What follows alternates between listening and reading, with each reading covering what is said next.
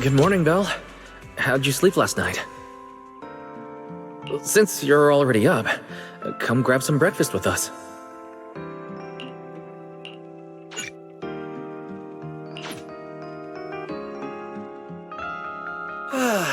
Having breakfast together with you guys every morning like this, I don't know, it just feels like it makes even my daily maintenance feel more like a special ritual, you know? Yeah, and ever since we came to Rose Califer, Belle and I have gotten into a much healthier routine. Oh, Belle, want another fried egg? I've got an extra.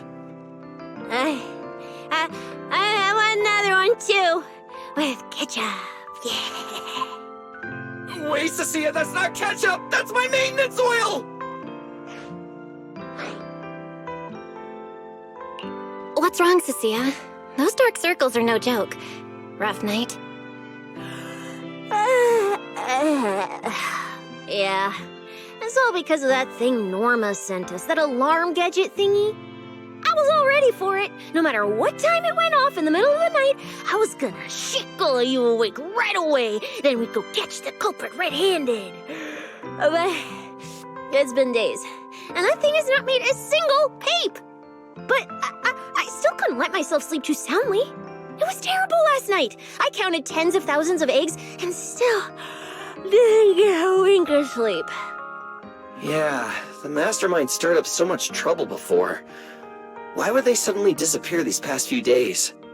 Wait, don't tell me our secret operation's already been compromised? I don't think so. The truth behind the Bamboo corruption incidents was never made public. As far as I know, the only people who really know what happened are Lady Dracaena and us. But from the culprit's perspective, now would be the perfect time to make a move. We still haven't figured everything out, and we're all being thrown off by those false leads. They seem to have vanished into thin air. Or maybe they're just waiting for the right moment? If we're talking about recent major events in Rose Califer, then the arrival of all those outsiders would be the obvious one. Yeah. That really cool Sunbringer lady did mention something like that. Wait, this culprit! They're not planning to use the crowd and all the confusion to launch an ambush, are they? Probably not, right? I heard today's welcome tea party is being hosted by the ESD. Valina and Norma will both be there, plus all three Sunbringers. How dumb would this guy have to be to try anything right under their noses? Fair point. But something still doesn't add up. I guess we'll just have to play it by ear for now. Oh, Belle, what about Toby? The Bamboo we saved with Valina's security key. Has his memory data been restored yet? Oh, right! Norma said before that he might have a key clue about the culprit!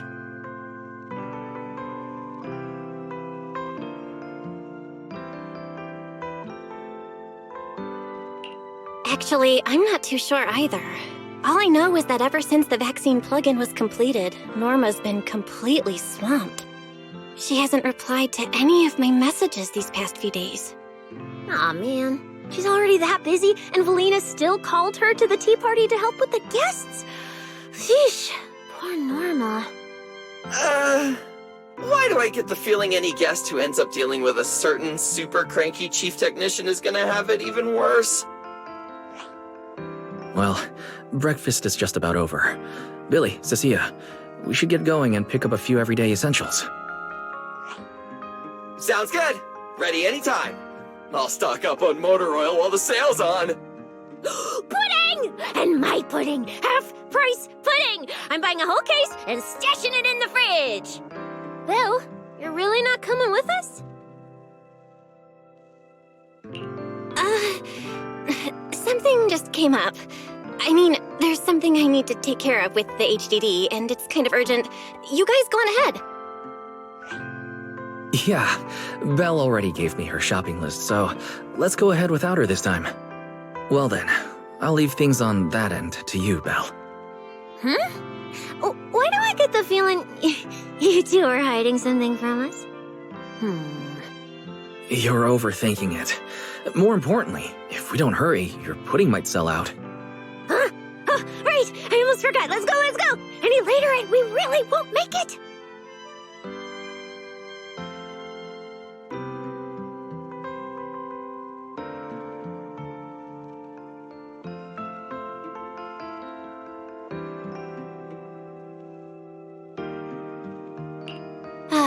Finally, I have Amber Hall all to myself. It's almost time. That girl. She does have quite the knack for making things difficult. But it's broad daylight. How's she planning to get here? Don't tell me she's going to climb through the window in the middle of the day. Maybe I should wait upstairs.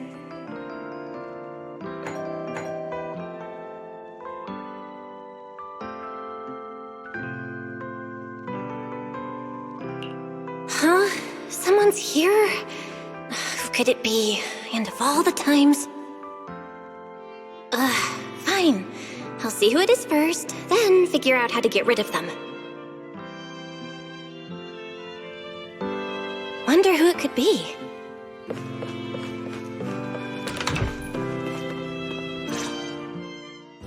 Hello! Your food delivery is here! Rawr! Food delivery? We weren't expecting any... Wait, that voice? It's you? Oh my! You recognize my voice right away. And I could have sworn I sounded pretty convincing. Come on, don't just stand there in silence. Give me a hand. Huh? With what exactly? So, the head is a little smaller on the inside than it looks, which means, Alright, I accidentally got stuck in it. Could you help me?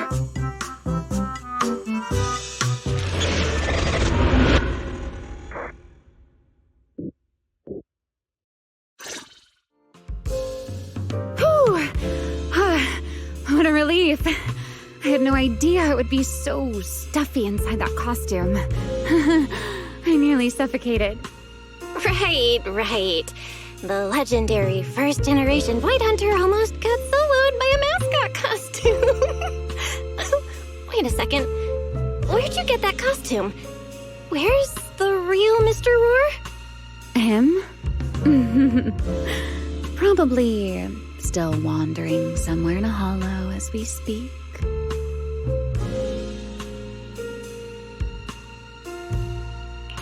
you have any idea how dangerous that is? Where did you leave him? Come with me. We gotta go and save him right now. Why? I left him in his own shop, of course. Come now, I'm only teasing. This isn't Mr. Roar's outfit. It's just the same design.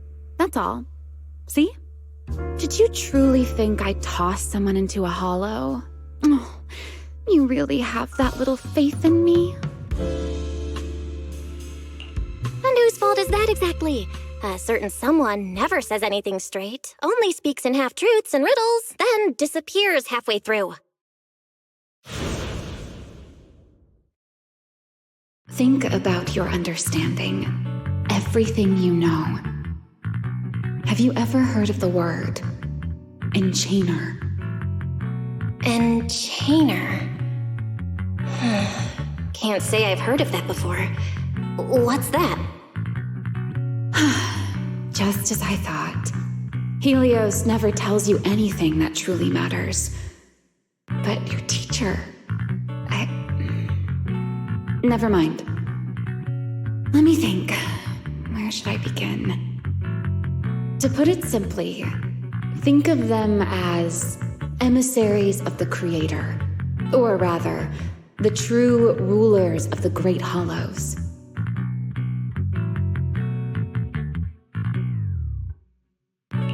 Emissaries of the Creator?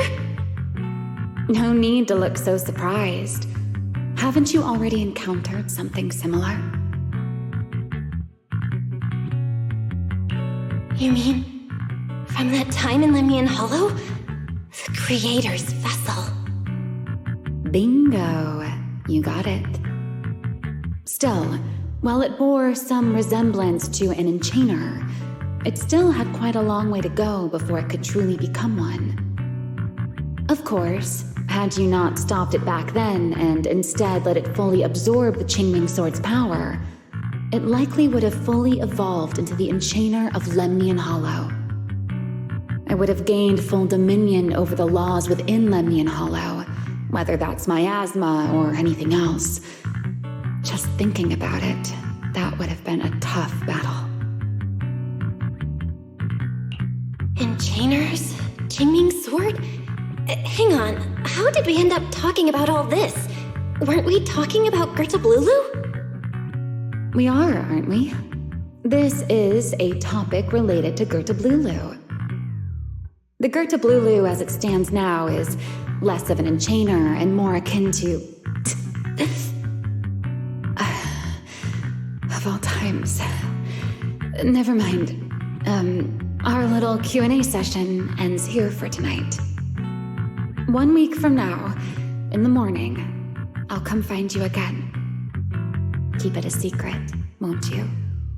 Imagine if anyone found out that Miss Transfer Student is actually a partner in crime to Miss Fugitive. Just thinking about the trouble that would cause gives me a headache. Huh? Wait! Ramiel! Don't go! At least finish what you were saying!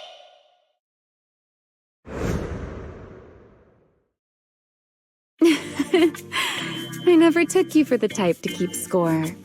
It's already been a whole week. Yeah. I hold grudges. So what? You just walked off mid-conversation and left me here waiting in suspense. You owe me an explanation. Oh, don't be such a sourpuss, little grudge holder.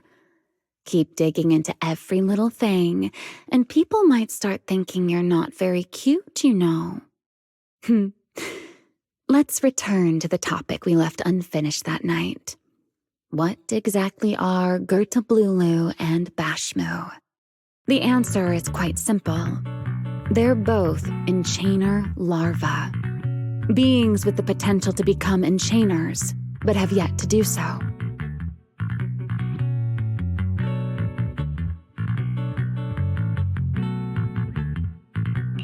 Enchainer larva? Correct. Similar things appeared in my time as well, but no one ever learned where they truly came from. And now, that thing you encountered in Lemnian Hollow, perhaps someone has finally found a way to create or control an enchainer larva. Who can say? As for the key to whether the larva can become an enchainer, I imagine you have already guessed the answer.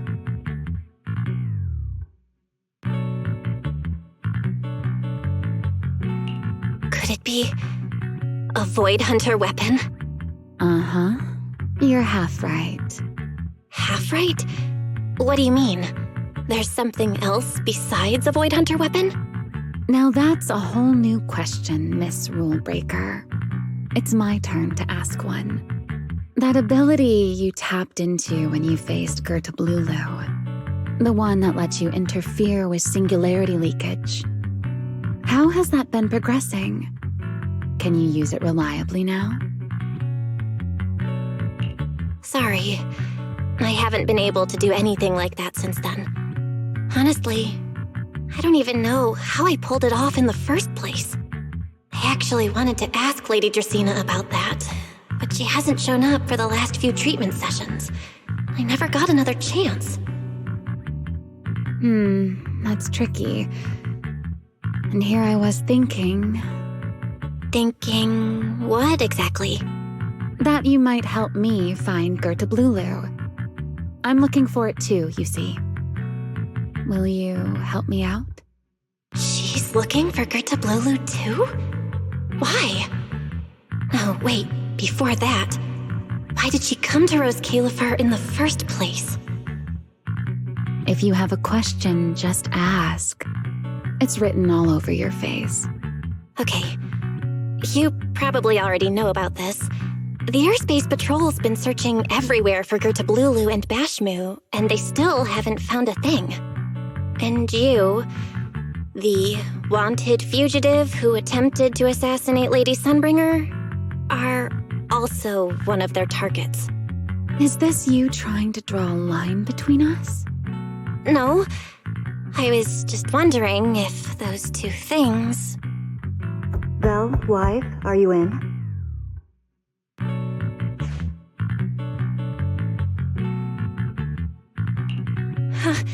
Was that Felina? What's she doing here? Uh-oh, Remiel, hurry up and... Please pardon me. It's about something urgent, so I let myself in. Hi. Good evening. Good morning, Felina. Good morning. Are you having breakfast with Mr. Roar? Huh? Mr. Roar? Oh, right. Mr. Roar and I are, No, Lady Belina.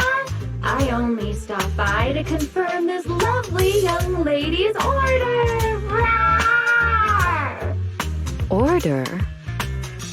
Right. Billy's... No, wait, Cecia's birthday is coming up, so I wanted to order a cake for her. But this forgetful young lady forgot to pick a flavor. That's why I'm here to confirm it with her. Rawr! Looks like you two have serious business to handle, so I won't keep you any longer. Rawr! As for the flavor, miss, give it a little more thought. I'll stop by again tomorrow morning to confirm your choice. Roar! Mr. Roar seems somewhat different from usual today. Maybe a little. Oh, right. What brings you here today? Yes, I do have a rather audacious request. Belle, I would like you to accompany me to today's tea party.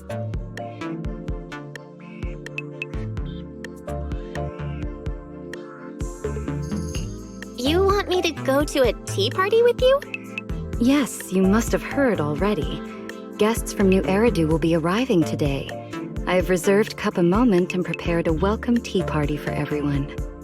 Originally, Norma was supposed to attend as the technical expert, but Toby's memory restoration has reached a critical stage, and she simply can't step away right now. Wait, are you saying you want me to pretend to be Norma? Not quite like that. Belle, I would like you and Wise to attend with me as the collaborators recommended by Mayor Mayflower. On top of that, since you arrived on our island a little earlier, I believe sharing your experience here with the guests at the tea party would help everyone settle in a bit faster.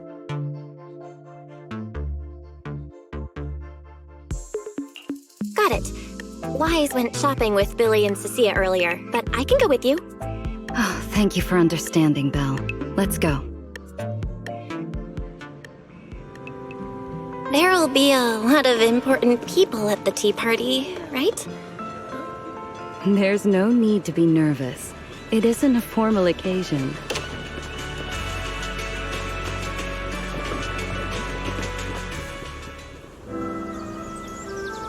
Lady Linvern, thank you for inviting us. Eldrada was the one who... When a cute here is really nice.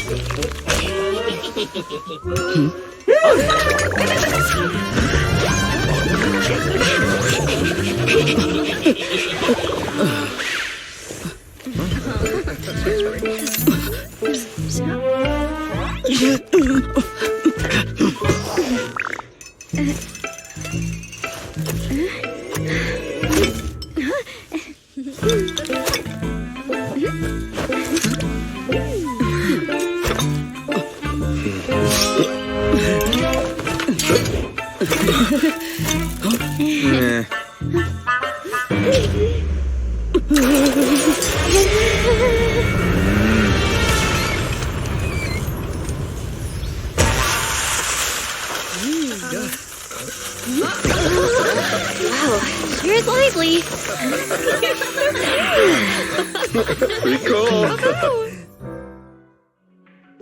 Wow, that was amazing. It was like magic. I could barely keep up. To go to such lengths as to curate this exquisite opening, you truly have gone above and beyond. With the immense weight Rose Califer carries, I had to admit I had imagined it would be a more solemn place. Relax, Mr. Owen. Even those of us in HSO don't work with stern faces every day. For a special occasion like this, we should all loosen up a little. Yes. To be honest, I also expected Rose Califer to feel more dignified at first. But this is pretty nice too, isn't it? Just the right air to talk about cooperation. Oh, thank goodness we were spared any major complications. What happened just now? That wasn't part of your plan, right? Hardly. If I'm not mistaken, this little mishap is the handiwork of those little ones from the Enna gang.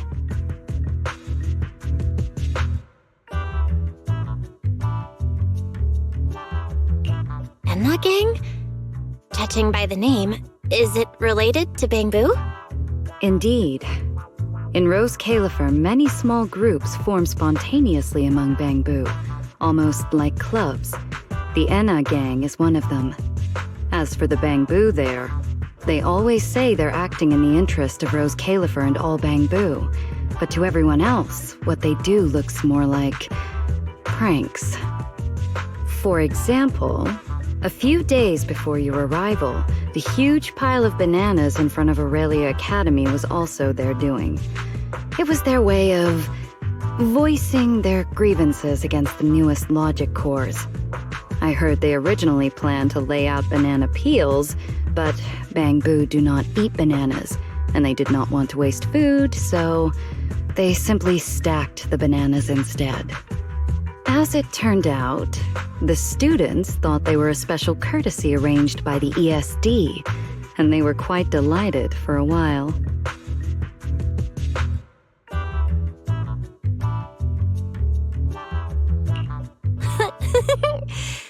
So that's what you call doing the right thing for the wrong reasons, huh? At the same time, they don't have bad intentions. What harm could those Bangbu possibly mean? They're only a little uneasy about recent changes on the island. It's fine, it's fine. Indulging their wild ideas once in a while can count as a little break from work, I'd say. Not everyone can handle their antics as effortlessly as you do, Lady Lindvern. Lady Lindvern? That sounds familiar. Wait, this is... Allow me to make a formal introduction. Belle, this is the director of the Airspace Patrol Department, Lady Lindvern Sunbringer. Oh my, no need for the lady business. How many times have I said it? We're far past the point of formalities, aren't we? Then again, no matter how many times I say it, in all of Rose Califer, aside from Eldrada and Little Dracena, Claret's about the only one who doesn't treat me like their boss.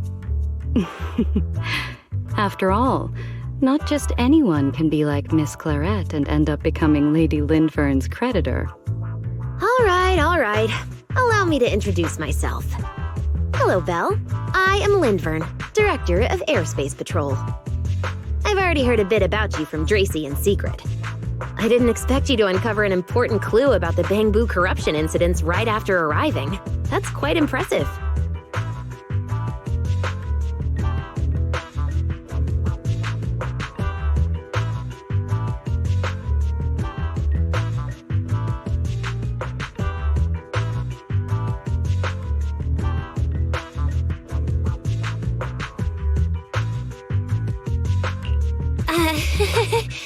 You're too kind, Lady Lindvern.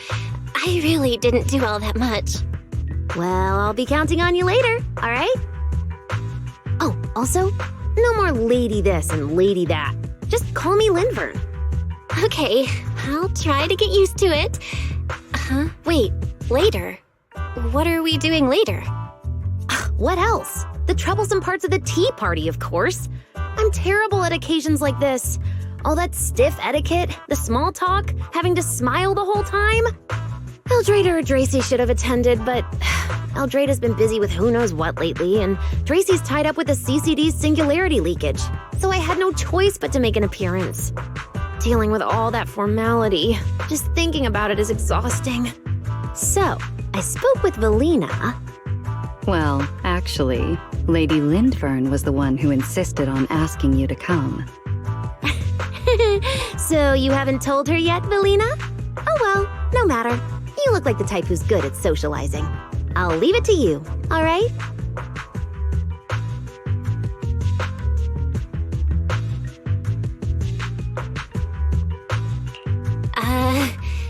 At this point, I don't really have much room to refuse, do I?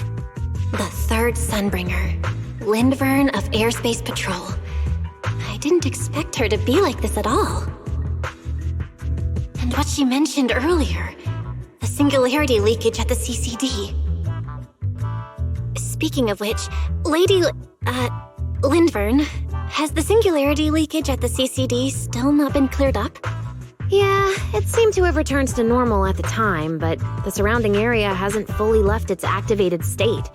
In other words, it's only dormant for now, and could flare up again nearby at any moment. I've already sent people to help handle it, but Tracy will probably be busy for a while yet. Once she's done, I'll ask her what happened, and maybe pinch those little cheeks of hers too. Oh, right. Speaking of talking to people, don't forget to say hello to Claret later. Claret? That girl over there. See her? The blonde one with the expression that says, "You owe me 200 million dennies, so pay up before you even talk." She's the director of Flint Workshop and the current heir to the Flint family. All the porcelain used during your treatment was produced at the workshop in Virium. I only returned from there with her yesterday. In a sense, she's your benefactor. So the moment has finally come. Good luck, Belle. I believe you can survive this trial.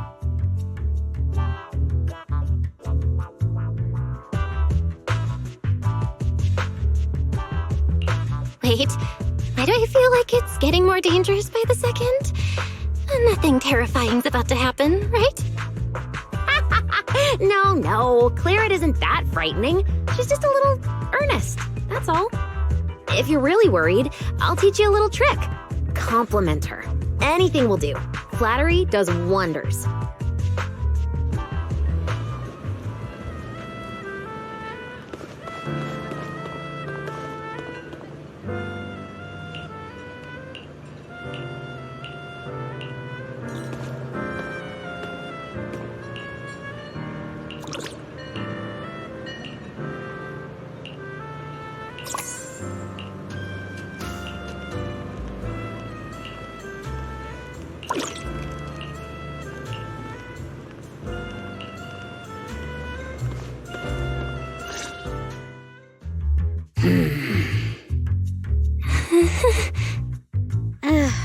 So, who are you?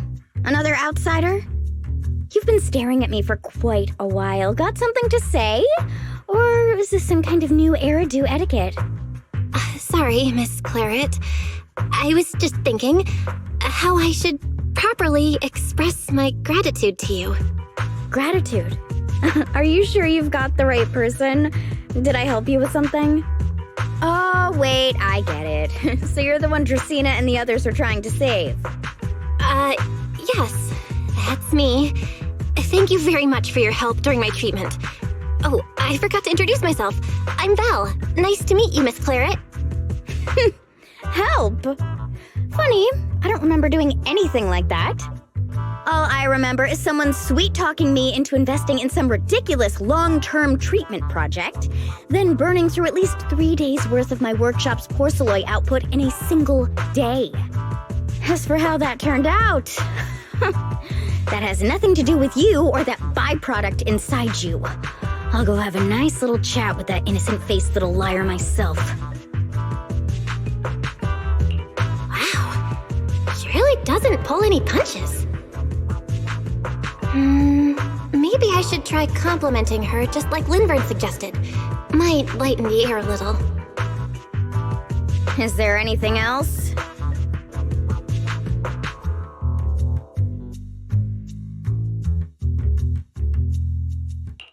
I'm truly sorry. I never imagined my treatment would require so much porcelain. I know this is an incredibly rare and valuable material that only Flint Workshop can produce. I'll repay your kindness somehow, and I'll never forget what you've done for me. Good. At least you understand. Hey, wait, don't just bow all of a sudden. You don't need to be that formal just to thank me. Everyone's watching. Honestly, you... Fine, I'll let it slide since you're at least being reasonable about it. Drop by my workshop sometime. I'll personally take a look at that etheric other situation of yours. I ought to know what my family's porcelain ended up being used for, shouldn't I? Please don't worry, Miss Claret. I'll try my best to make up for your losses and prove your investment was worth it. All right. Save the pleasantries. Dracaena and Lindvern say the exact same thing every time they're trying to squeeze more porcelain out of me. I've heard it all before. Miss Claret, you're so kind. Don't suddenly say things like that. People are going to get the wrong idea. Anyway, I won't hold the porcelain thing against you today. I mean, none of this was your fault to begin with. In a few days, I'm gonna track down Dracaena and settle this properly. This time, I won't let her bat her eyelashes and worm her way out of it. Somehow, my impression of Lady Dracaena just changed a little.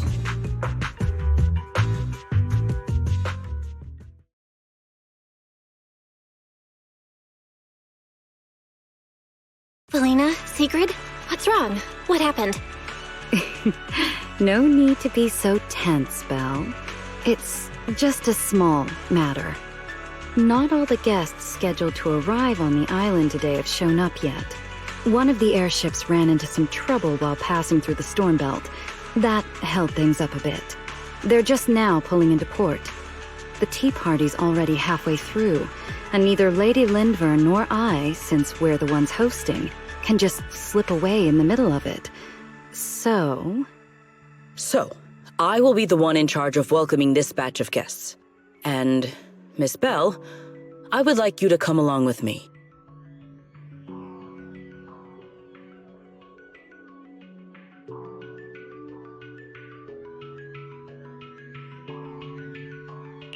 Huh? I gotta tag along too? Well, here is my request. Most of the guests aboard this airship are scholars specializing in hollow technology. Compared to the warriors of Airspace Patrol, I think they would find much more to talk about with Miss Belle. I see. Got it. Leave it to me. Your understanding is appreciated. Now then, no time to waste. Let us move out. Today's tea party was a close call, but we came through safely. I hope this marks a good beginning. You were pretty composed throughout too, Sigrid. You are too kind.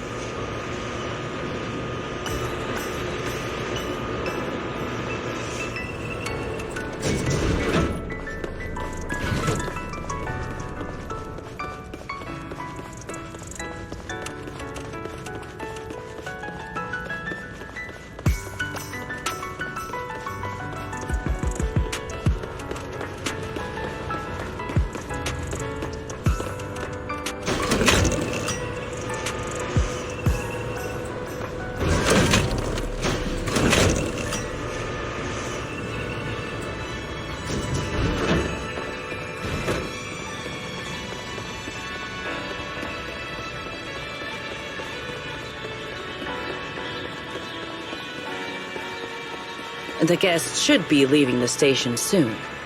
Let us wait here for a moment.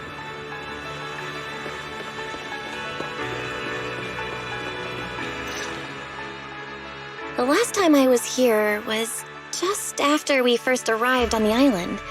We left familiar 6th Street with Norma and set foot in Rose Califer for the first time. 6th Street? I believe I have heard of it. Is that where you reside in New Eridu, Miss Bell? Yeah. Wise and I run a video store there called Random Play. We also live there. A video store? Come to think of it, the temporary stall in front of Amber Hall is...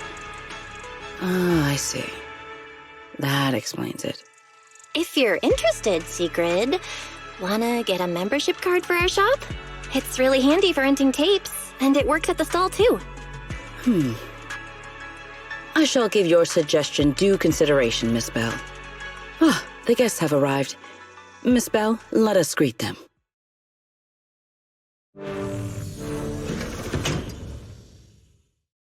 Honored guests, you have come a long way. I am Sigrid de Lazure, Deputy Director of the Rose Califer Airspace Patrol Department. On behalf of Rose Califer, I extend my sincerest welcome to you all. This is Miss Bell, a holo navigation specialist referred to us by New Eridu City Administration. She has previously worked with the External Strategy Department and the Central Computing Department. You're too kind. I only arrived a few days before everyone else, but I hope I can offer a few useful pointers for your time in Rose Califer. Greetings. I am Salvi, the interim leader of this expedition and a member of the White Star Institute. My research mainly focuses on ethereal ecology. Please allow me to introduce the other guest traveling with me. This is Professor Oakley from Metis Academy. And this is Miss Lawton, a peer of mine at the White Star Institute. Both are scholars who have spent years studying the fundamental properties of hollows. And this is Miss Truvia, daughter of Mr. Mossient, the head of High Ambitions Corp. Like you, she is also a specialist in holo navigation. Huh? No.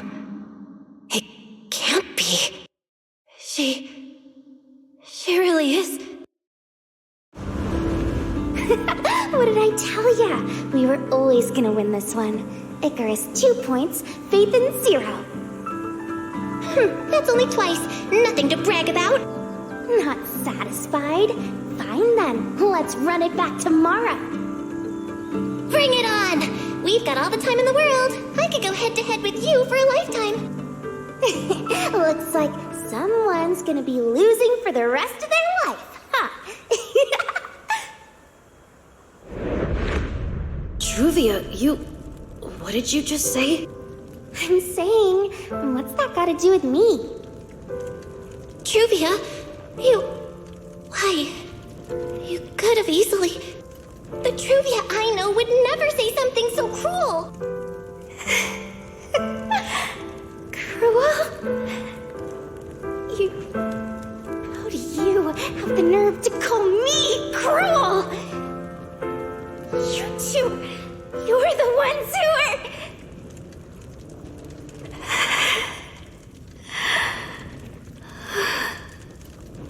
Forget it. Let's just say goodbye here, Phaethon. I know I said goodbye, but I still hope that for the rest of this life, we never have to see each other again. That really is Truvia. Why? Why is she here in Rose Califer? Did she already know Wise and I are here? No, she probably doesn't. Right, they just introduced her as the daughter of the High Ambitions Corp. Should I pretend I don't know her? Or... No, she seems to have noticed me too. Should I go say hi? Nah, forget it. When it comes down to it... Bell, Miss Bell. Yes. Miss Bell, Mr. Salvi just mentioned that since both you and Miss Truvia here are experts in holo navigation, you should have quite a few topics in common. Well, I'm not really an expert or anything. When it comes to specialized knowledge and technical skills, you'd really want to consult Miss Truvia for that. You give me too much credit. Our group primarily researches civilian equipment and technology. I wouldn't call myself a specialist. Why are two talented young folks like you being so modest? All right. Doesn't Miss Bell also have an older brother? That's right. Then it seems I recognize you correctly. To be honest, you and your siblings' names have come up several times in our Institute's recent research logs. Naturally, I became curious and looked into it a bit. That's when I discovered Miss Bell and Miss Truvia. Not only do your research interests overlap, but you also share another connection. You both studied at Helios Academy, and around the same time, no less.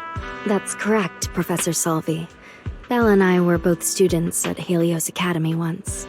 It's just, after the fall of the old capital, we never saw each other again.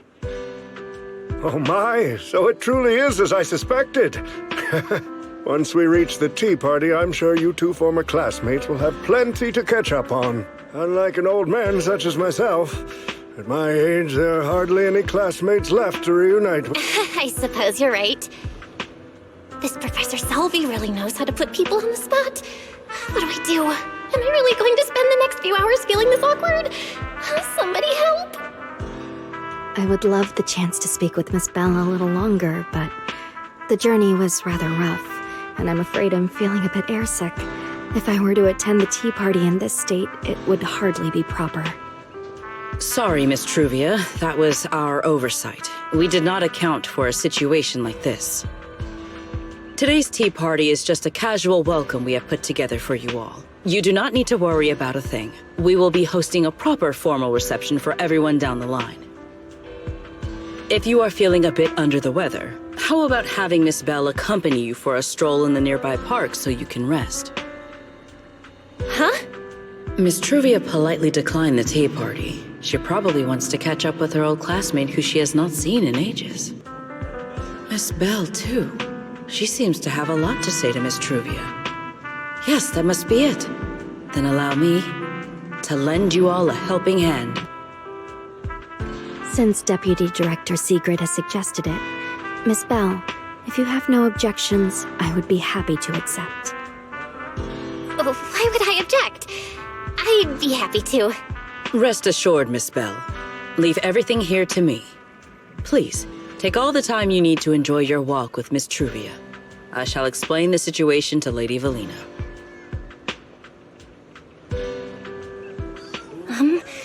Right. We should get going too, Miss Truvia. We don't need to be so formal with each other, do we? Right. Of course.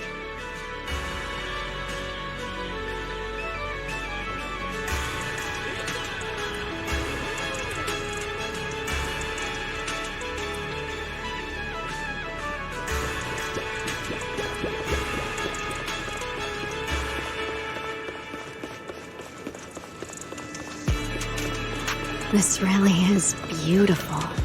Give me a proper tour later, okay? Honestly, I haven't really been here much myself. Then you're a rather underqualified guide, aren't you?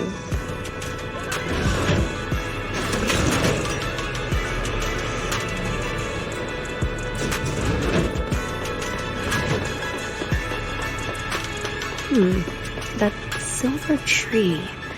It's not made of porcelain, is it? The nameplate really does say porcelain. I heard Rose Califer was the homeland of porcelain, but I never imagined they'd use it for public decoration.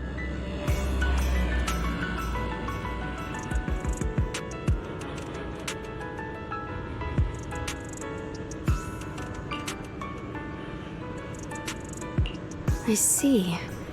Belle, you keep saying you aren't that familiar with this place, but you always seem to have an answer for all my questions. I've heard the porcelain veins in Buastrum are also essential to the computation of Rosetta data. How much do you know about the connection between the two?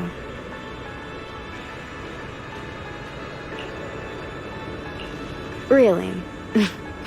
Or could it be that this touches on Rose Califer's secrets you can't exactly share with someone from Tops like me?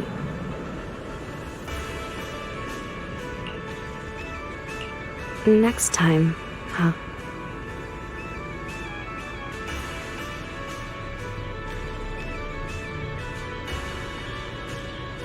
I'm sorry, Truvia. It's all right, Val. Come on, let's see what's up ahead.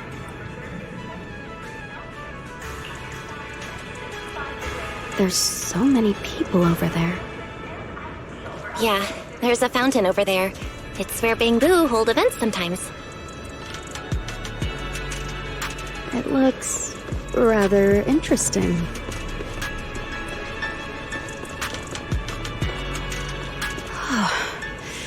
It's so cool here, and the breeze is nice.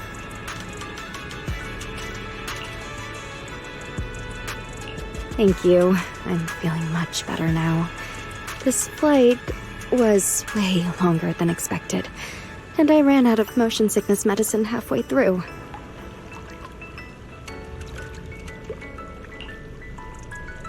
It's much better than it was back then. Otherwise, Father never would have allowed me to come to Rose Califer.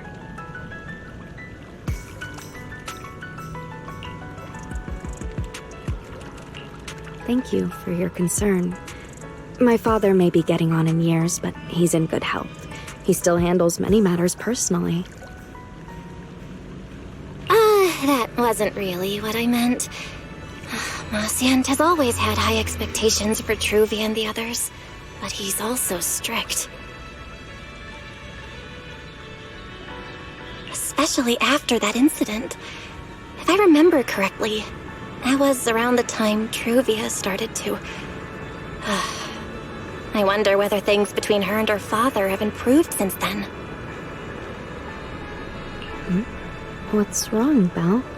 What's got you thinking so hard?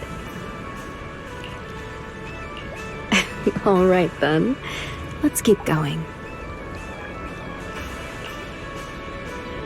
There seems to be a large structure up ahead. Is that a chessboard?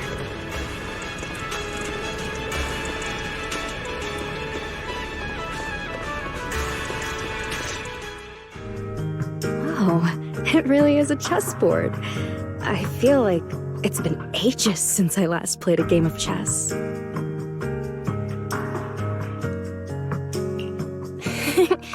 Same here. I still remember. Back then, we were both really into chess. Whenever exams weren't looming over us, we'd always be going head-to-head on the board. I was pretty clueless, always ticking you off without even realizing it, picking fights over the dumbest little things. It's fine, Belle. That was a long time ago. Oh, right. How have you been all these years? And your brother, Wise, is he doing all right? We're both doing great. My brother, he hasn't really changed at all. Still fussing over every little thing like a total worrywart. A few years back, we opened a video store called Random Play on 6th Street in Janus Quarter. Business has been... decent, I guess. If my brother didn't keep ordering all those weird documentaries on a whim, business wouldn't be so bad. If you ever have some free time, Truvia, you should totally swing by. I'll have a word with Wise. We'll hook you up with a top-tier membership card, the permanent free kind. You can rent whatever videotape you want. Well then, let me thank you two managers in advance. What about you, Truvia? All these years. Have you been doing well? I guess I'm doing all right. Over the years, with my father's assistance, I've continued my research on holo communication and navigation. Back in the day, as one of the primary investors behind Helios Academy, High Ambitions actually retained a small portion of the related research materials. My father plans to adapt the technology for commercial civilian use. Fortunately, that's something I can help with. What Truvia means is... High Ambitions Corp. They've been conducting research related to the HDD this whole time? Does she go in and out of hollows as much as I do? If so, what's the condition of her ocular implants? Oscient, High Ambitions Corp. Do they even know that Helios never actually resolved the hidden dangers behind this power back then? No, I need to make things clear with Truvia, even if it means... Truvia, Truvia, are you still using the ocular implants Helios Academy put in us? As fellow hollow navigation specialists, I think we both already know the answer to that question, don't we? Of course, I'm not trying to point fingers, and I have no intention of judging the choices you've made. But for me, I don't want this power to go to waste, and I don't want the memories tied to it to be forgotten along with it. Truvia, you've got it wrong. That's not what I meant. That incident back then, Helios Academy never fully resolved it. And not long ago, my ocular implants started acting up again. Enough! Let's not talk about this anymore. I want to hold on to those memories, but that doesn't mean I want you dragging me back to that day. I don't want today, this day of our reunion, to become the continuation of that day. Sorry. It's okay. That's all in the past now. And childhood, it's nothing more than the briefest chapter in our long, drawn-out lives. Compared to the present and the future, it's insignificant, and not really worth you and me bringing up over and over again.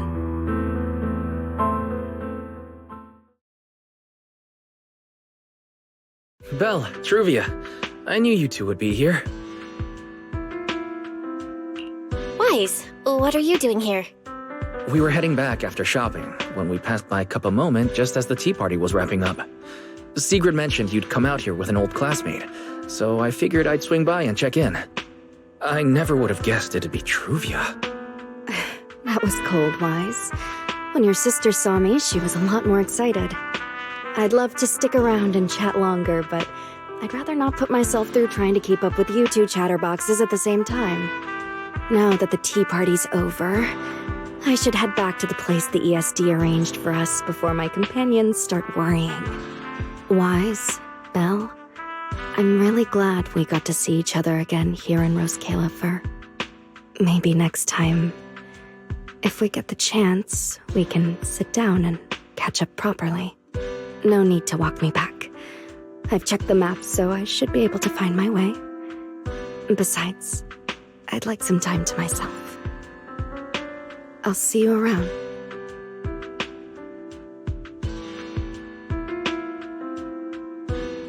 Did something happen? When I got here, things felt a little off.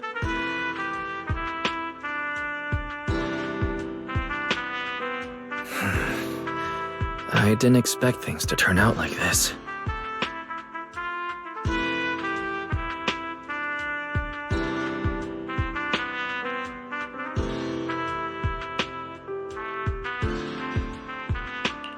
Sorry, Wise. I got ahead of myself. I should have thought it through before bringing up the ocular implants with her. It's okay. You meant well. Don't overthink it. The power inside us. We don't know how much Truvia understands it. But if anything goes wrong, we're going to have a serious problem. But there's no way to talk about this without bringing up Sir Pico. We need to find the right way to tell her.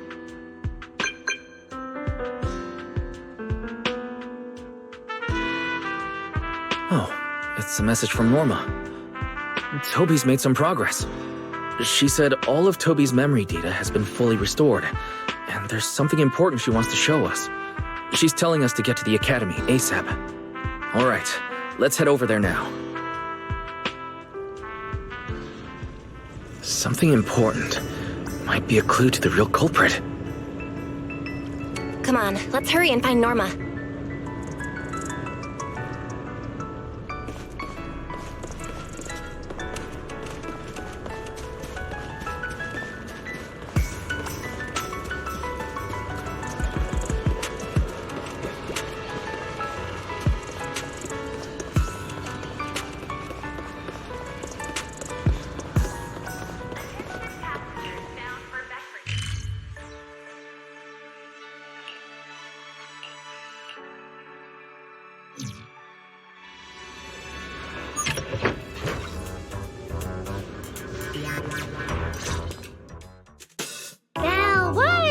What took you two so long?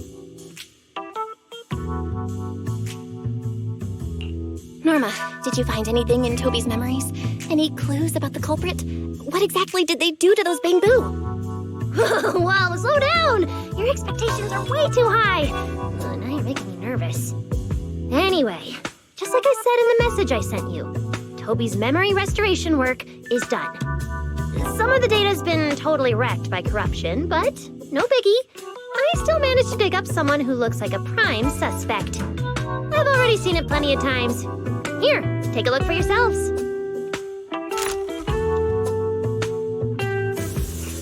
So you actually woke up, huh? Sorry. If you'd just been a little more cooperative, it wouldn't have had to come to this. Poor thing. In a moment, you're gonna get in that machine, nice and quiet. Shh. Don't be scared. Soon you won't remember a thing. You've been entrusted with a very important mission. Don't forget that. This guy. Who is he? Based on what he said, he's gotta be the culprit. Exactly. That's what I think too. Unfortunately, though, Toby had already completely lost the ability to move by that point. He never got a look at the culprit's face. Even though we've confirmed there is a culprit, we don't have a lot of clues beyond that. Wait, the culprit mentioned something about getting Toby into some kind of machine. If we can find that machine, we might be able to track him down. Wise, that's it. If we can find that machine, we can follow the trail straight to the culprit. But where do we even start looking? Huh? Norma, over here. On the wall behind him. Looks like there's something there. Can you zoom in on it? You got it. Huh. It looks like graffiti, but not the random kind. It seems more like some kind of symbol. Wait, isn't that the symbol of the Enna Gang? The Enna Gang? I didn't expect this to be Enna Gang turf. Wise, Belle, do you know anything about them? I ran into them at the welcome tea party today. Thankfully, it was just a few harmless pranks. Nothing serious. Oh, again? Those little guys sure have energy to burn. But how did they end up getting involved with the culprit? It's also possible that the culprit just happened to be on Enna Gang turf. I've heard the Enna Gang is an organization that really cares about bamboo rights. They shouldn't be colluding with humans who intend to harm bamboo. Looks like the only way to find out is to check out the Enna Gang's turf ourselves. Norma, do you know where we should start looking? I don't know the exact location. I just heard they sometimes meet up near the Clink Market on Gear Street to swap bottle caps they've scavenged. Clink Market? Bottle caps? The bamboo have their own little market, right on Gear Street. Oh, right, they've been doing road work around there for a while. Probably haven't been there yet, huh? Gear Street is where the bamboo hang out. It's packed with facilities catering specifically to them, and bamboo loves settling down there. Some people even call it Bamboo Street. Same place, different names. As for bottle caps, I don't know if you've noticed, but the bamboo and Rose Califer are absolutely obsessed with collecting all kinds of bottle caps. They've basically become hard currency at this point. More useful than Denny's, even. So basically, if we want to go collect intelligence from the bamboo, we'll need to have some bottle caps ready. Huh. Oh, I just got an idea.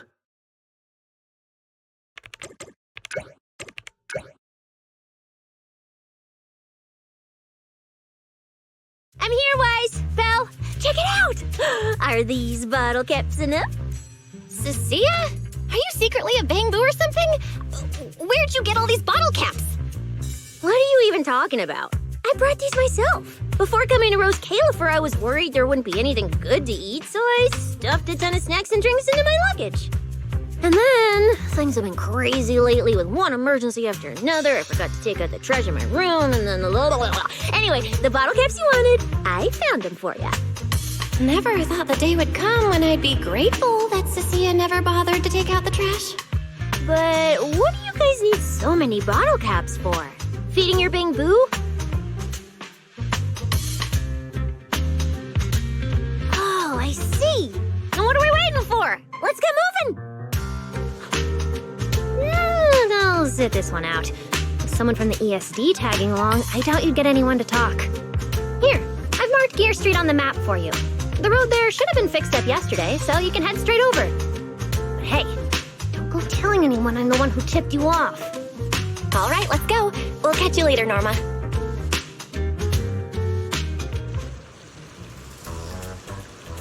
Clink Market seems to be located on Gear Street. I have planned a route for you, Master.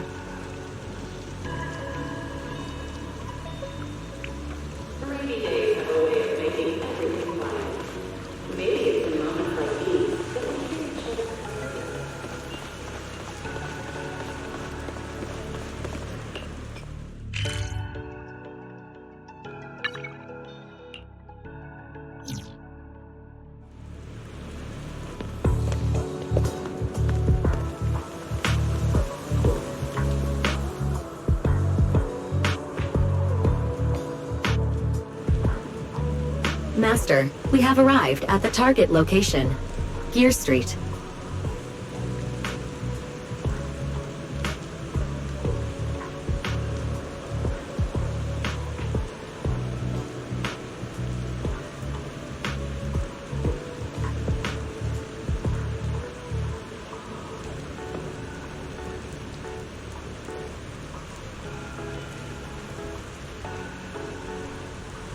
So this is Gear Street. There really are bamboo everywhere, just like Norma said.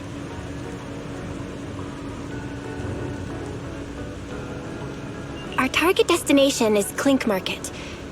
Is there anything around here that looks like a market?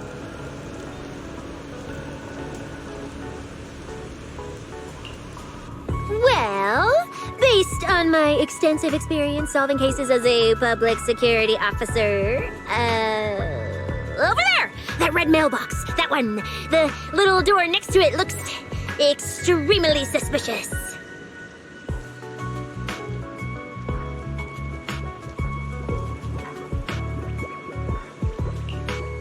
It might look completely ordinary, but did you notice? That bamboo by the door! He's obviously standing guard, and he keeps looking around. There has to be something important hidden behind it.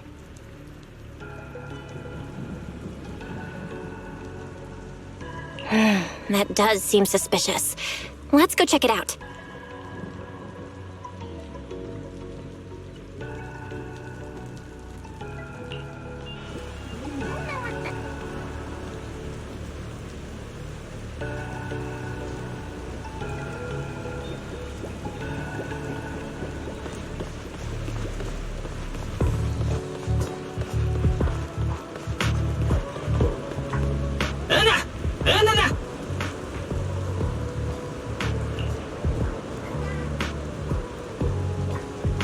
I want to visit Clink Market and pick up something for my bamboo back home.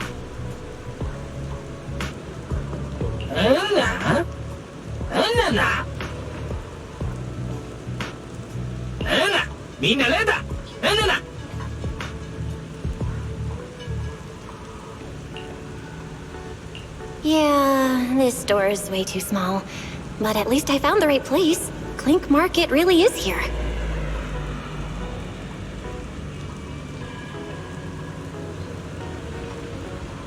How am I supposed to get in? I've got it. EOS!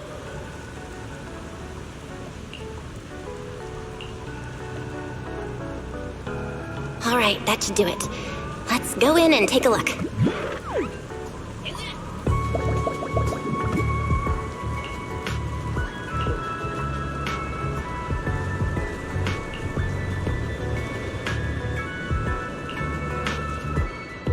Would you look at that? There really is a whole other world behind this door. Now, who around here might know about the Enna gang?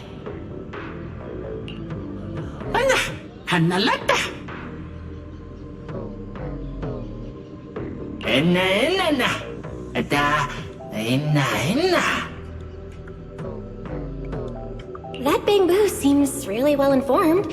I'll go ask them about it.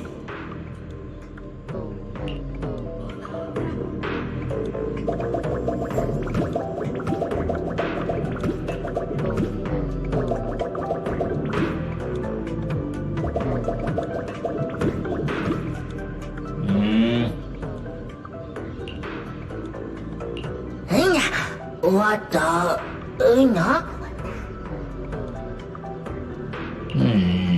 No response. What's going on? Is something wrong with EOS's language module? Wait, unless...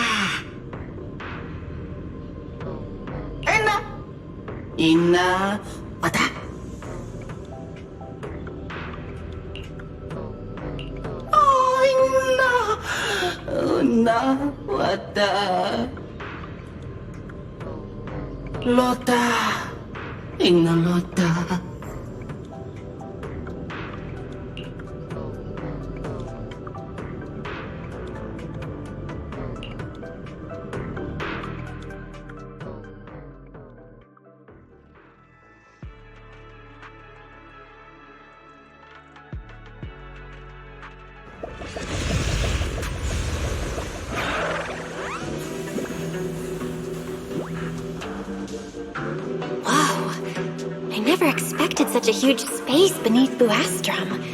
So this is the retroflux zone. From the structure and the name, this has to be Buastrum's water circulation system. According to the guard, if we keep going a little further, we should see an elevator that goes down to the Enna Gang's hideout. All right, let's go. Master, I suggest taking the elevator ahead to reach your destination.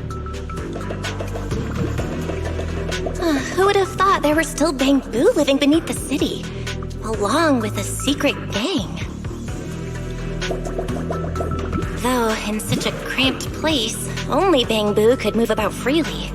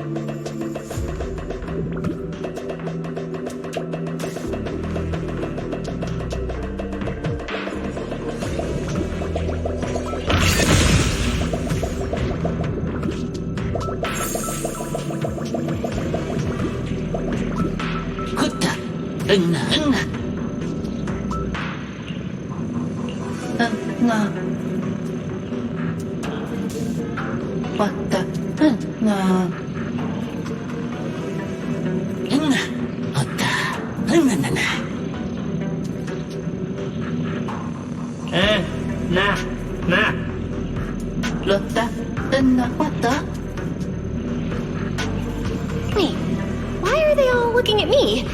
I'm still trying to figure out what they were mumbling about. Guess I'll have to wing it for now.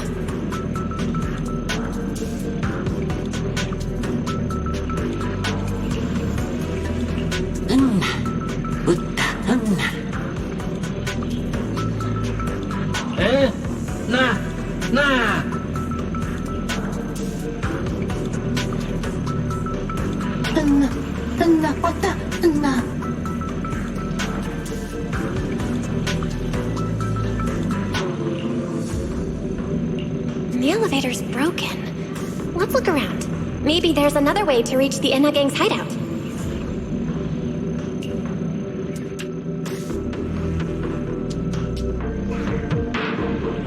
Maybe I can hack into those robots.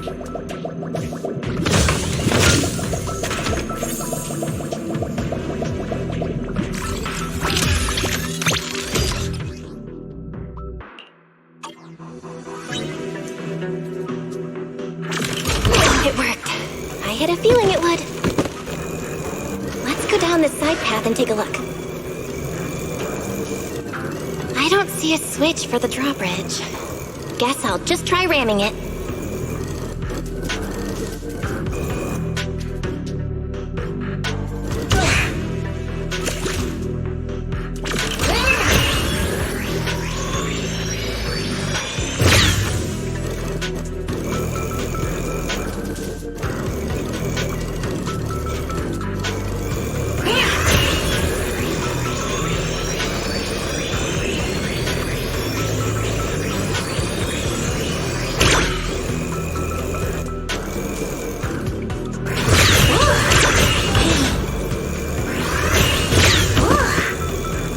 Robot's more agile than I thought.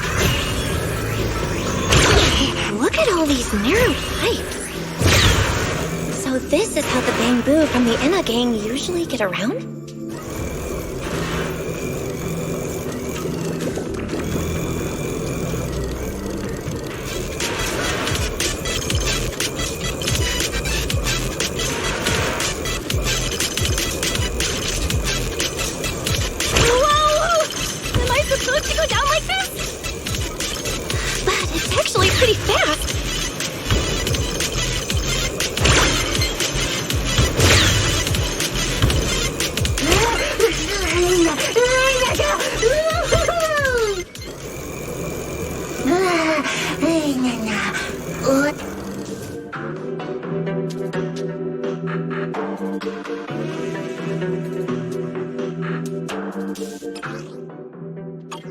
should open if I can hit that switch.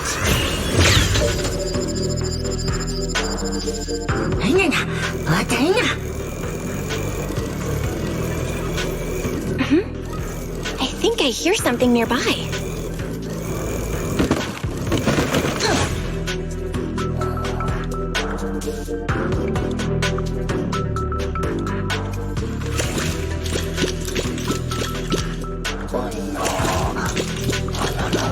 Whoa, this circuit box. If no one fixes it, it's gonna catch fire. No wonder the elevator broke down. Let's try fixing it. We might need to come back later, and I really don't want to crawl through the pipes again.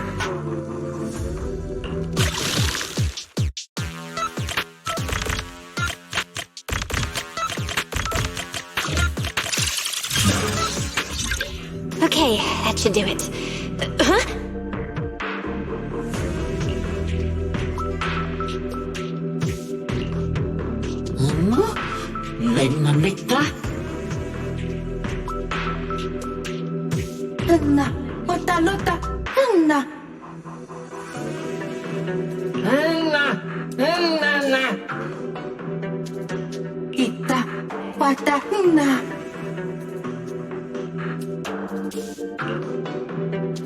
The Enna Gang's Bamboo keep mentioning this revelation. It's been bothering me for a while. What in New Eridu is it? Could it be a clue about the perpetrator? Or maybe...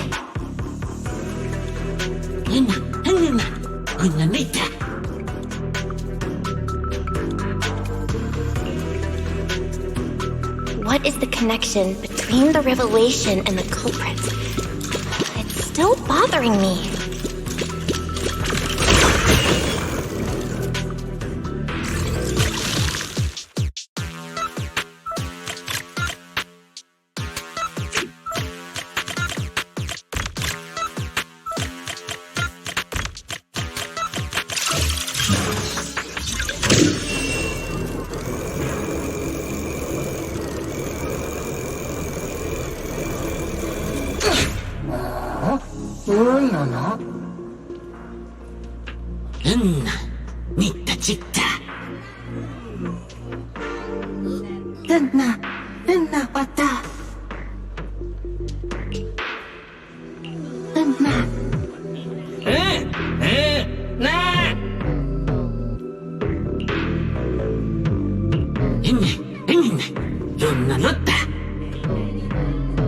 Master, based on a rough calculation, the probability of this vehicle safely delivering EOS to the destination is 98.732%. That's way too precise!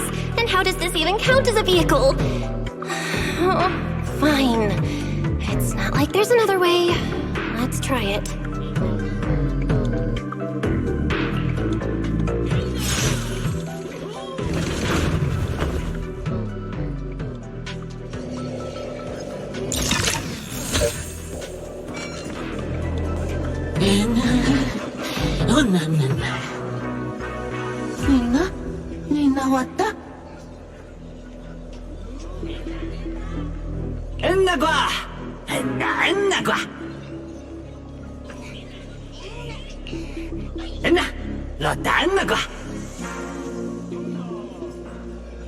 Griff.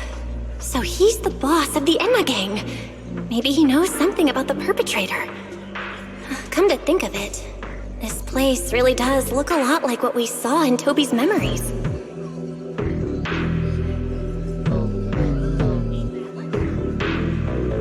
Also, something's really strange. Almost all the Bamboo here seem to be data boo. But why?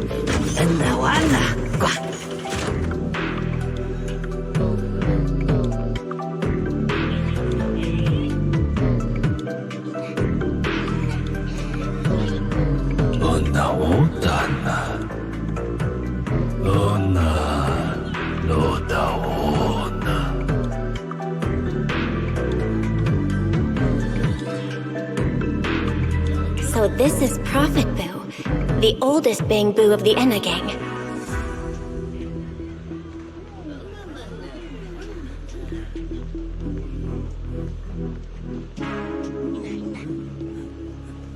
Oda, Anna, Loda, Hana.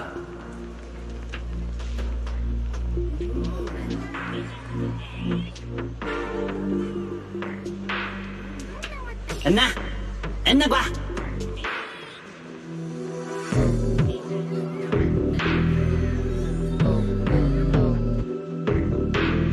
Hata, Lona, Lotawana.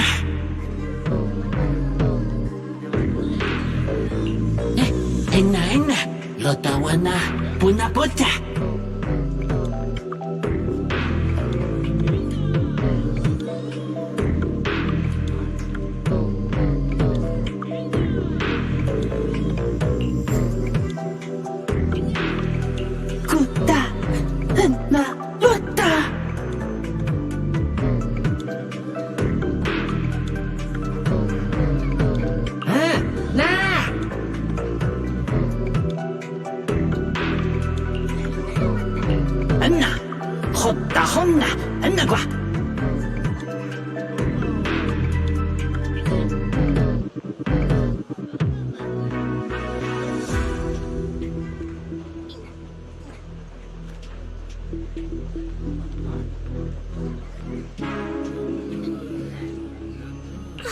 I never should have fixed that elevator.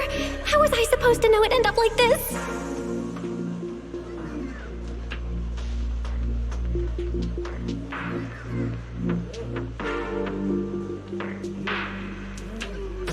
This revelation thing, I don't even know what it is. What am I supposed to say?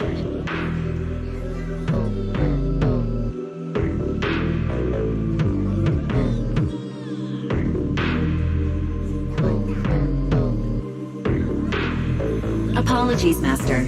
No relevant data found regarding the Enna Gang's revelation. Suggestion: respond vaguely and attempt to bluff your way through.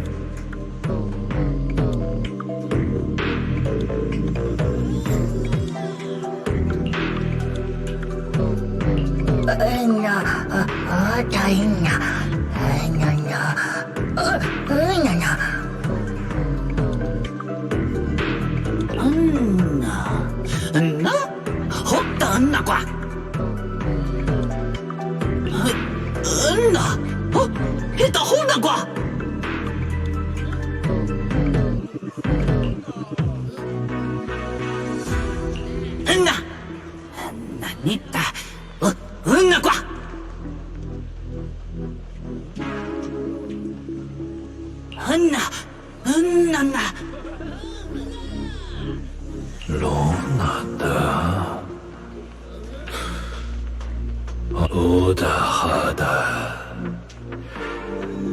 너나 하나 와다 이나 오나 하나다 오다 하나 Hân quá.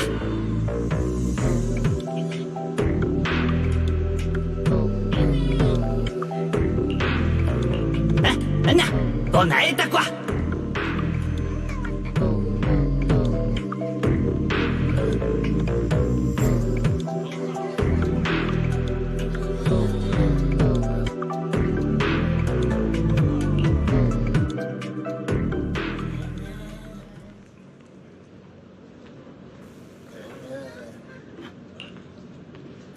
Hân quá.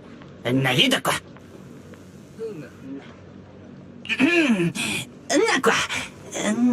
quá. Oh? Is that so? Then come on in.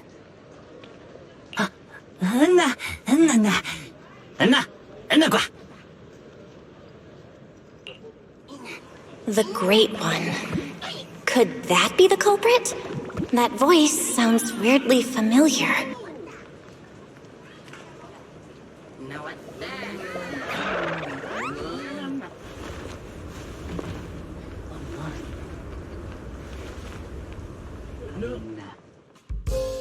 Ramiel? Why are you here?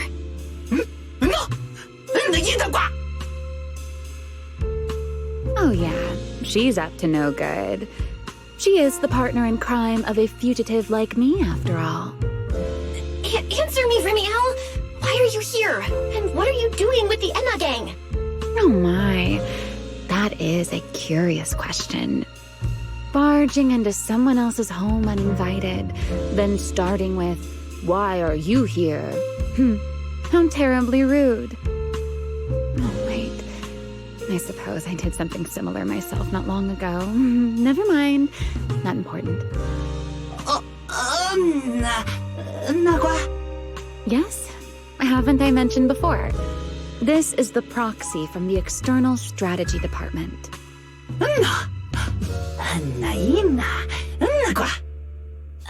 Huh? A little too talkative, aren't we, Griff?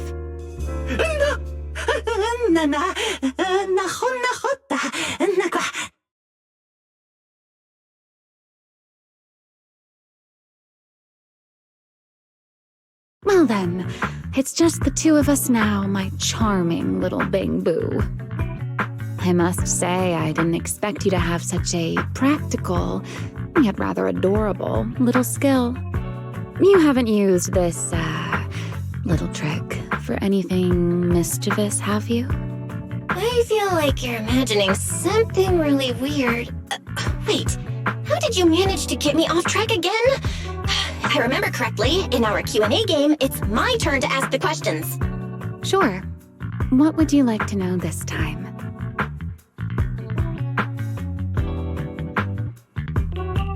Why are you on the Enna gang's turf? And why do all the Bang Boo here seem to respect you so much? My, you really should listen when people are talking, Miss Impatient. Didn't I already tell you? This is my home. What's strange about finding me in my own home? So, you're the real leader of the Enna gang?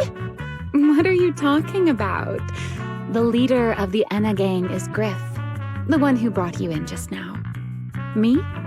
I'm only a poor soul they took in recently, that's all. But don't the Enna gang's Bang Boo hate humans? Why would they? Because the Bang Boo they call Prophet Boo saw me once, long ago. It must have been over 100 years ago. I never imagined a Bang Boo could live that long. In his eyes, I'm still the Void Hunter, and a friend of their mother, Lady Sunbringer, the person they hold most dear.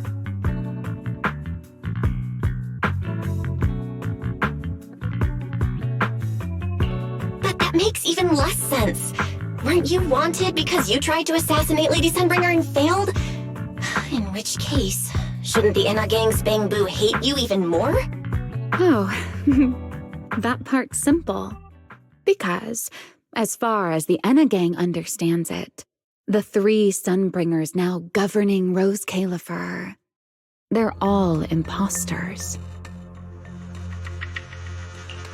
What did you say? The 3 Lady Sunbringers we have now, even if they're not exactly as they once were, they're still Sunbringers, aren't they? Who knows? At the very least, the Enna Gang Bamboo don't see it that way. They believe only in the revelation they saw. And to them, it's proof that the true Lady Sunbringer is calling out for help. The revelation they saw. What exactly was it? How should I know? I'm not a Bamboo. But I've heard this so-called revelation is a vision that occasionally appears to Databoo while they're processing Rosetta data. The true Lady Sunbringer, imprisoned in endless darkness. Huh? Wait, hold on. The real Lady Sunbringer is imprisoned? By whom? No, that can't be right. There's no way anyone could pull off something like that. Sorry, I've got no idea either. All right, Miss Curious. I've answered quite a few of your questions already. Is it my turn now?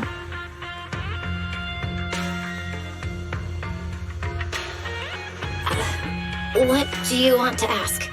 No need to be so nervous. Aren't we close enough to tell each other anything by now? My question is the same as yours. Why are you here, my dear Proxy?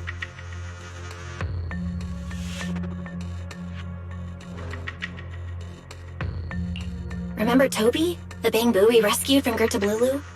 We managed to restore some of Toby's memories.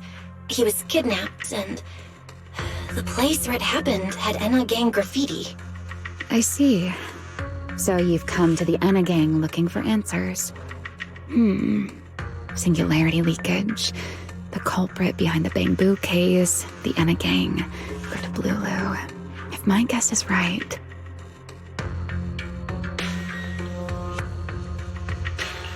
What is it, Remiel? No, it's nothing. Just a passing thought. Speaking of which, how about I do you a little favor, Miss Detective? I can step in as Lady Remiel of the Enna Gang, put in a good word for you, and have the Enna Gang Bamboo assist you in locating this, crime scene.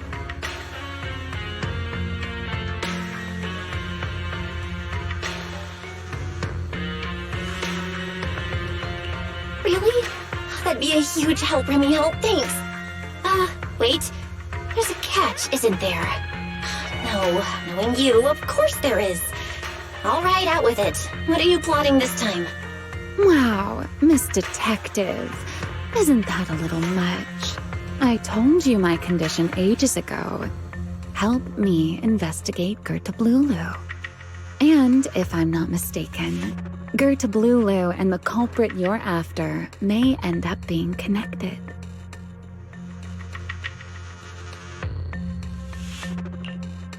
Not this again.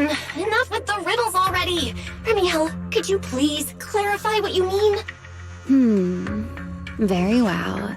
I'll try to restrain myself. Though, I am rather fond of riddles. A riddle keeps the uninvolved safely in their garden of ignorance, while guiding those who seek the truth one step at a time toward the heart of the mystery.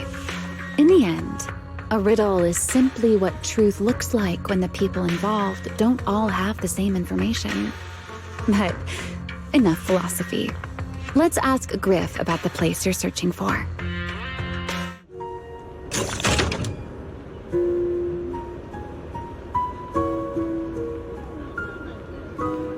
Griff's good at rallying people. He'll definitely be able to help. I hope this works out.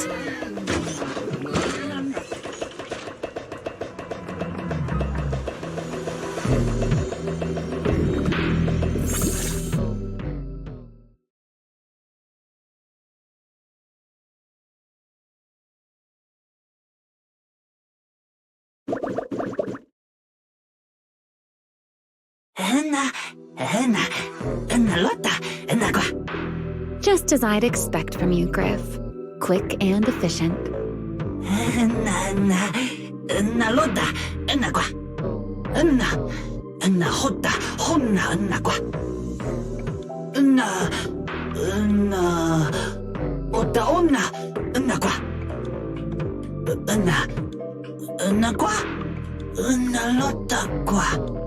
Don't worry, Griff. I'll go with her.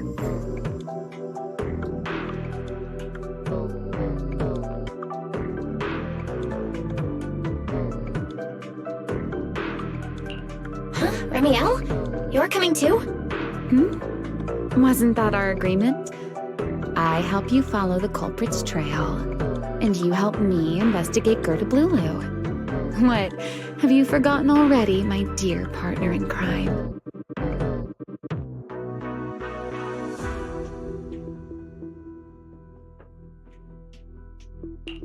Something's not right. Did you just talk me into this again? This is one of those moments when overthinking won't do you any favors, Miss Detective. Besides, rather than concern yourself with such trivial details, my adorable little Bang-Boo, before we officially set out, could you change back into your proxy form for me? Those short little arms and legs won't be much help after all.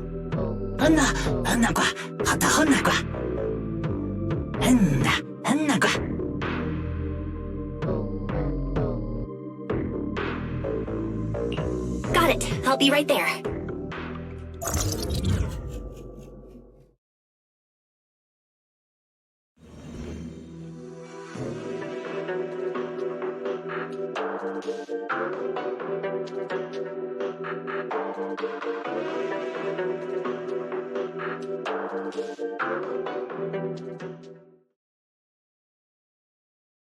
So, we've confirmed that the place where Toby was kidnapped is indeed at the very bottom of the retroflux zone. But I still can't shake the feeling that Remiel's keeping something from us. Like she said, in a Q&A game, the one answering can't lie. But that doesn't mean they have to tell the whole truth. For starters, we still don't know why she tried to assassinate Lady Sunbringer, or what her real objective is.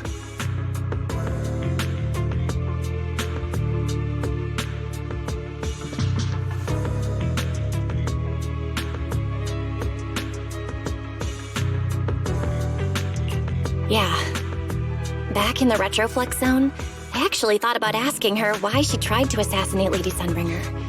But somehow, I had a feeling she'd just dodge the question. As for what she's really after, well, at least the part she's willing to tell us is pretty clear. She wants to use mine and Pyros' ability to manipulate the singularity leakage to track down Gerda Blulu. Toby's kidnapping, the recurring singularity leakages, Gerda Blulu? I have a feeling there's a connection between all of them that we're still missing.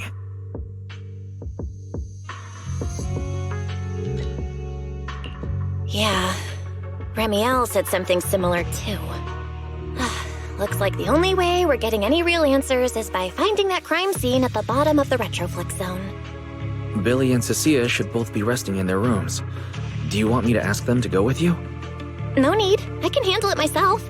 Too many people might tip them off, and it could make the Enna gang Bang-Boo nervous too. Besides, with Pyrois and Remiel there, I think we'll be alright. Okay. Stay alert. Fairy and I will support you remotely. Target located. Optimal route planned. Alright, let's move.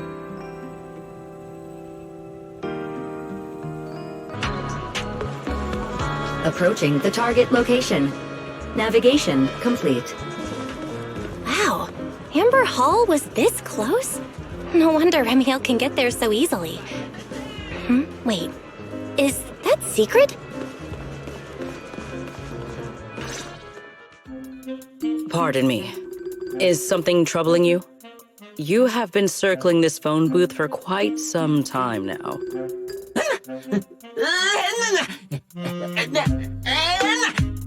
Huh? But it is behind you.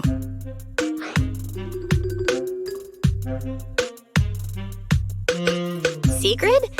Didn't expect to see you here. What's going on? Greetings, Miss Bell. While on patrol, I came across this Bangbu citizen. He appeared to be in some distress, so I stopped to inquire about his situation.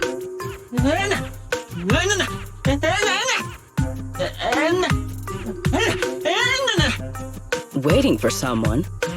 And who might that be?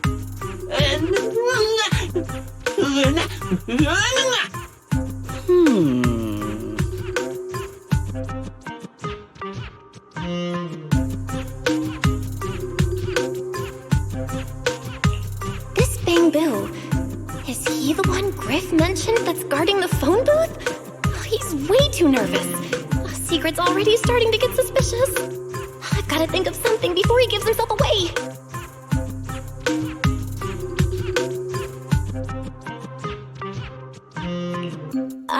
Secret, actually. The person he's waiting for is, I see. Citizen, the one you await is Mr. Gabu. Is that right?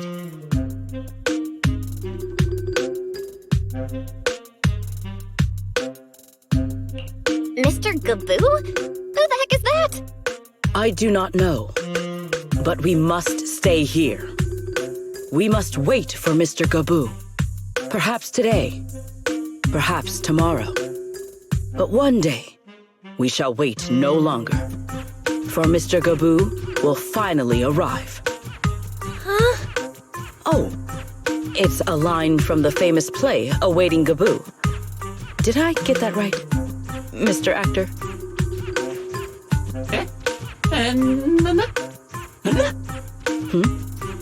Are you not an actor from Spotlight Theater? But the line you just quoted was unmistakably from... Ah, wait. I understand now. In the script of Awaiting Gabu, there is no phone booth, no Spotlight Theater, and no actor boo. He must have immersed himself in the role for so long that he is still mentally in character. Yes, that must be it. I ought not disturb his rehearsal any further. My apologies, Mr. Actor. I misunderstood the situation and rudely interrupted your rehearsal.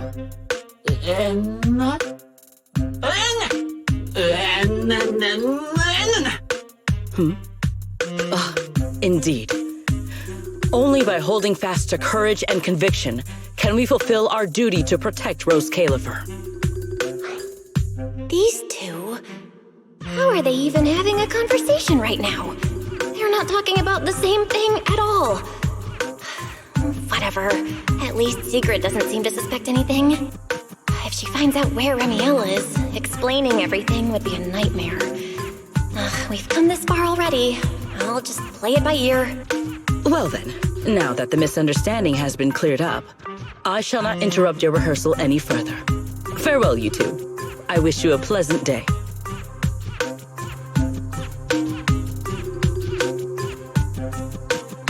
No.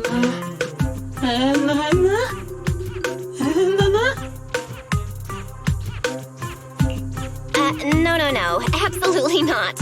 You've got the wrong idea. A very, very wrong idea.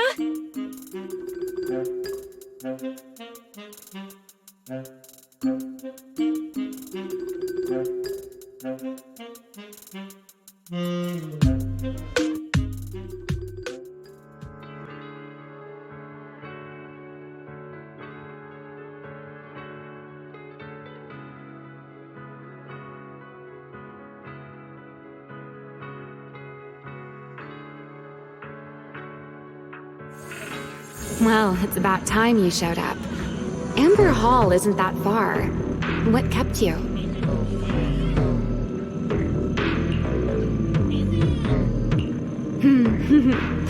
You're acting more and more like a partner in crime now. Covering for your accomplice in front of an airspace patrol officer. Still, I have some understanding of what kind of person Secret is. Rigid, earnest, and her intuition is unnervingly sharp. She's certainly difficult to deal with.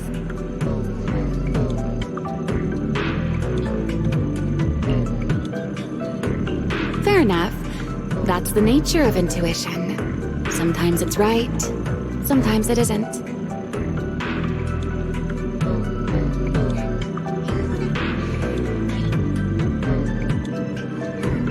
All right, enough of that.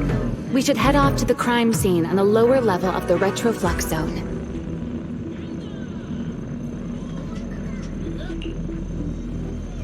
The entrance is this way. Griff is already waiting for us.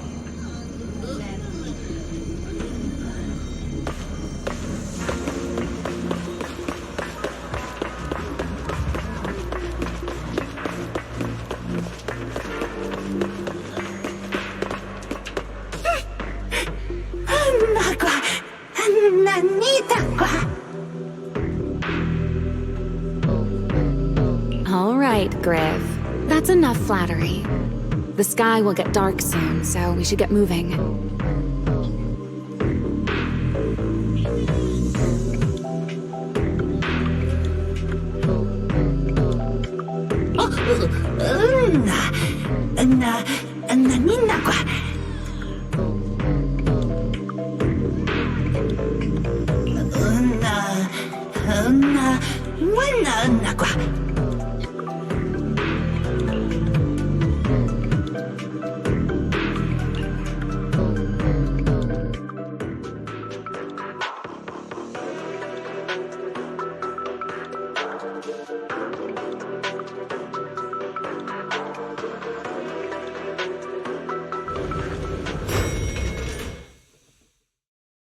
Here we are.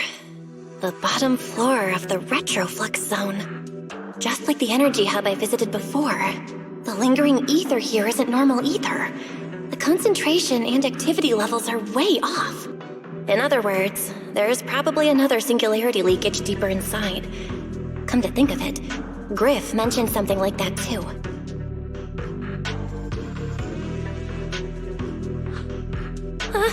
Hey, that tickles. Remiel, what are you doing? Why, to bring a certain someone back from her own little world, of course. Now then, Miss Detective, what new clue have you uncovered?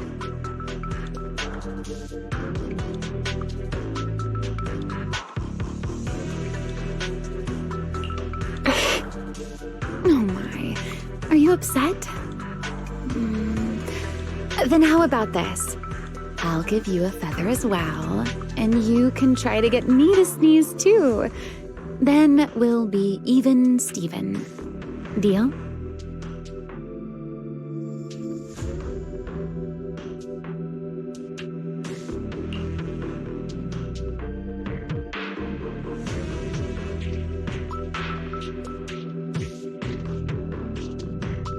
There. Now we're even. So, tell me, what did you find?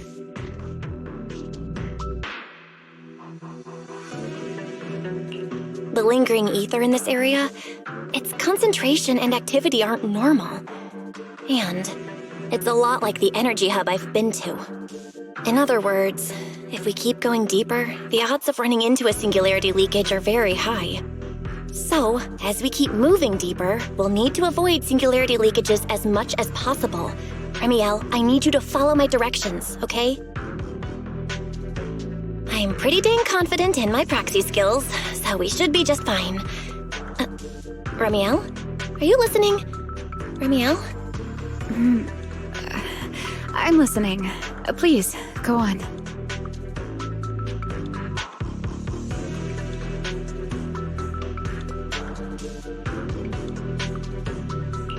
I already finished, Miss Absent-Minded Void Hunter. My apologies. My mind wandered for a moment. It won't happen again. But I did hear everything you said. Really. Relax. I'll follow your lead. After all, your faith in the legendary proxy. I'll leave the route planning to you. Oh, great Faithin. Mind using a different title? Oh, great wanted Void Hunter? I swear, you're always way more demanding of me than anyone else.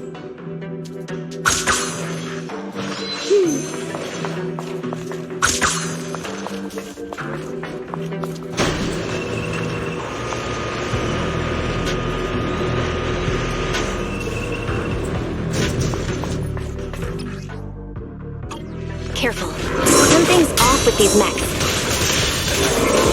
These abandoned mechs. They've probably been affected by a singularity leakage. Let's give them a moment to cool down.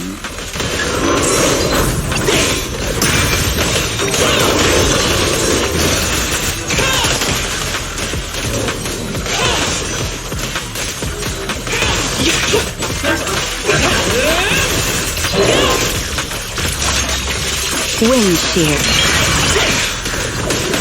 Hide in.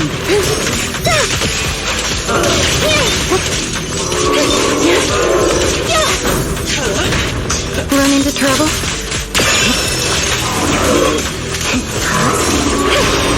My turn. Waiting.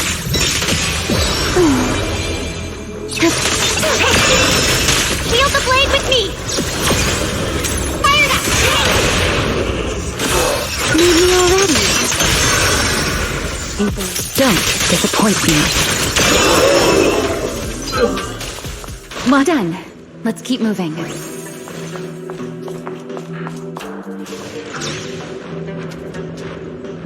The ether activity nearby is acting up. Could it be a singularity leakage?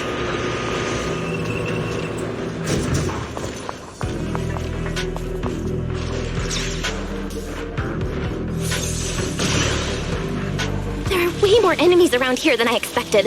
Remiel, how's it going on your end? Wild. These enemies are far too strong. I couldn't possibly defeat them. Abandoned mech beats first generation Void Hunter. Yeah, that'd make a pretty wild headline. Speaking of which, your combat skills are improving rather slowly, aren't they? Hey, I'm doing pretty good for someone who's always been the brains of the party.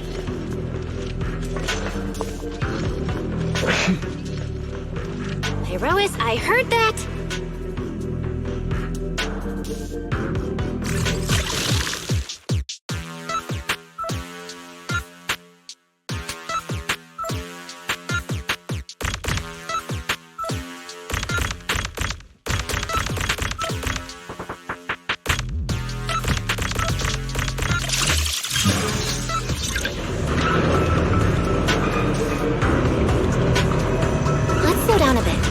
The area's data still hasn't fully synced.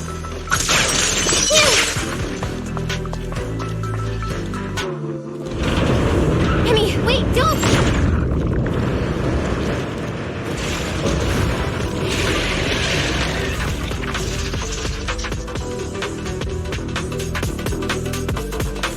Great. We still ended up in a singularity leakage. Since we're here, let's finish this quickly. All right, let's go, Pyrois. Clear path to victory!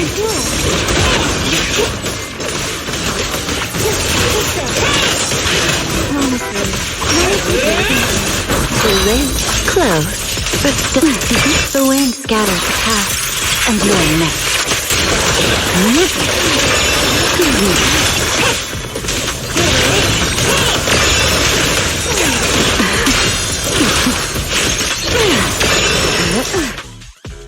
All right, the enemies are dealt with. Let's keep moving. And after all that, we still ended up entering the singularity leakage. Remiel, didn't we agree? Follow my directions and avoid singularity leakages whenever possible. Sorry, that was my bad. It won't happen again. I'm not like you, Remiel. You were right. When it comes to combat skills, I really haven't improved much. I've mostly just been relying on Pyrois' power. That's why I've been trying to stay away from those dangerous singularity leakages. At the very least, I don't want us getting dragged into a fight where I'd only hold you back. If you ask me, you're being far too hard on yourself, Miss Proxy. The proxies I've known, well, there haven't been many, but among them, the only ones capable of entering a hollow and fighting in person are you and Joyous. What was it you all ended up calling him again? Ah, right. The predecessor of proxies. I'd love to see the look on his face if he ever heard that title. Look at it this way. You're already enough of a legend to stand shoulder to shoulder with the predecessor of proxies. Does that make you feel a little better?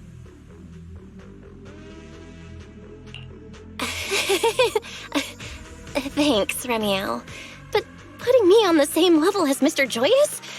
You're giving me way too much credit. It's not such a stretch. If you ask me, his combat skills may actually be worse than yours. He's your complete opposite. Always convinced he can handle anything. Yet the moment a real fight begins, he's the first one flat on the ground.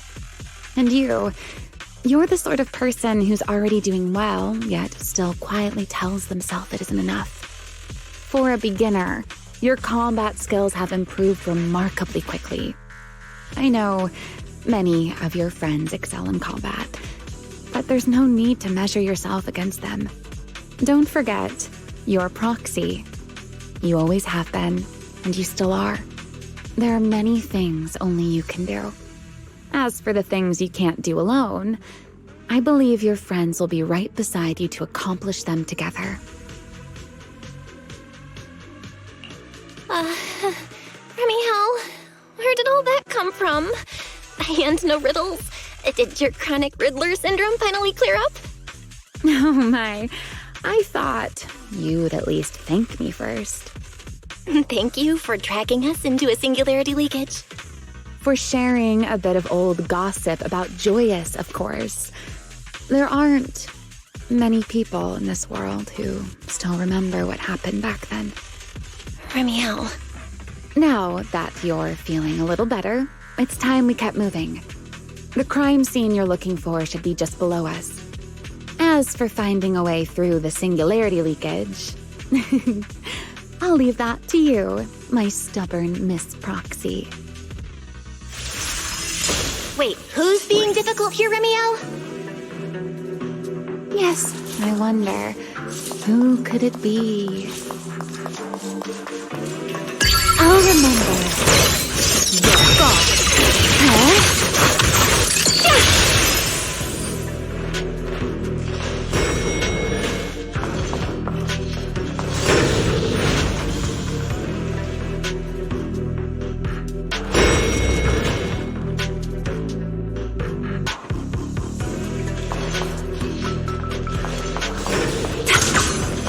I'll leave the fighting to you, Remiel. As you say, Miss Proxy. Doesn't it seem like there's more and more enemies around here? This hardly counts as a warning. Feels like we're really starting to get in sync, Miss Proxy. If I push just a little harder, I can totally keep up with you.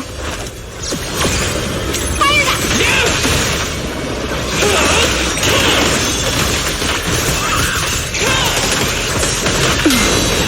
A diversion. Please step back.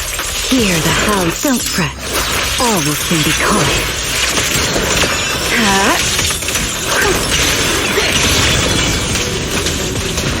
Wield the blade with me!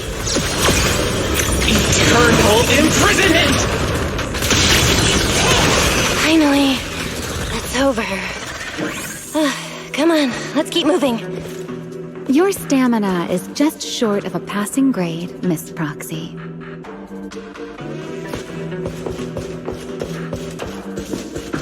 There it is. That's the place from Toby's memory.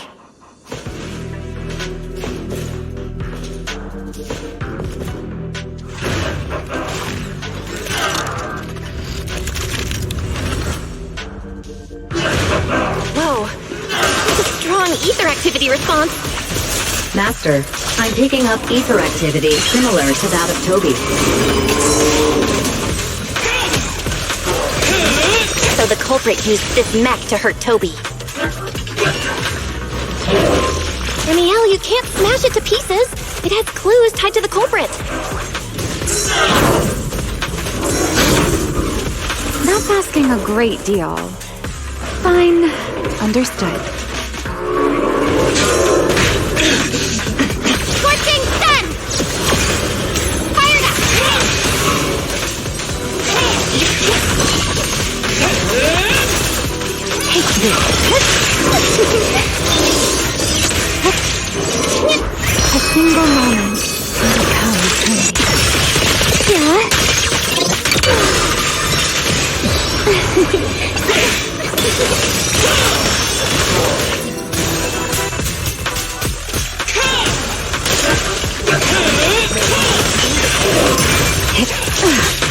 The wind, the line shall be drawn by me.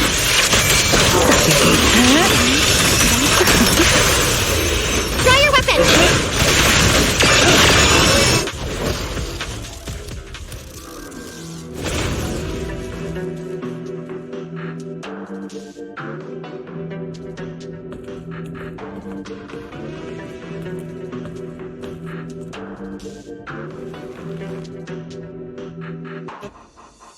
Data cross-reference complete.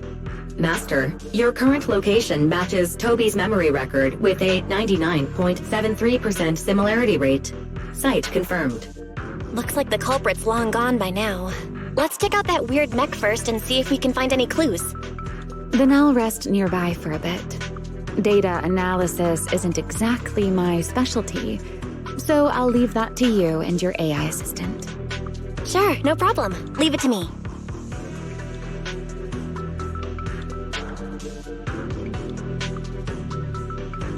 Just as I thought. The culprit used this mech to implant potent ether into the bamboo. And there's something else. I'm seeing traces of a virus inside the bamboo. Was the culprit trying to control them remotely and make them commit crimes? Or maybe... Best be quick, Miss Proxy. I damaged that mech's ether battery during the fight, so there's no telling when it might explode. Huh? Why didn't you mention that sooner? Wait, what's this? A video? No. It looks like a photo. How is that possible? Why is he here? No, that's not possible. He should have... Serpico? How could Serpico be here? Huh? That image that flashed by just now, what was it? The culprit's face? I feel like I've seen it somewhere before.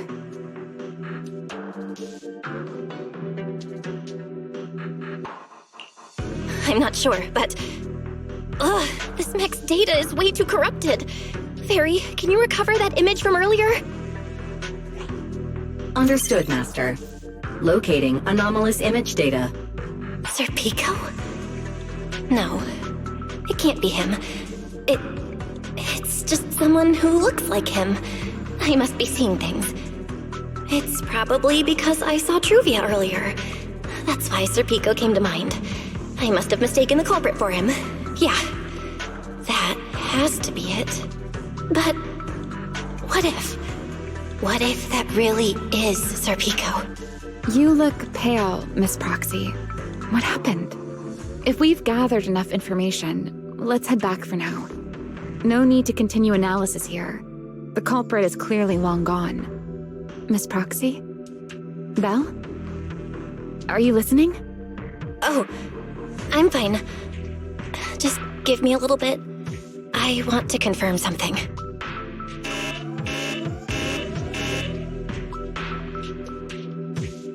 Belle, stay away from that mech. Explosive device is so close.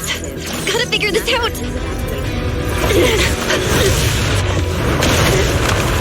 Wait! A clue! What did you do? What did you do? You have a death wish or something? Are you trying to get yourself killed?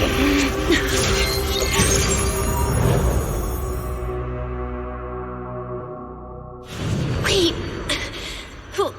What is this? These are unfamiliar voices. And visions. They are the ones who once again defeated the enemy and brought new hope to Eridu. Belly, this commendation ceremony has far too many steps. My legs are killing me from standing here. And my back itches. Everyone is watching. Behave. If you're going to be so proper about it, then stop replying. Next, please welcome Colonel Mike and Lieutenant Colonel Dan of the Guard of State.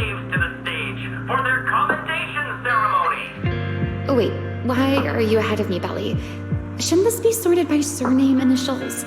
Why are they using given names instead? Because it's sorted by rank. A colonel comes before a lieutenant colonel. That makes sense, doesn't it? These are Remiel's memories? But why am I seeing them? If I'm not mistaken, the person beside her is also one of the first-generation Void Hunters, the colonel of the Guard of Staves, Beliora Vike. Huh? And this one is... That is all I wish to add regarding the experiment. Professor Archie should have already gone over the rest with you. Relax, Sunbringer. It'll be fine. You and RK have already explained the experiment to us nearly 100 times, each in your own way. Then can you repeat it back to me, Remiel? Don't worry, Sunbringer. I've memorized everything for her. I'll be watching over her during the experiment as well. So, there shouldn't be any problems. What do you mean, shouldn't? Belly, you're supposed to say it'll definitely be fine. The Karma Core sealed within the Void Hunter weapon. At the moment, most of our research remains entirely theoretical. As for further resonating with it, Professor Archie's experimental plan remains only theoretically feasible. Beliora, Remiel, before the experiment officially begins, you may still back out at any time. No one will hold it against you. What are you talking about, Sunbringer? Of course someone would hold it against me. If I were to back down out of fear and throw away a chance that might let us conquer the Hollows once and for all, my future self would never forgive me for it. Sealed within a Void Hunter weapon? A Karma Core? What is that? I've never heard of it. Ellie, you've been distracted today. What's on your mind? Nothing in particular. Really? Then does that mean you stepped on my feet 3 times in a row on purpose? Ugh. Come on, don't be so tense. We don't get to dance together every day. Just try to enjoy it, okay? I know what you're thinking, but look at me. I'm not worried at all. Because I know that in tomorrow's experiment, no matter what happens, you'll be right there with me. As you always have. Yeah. Just like always.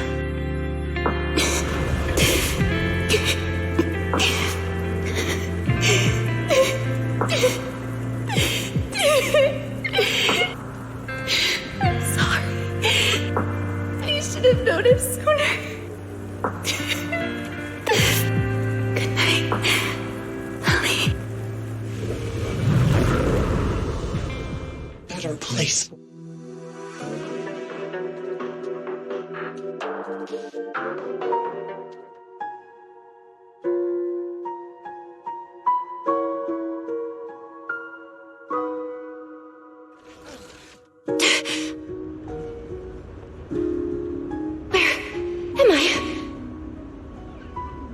You're in someone else's home, sleeping in someone else's bed.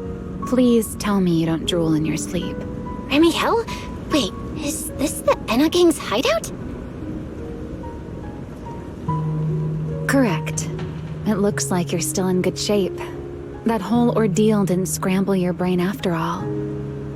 Tell me, what did you see? Now, don't go quiet on me, Miss Proxy. Unless, are you perhaps a little too bashful to speak up? Worried you might be mistaken for a peeping Tom? I'll go first then. I saw you, your brother, and those 2 classmates of yours. What were their names again? Truvia and... Sir Pico.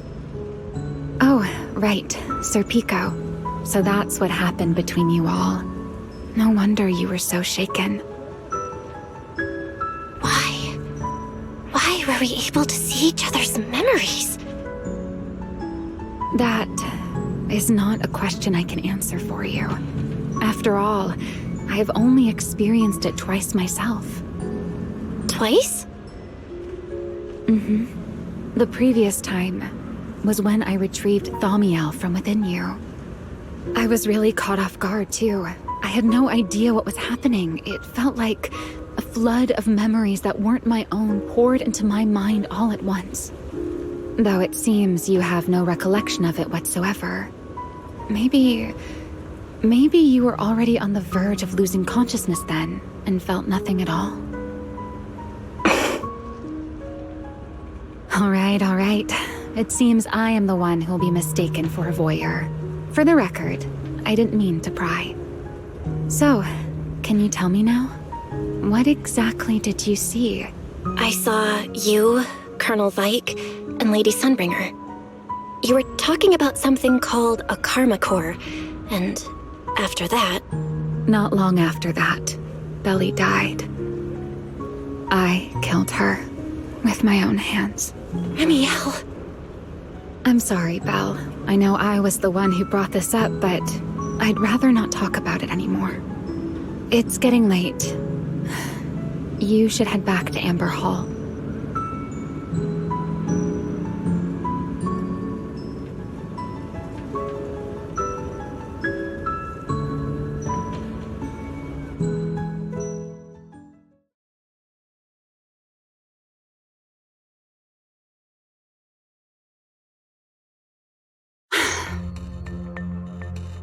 Does everyone in that covenant of yours have this nasty habit of haunting people like restless ghosts? I'm simply concerned about your mental state, Remiel. Then this is the worst possible time to appear. I can at least pretend you don't exist if you just stay away. Sorry. If you are truly sorry, then disappear. Now. You knew all along that Faith and I would have that strange resonance, didn't you? I'll take your silence as a yes. Yes, I knew all along that she would have an anomalous resonance with you. The part of you that's already fused with the karma core. But I'm sorry. I did not expect the two of you to see fragments of each other's memories because of it. Fine. Since you are being so sincere, I will forgive you this once. So, why did you show up this time? Surely you didn't come all this way just to apologize. After your previous encounter with Eldrada, I'm sure you've realized what the three Sunbringers of Rose Califer truly are. Perhaps. I'm not drawing any conclusions here, but I have a fairly good guess. Sunbringer. She always did have a habit of taking things too far. What's your plan then? My plan? Well, how about a short summer vacation here in Rose Califer for now? Remiel, I'd hate to remind you again, but time is running out. Though, to be honest, I don't think you need to be in such a hurry. I know that storm you foresaw better than you ever will. And I also know when it will arrive. And before it's finally here, let me rest a while longer. In this city in the sky, opportunities like this don't come often, so I just want to take one more good look at the ideal city my old friend poured her life's work into building. And at the final gift she left for this world.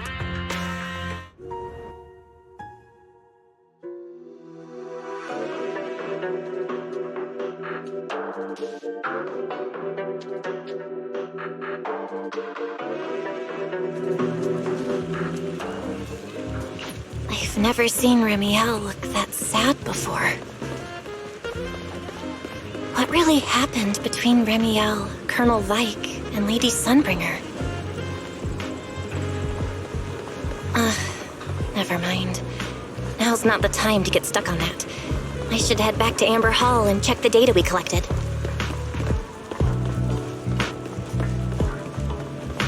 Forget your troubles and let time.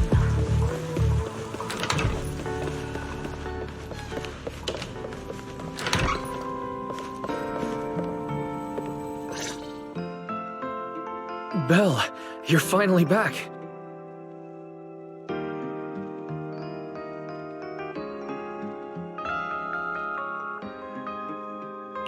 Huh? Wise, what's wrong? Why do you look so tense? How could I not be? You suddenly lost contact with Fairy down at the bottom of the retroflux zone. If Remiel hadn't used your phone to let me know you were safe, I was about to grab Billy and Cecilia and go looking for you. Sorry. That was my fault. I should have let you know first. Wait, how did Remiel know my phone password? Did she learn it back then, too? So, what exactly happened after we lost contact with you?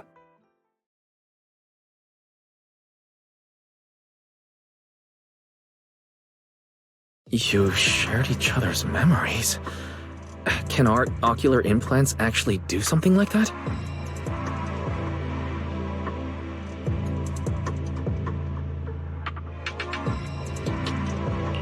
I don't know. Nothing like this has ever happened before. But Remiel said she saw something similar when she pulled Thaumiel out of me.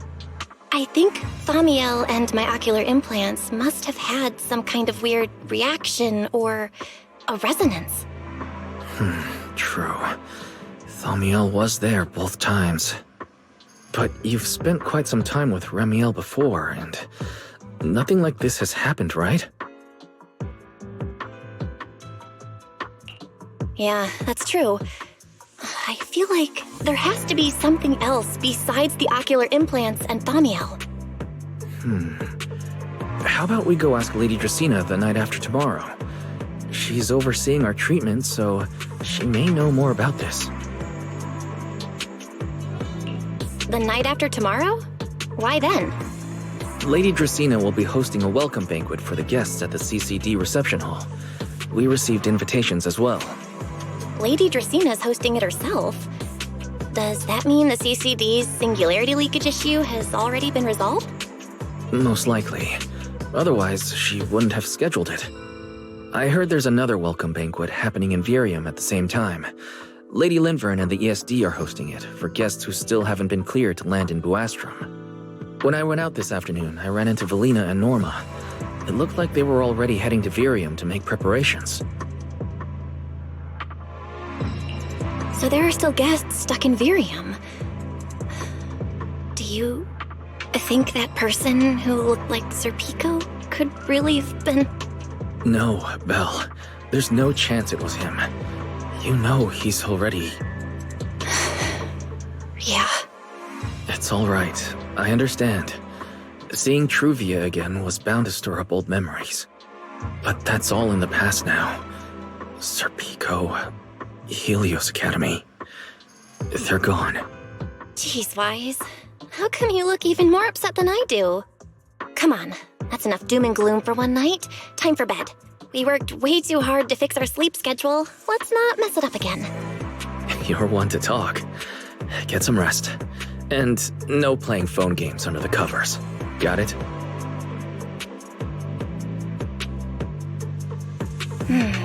Before bed, maybe I should take another look at the data from the retroflux zone.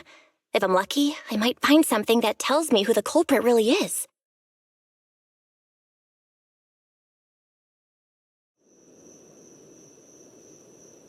Belle?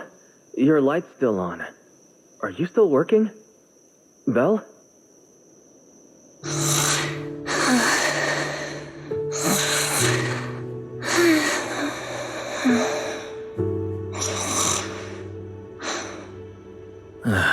I told her to go to bed early, and yet... What are these papers scattered here? Notice, these are drafts Master used to analyze the culprit's intentions. Additional notice, Master has been asleep for approximately 30 minutes. Deep sleep is highly probable.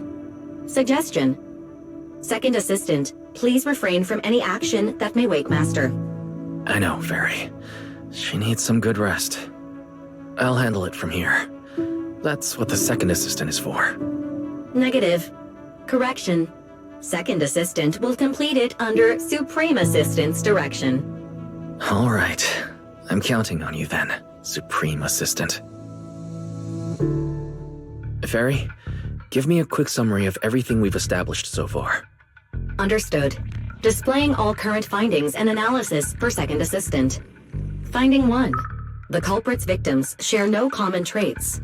Their identities are of limited use for further deduction. Finding 2. Whenever the culprit implanted potent ether into each Bangu victim, he also set a specific activation time and activation location. So for the culprit, what matters is the time and location, not the victims' identities. Affirmative.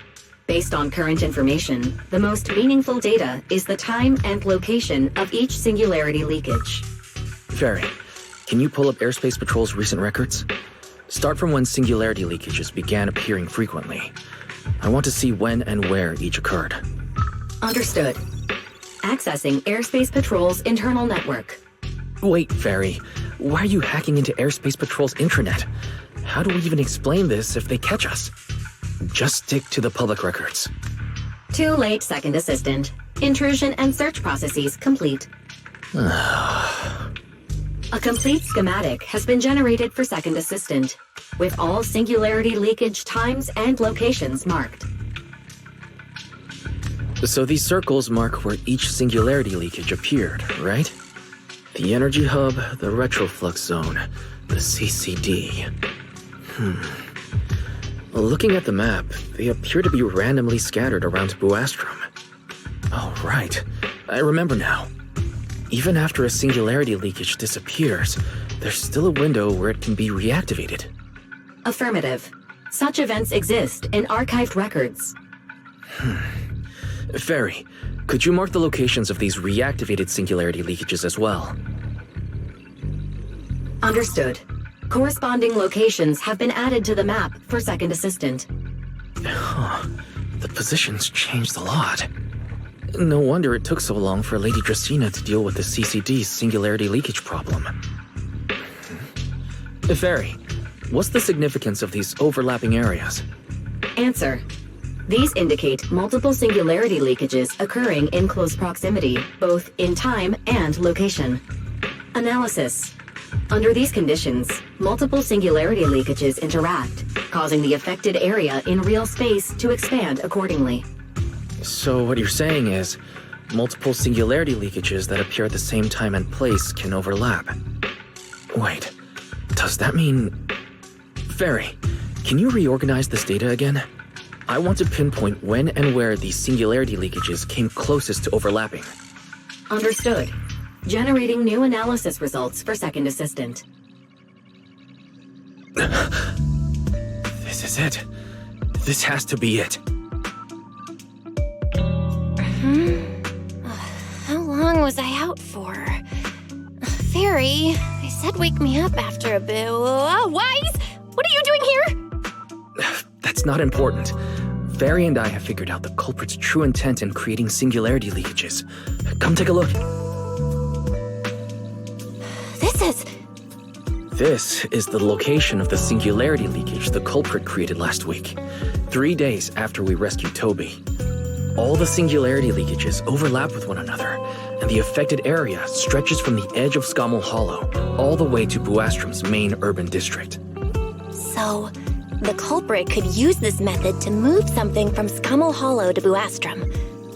Wait, Gerta Blulu? Yeah, I think so too. The culprit's real objective is likely to move Gerta Blulu into Buastrom's urban district. When you encountered it, it was clearly attracted to singularity leakages.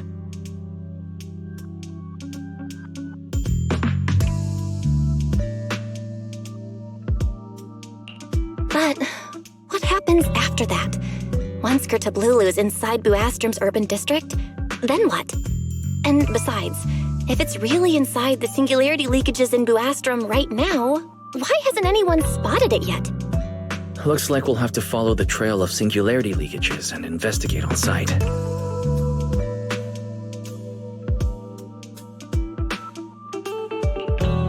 I was thinking the same thing. Once it's daylight, Billy, Cecilia, and I will head to the energy hub. Maybe we can follow whatever traces are left and find a new lead.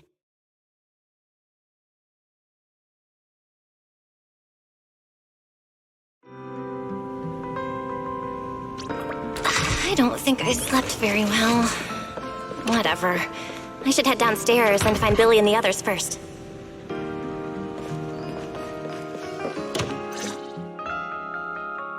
Belle! There you are! Wise already told us everything. Now that's our manager! You found a clue on the culprit in no time at all!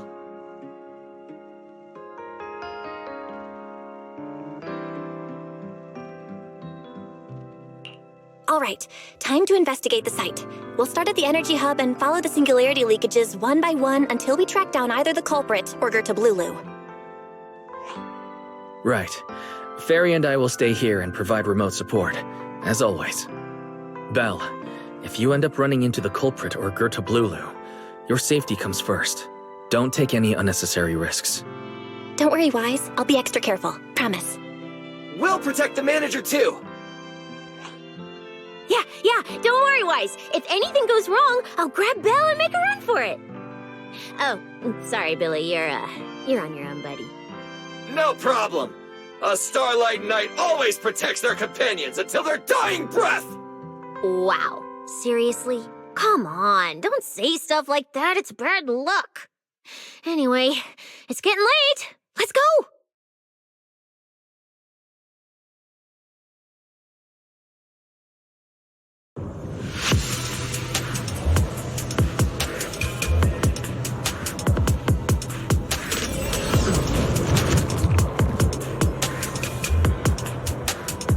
We're here. Stay sharp. When things go south, just run. Huh? Where are we? Did we end up back in Buastrom? It looks like an office?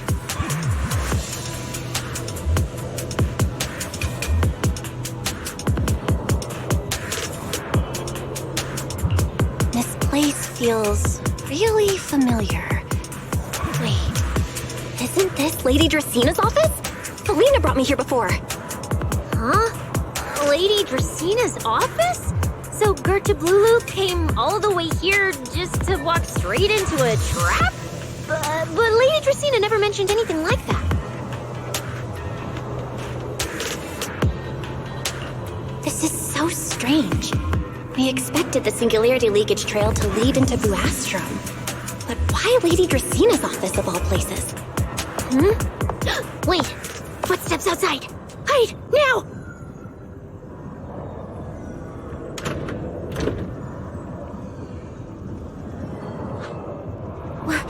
You startled me. What are you all doing here? Oh, well, actually, Val! You explain.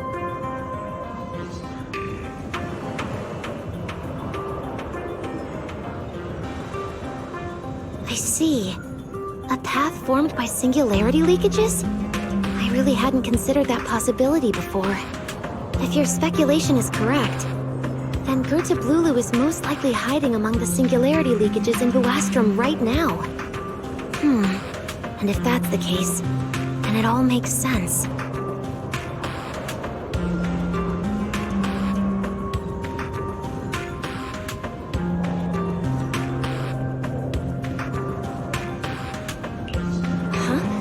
Lady Dracina? Do you have any other clues? Well, you see, a few nights ago, a small singularity leakage appeared near my office.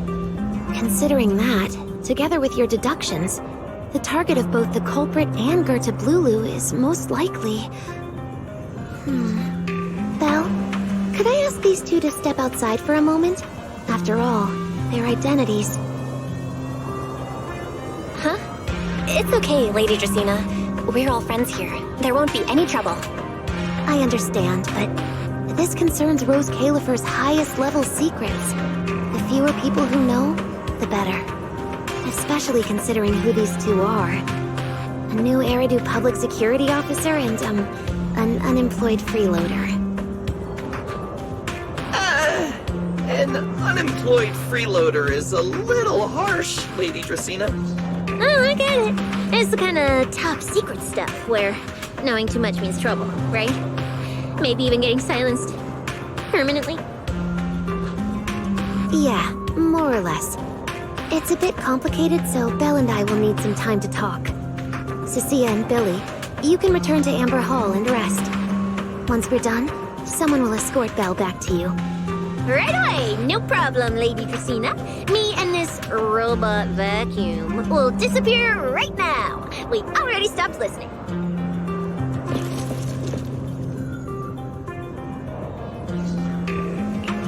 Something feels off somehow. Why am I being treated differently from Cecilia and Billy? Is it something about my identity? Why would Lady Dracaena send them away like that? Should I call Billy and Cecilia back here? What is it, Belle? Something on your mind? It's nothing, Lady Dracaena. Come here, Belle. I'll tell you what happened that night. That night, I had just returned to my office when I sensed an unusually strong ether presence in the air. The source seems to be somewhere around here. Now that you mention it, yeah. I can still feel a faint trace of ether in this room. Aside from the residual ether, these documents were scattered across the floor at the time. Lady Dracaena, do these documents have something to do with what happened? Compare them with what you have found. Once you read them, you will understand. CCD facility renovation plans, personnel transfer records, Rosetta data, daily reports. These don't really have anything in common, do they? What's going on? My eyes just... Huh? Wait, that ethereal broke in here days ago. So why is there still ether residue? And the ether isn't coming from in front of me. It feels more like behind me. I knew it! You're not Lady Dracaena! What the heck are you? Lady Dracaena, I'm Truvia from High Ambitions Corp. I'm here for our appointment. Truvia, run! Huh?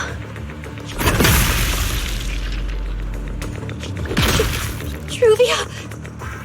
No. No, no, no! Move, now!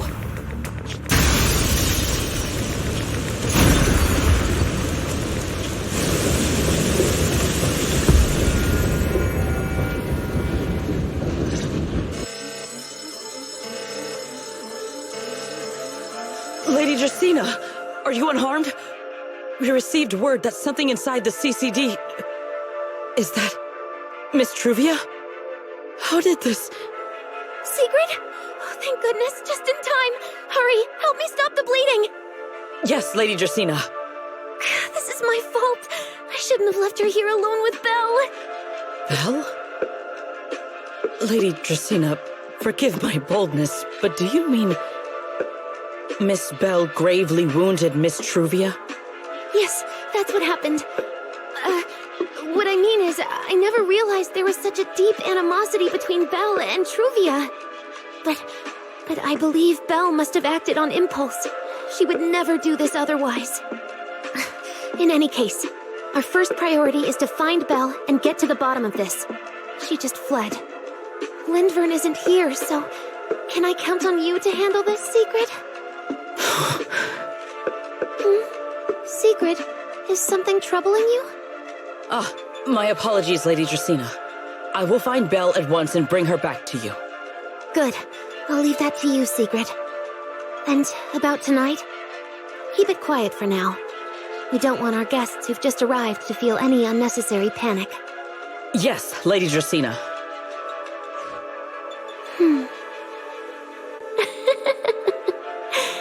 Go, Secret. Go fulfill your duty. Find her, arrest her, and then bring her back to me.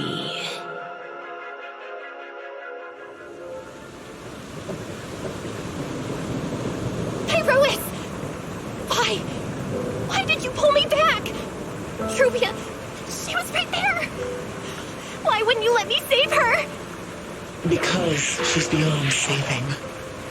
Huh? Her wounds were clearly fatal. There was no way to save her.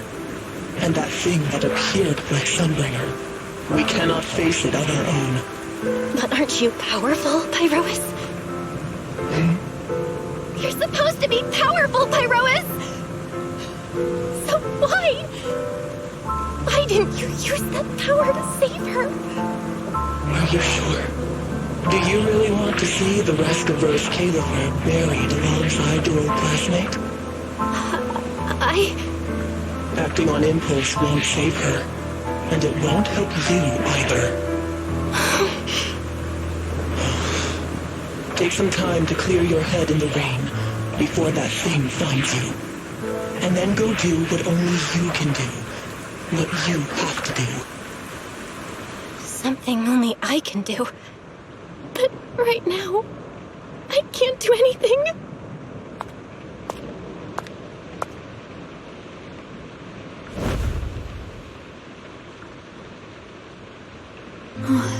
You sure look like a mess. It's only been one day. How did you end up like this? Ramiel, why are you here? The airspace patrol alarms have been going off non-stop, so I had to check, didn't I? They could be looking for their fugitive.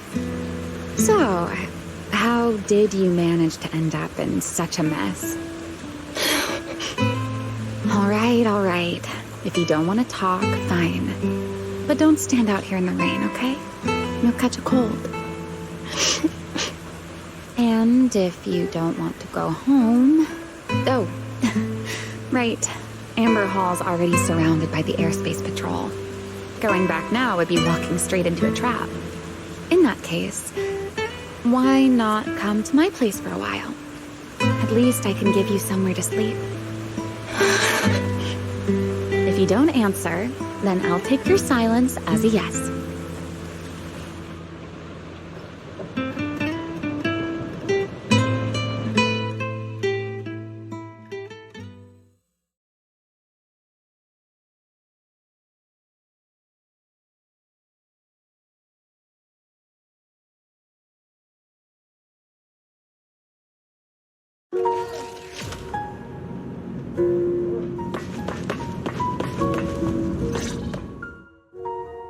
Here's a towel. You should dry yourself off. If you've got the strength, you can take a hot shower, too.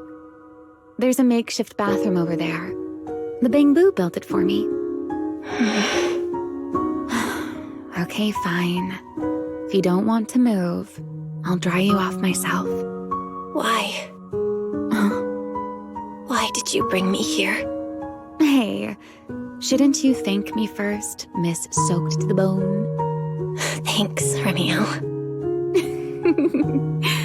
Since when did you become so obedient?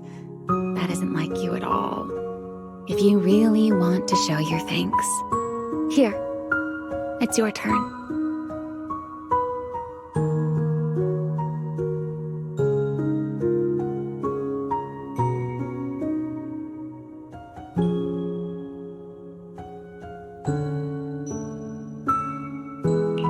My turn? To do what? Your turn to dry my wings for me, of course. There are spots I can't reach on my own. Hey, what's with that look? I've already dried you off. Now it's your turn to return the favor.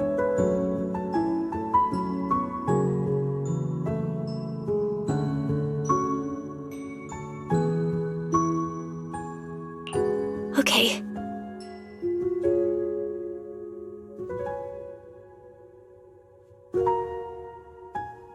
You know, Belle, I've never liked rainy days. The rain always leaves my wings soaked and heavy. Shake as I might, I can never quite dry them. The same goes for taking a shower, though at least I can manage to keep my wings from getting too wet. Wet wings must feel really uncomfortable, right? Yes. Honestly, it's miserable and such a hassle to manage. A hairdryer is useless. Too hot and I start shedding. Too cold and I catch a chill. But I can't just wait for them to air dry. It takes forever, and I'm way too impatient for that. Besides, it leaves this strange smell that I can never wash out. So, the best solution is a slow towel dry like this. But with wings this large, there are always spots I can't reach. Before, if I got caught in the rain, I'd sneak onto Belly's bed and roll around, drying my wings on her sheets. Huh? Wait, hold up. How on earth could you just barge into someone else's bed? Wouldn't she be furious? It was fine as long as I didn't get caught. Though, of course, whenever Belly did notice me, she was absolutely furious. And no matter how angry she was, in the end, she'd always do just what you're doing now. Slowly drying the spots that were still damp. Belle, do you know what New Eridu's records say about what became of Belly and me? I remember something about an operation called the Day of Silence. You and Colonel Vike were involved in an accident, and then both died in the line of duty. Yes, died in the line of duty. Such a noble, dignified phrase. Though, in a sense, it isn't entirely wrong. After all, for us Void Hunters, our first and only duty was to suppress the karma core inside our weapons. The karma core? Inside the Void Hunter's weapons? That's right. Remember the enchainer I mentioned before? What truly sets them apart from ordinary ethereals is a special core known as a karma core, found only within an enchainer. According to RK, a karma core differs from an ordinary ether core. It doesn't form naturally. It is something made directly by the Creator. The Creator made the karma cores, a power capable of rewriting the laws within hollows, and used them as the cores to create the enchainers of the Great Hollows. That's the gist of it, at least. Back then, after a long and bitter struggle, we finally were able to bring down one of the enchainers. But the karma core itself could not be destroyed. RK and Sunbringer, they wanted to eliminate the threat posed by the karma core once and for all, while allowing humanity to harness the power within it. In the end, they found a way to seal the karma core within Porceloy. And from that, they forged the Void Hunter weapons. So, the power inside Void Hunter weapons actually comes from the Creator? Yes, which is exactly why there are so many side effects.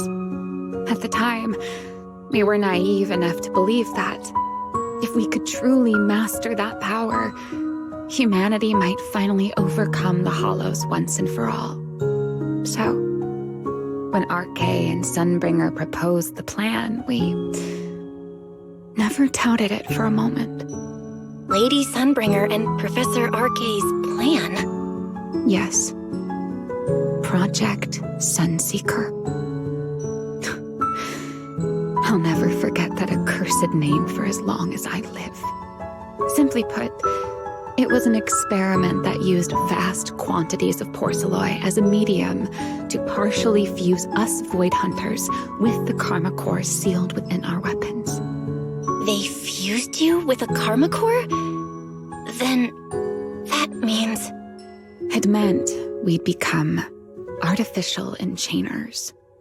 No more enduring the costs of wielding Void Hunter weapons, and perhaps even achieving a stronger form to defend New Eridu.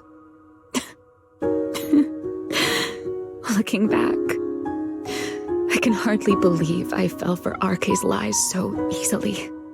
So, it was in that experiment when you and Colonel Vike... Yes. Belly and I were the final participants. Or rather, the final test subjects. Looking back, I wonder if Belly already knew the truth behind RK and Sunbringer's plan. Otherwise, she probably wouldn't have insisted on coming along. She's never been one to enjoy the spotlight. If only I'd realized what she was thinking sooner. Ramiel. RK was extremely meticulous, always laying out careful, detailed plans. So, I can't say if the Karma Core losing control during the experiment was truly an accident, or if it was his cleverly disguised plan all along. But whatever the truth, it ended with the Karma Core spiraling out of control and Belly becoming a new enchainer. As for me, I partially fused with the Karma Core inside Thaumiel, becoming what I am now. A monster. Half human, half enchainer. Maybe, deep down, I'm just not ready to give up my life so easily. In the final moment, Thaumiel's power of controlling temporal patterns froze me in a state of near suspended animation. I didn't fully awaken from the seal in Persena's Hollow until about a year ago. The power of temporal patterns? Right. Remember my feathers? The ones that can pin you in place? That's an example. The Karma Core sealed within Thaumiel holds the power to halt the flow of time. And because I partially fused with the Karma Core, even without Thaumiel, I can replicate a similar effect on a smaller scale. But that little bit of power isn't nearly enough to take on those 3 Sunbringers. That's why I had to reclaim Thaumiel. Even if it accelerates my path to becoming an enchainer, I still have to...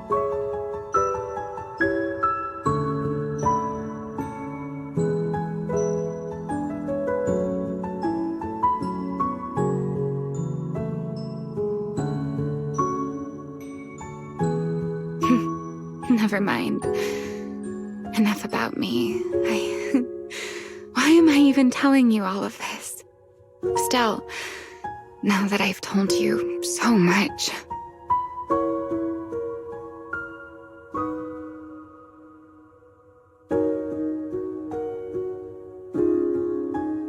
It's your turn.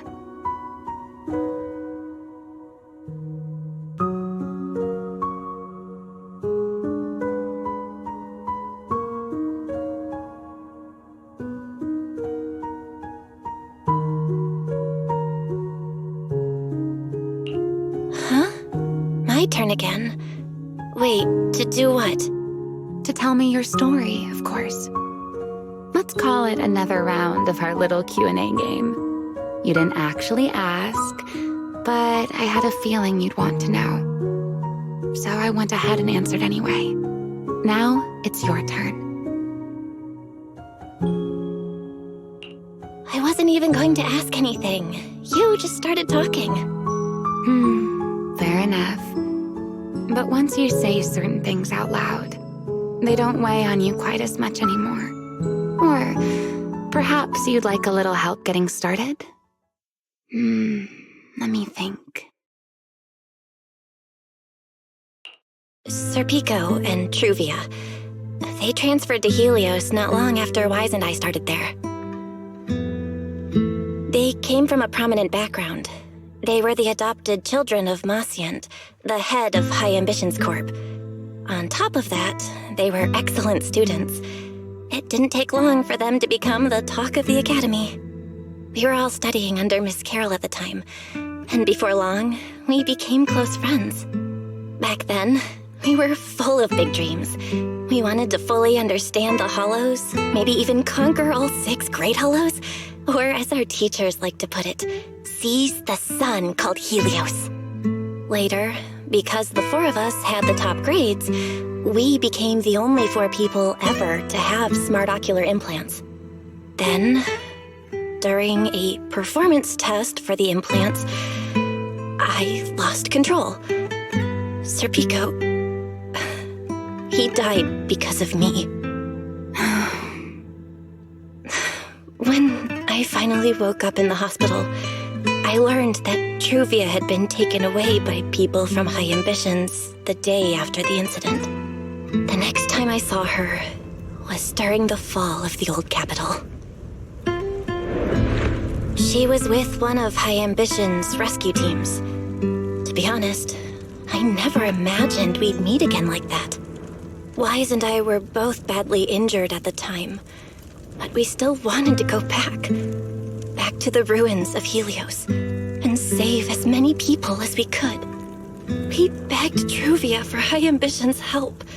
We were willing to guide them through the hollows, willing to do whatever they asked of us, but she refused, without a moment's hesitation. What happened after that is kind of a blur. But on that day, no one made it out of Helios alive, except Wise and me. Then, in Rose Califer, I saw Truvia again. We talked about the past, but the way she spoke about it felt like she was talking about someone else's life. I don't know how to face her. And ever since then, no matter what I do, I can't shake the feeling that I'm being watched. That gaze. I don't know whether it was Truvia's or Sir Pico's or... Perhaps it was your own. The you from the past. The one who kept thinking, if only I'd done something sooner. The one who never managed to forgive themselves. Making peace with the past isn't easy. And sometimes you don't get the chance at all. Yeah, there won't be another chance. Truvia, she was killed by Dracena. By that thing pretending to be Dracena. Something pretending to be Dracena? Belle, what exactly happened before I found you? Will you tell me?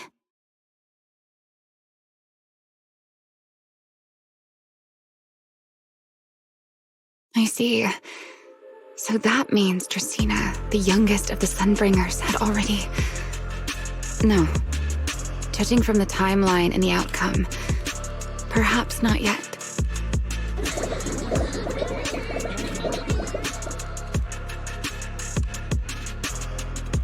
Huh? What's going on out there? I'm not sure.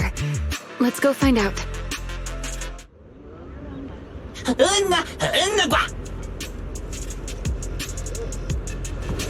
Forgive me, but I cannot obey. Is that secret?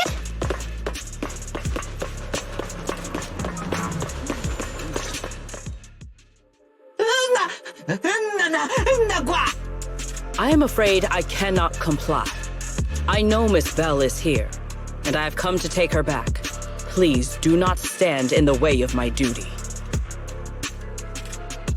Secret. She won't be easy to fool. Belle, hide for now. I'll think of something. Belle? What are you doing?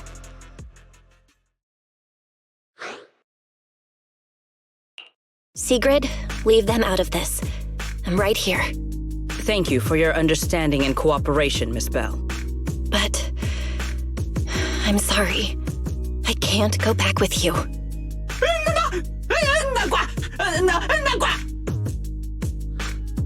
Well, since Belle has already stepped out into the open, I suppose there's little point in my remaining hidden.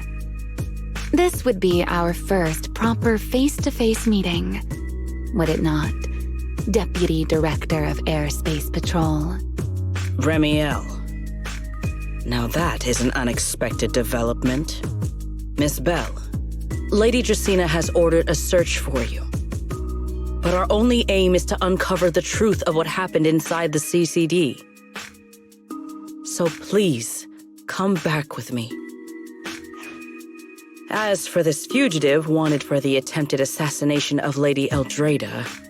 Just so we're clear, If you decide to make a move here, you'll be the only one who dies. How can you be so sure before you actually try?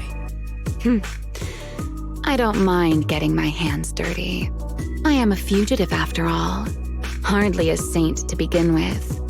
But are you really willing to die like this? As a puppet controlled by that monster without ever learning the truth? Then speak plainly. I have no patience for riddles. Very well. You really do take all the fun out of it, don't you?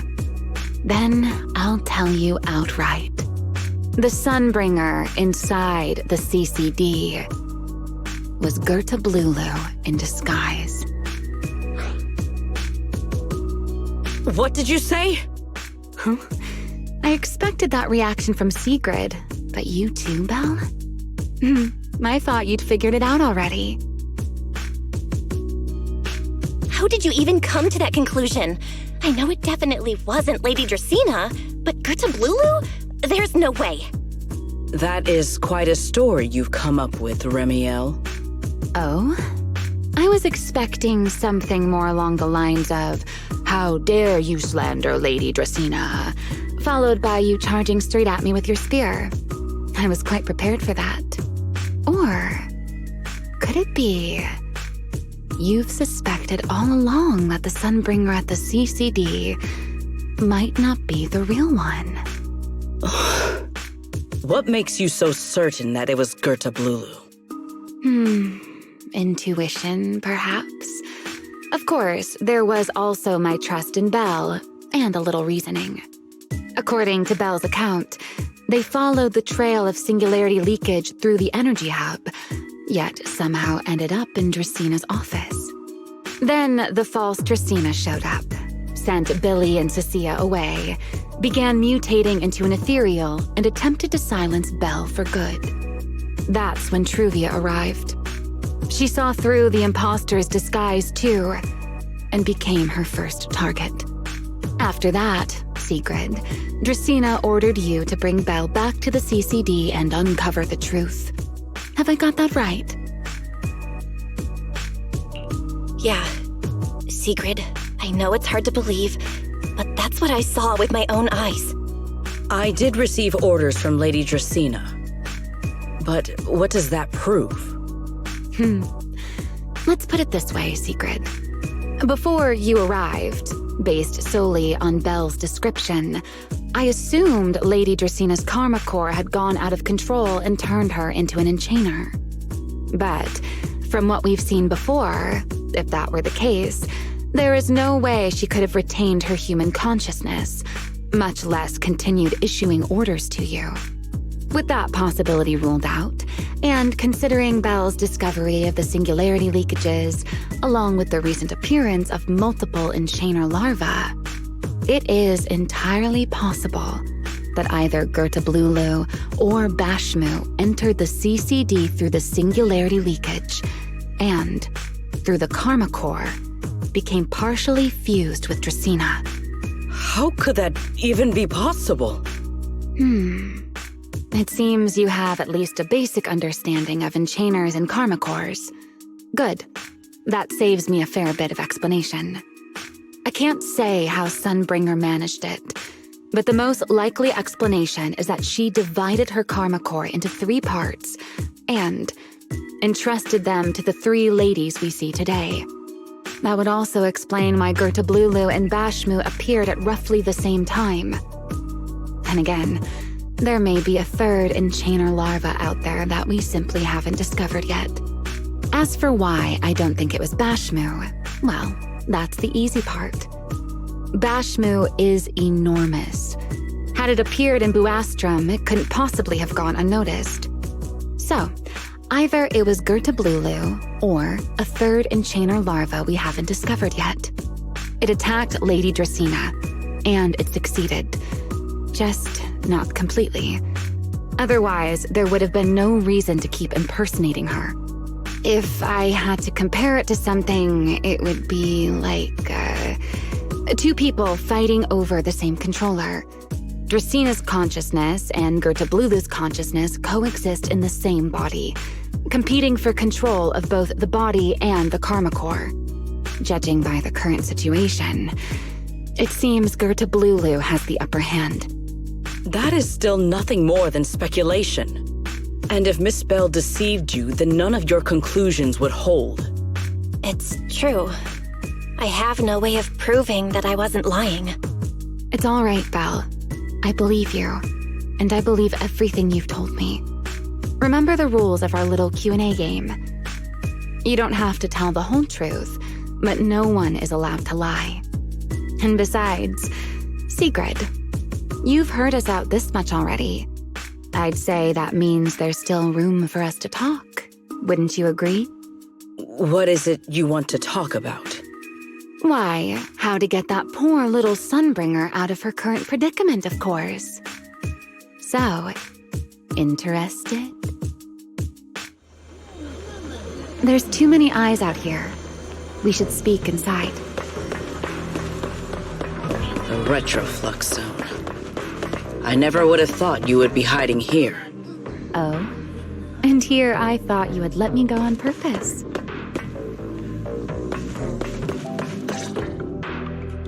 I never expected the Airspace Patrol surveillance network to have such a glaring blind spot.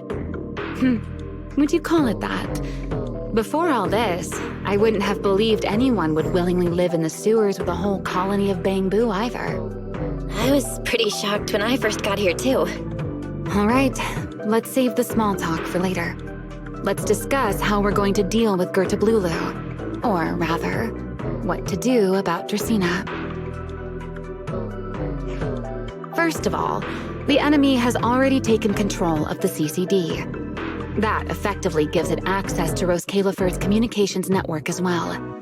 In other words, we can't communicate with anyone through electronic means right now. If we do, it'll notice us almost immediately. Lady Dracena did give orders to keep a close watch on any unusual communication signals within the island. See? The enemy is already starting to show the cloven hoof.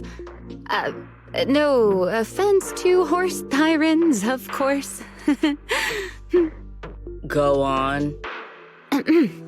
Dealing with it wouldn't actually be difficult. The real problem is how to do it quietly. Even I can't be sure I could bring it down in a single strike. None of us knows how deeply it has fused with the Karma Core. If we act rashly, worst case, everyone in Roskalifer ends up witnessing Lady Dracena turn into an ethereal. And by then, even if we manage to save Dracena, to Roskalifer, all we've really done is save a monster that could turn into an ethereal at any moment. I never thought you cared about Roskalifer's order and stability. Why wouldn't I? This is the utopia my friend built with her own hands.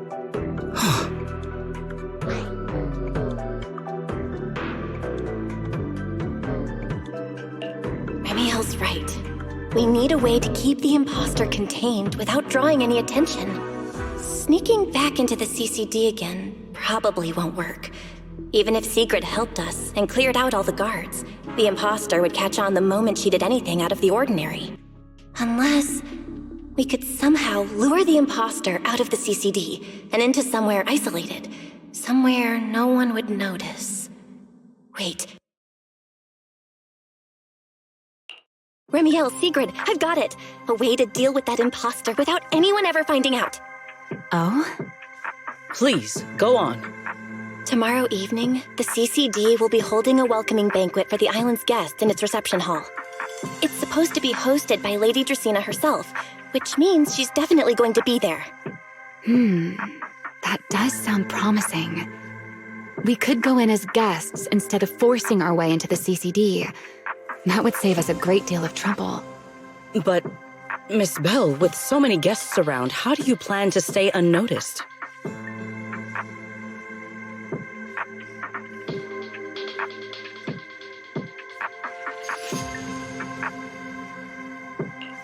What if a singularity leakage appeared just as the imposter made its appearance?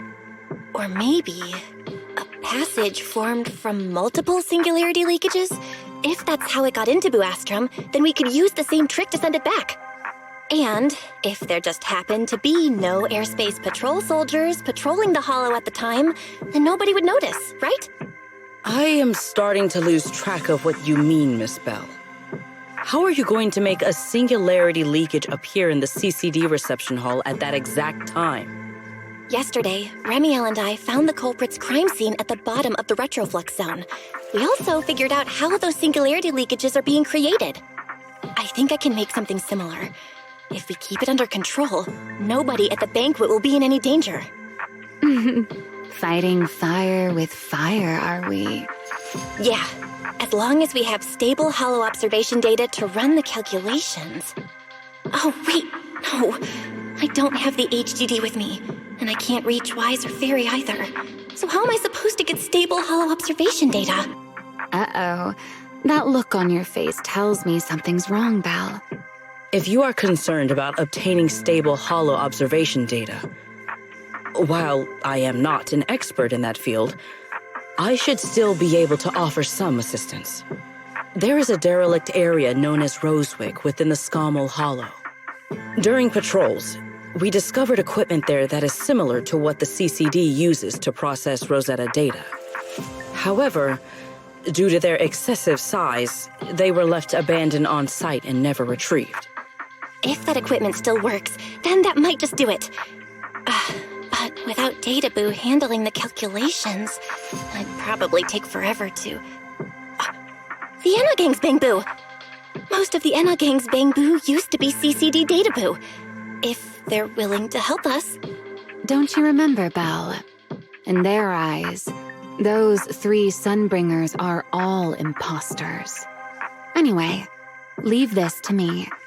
At the very least, Prophet Boo should be willing to do me this favor. That leaves one final question. How are we supposed to get into Scommel Hollow without tipping off the imposter?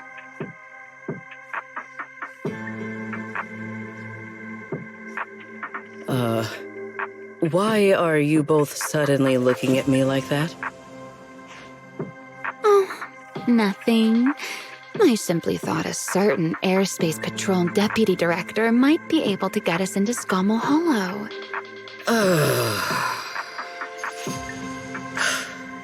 At first light tomorrow, I will return here and find a way to get you to Rosewick.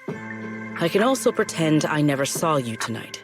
That is all the assistance I can offer. And if I discover that everything you have told me is false, I will personally answer for tonight's decision, whatever the cost.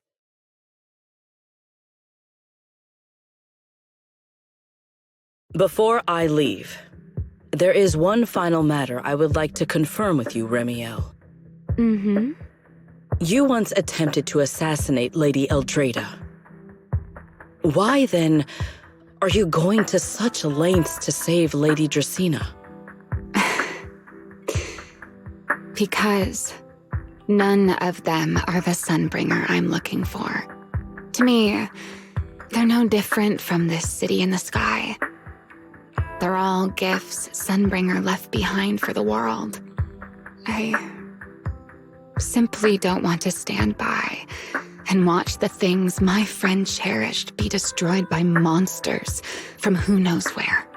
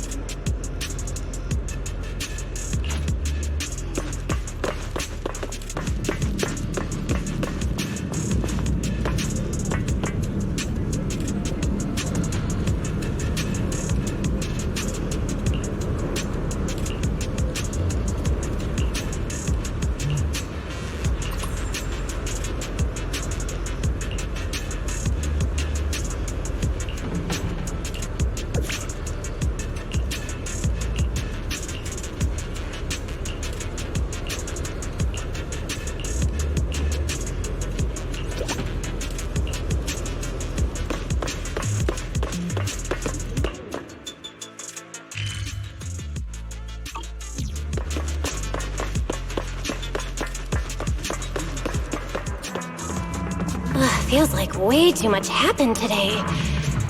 My brain can barely keep up. There's no way I'm making it back to Amber Hall.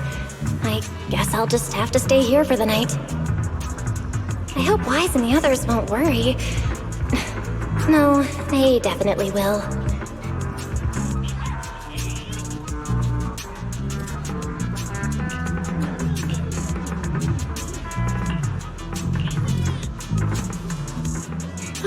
Secret's here so early. I'd better go take a look. Good morning. I have secured a carriage for the Rosewick area. As promised, I will escort you there. How do you intend to get us there? Surely not under the pretense of transporting newly captured fugitives. Of course not. I brought this.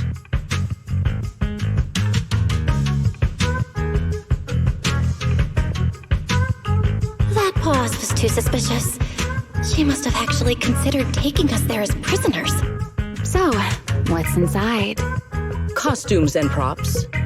They should allow you to accompany me openly into Scommel Hollow. I see. Airspace patrol uniforms. Not a bad idea.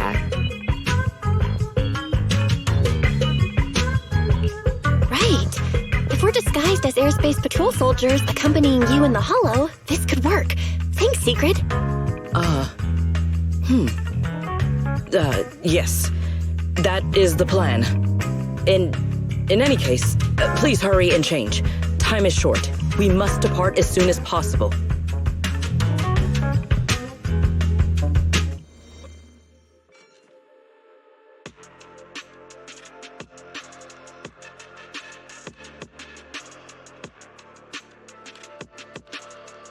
Hey, look! What's that? Wait a second. There are two Mr. Roars?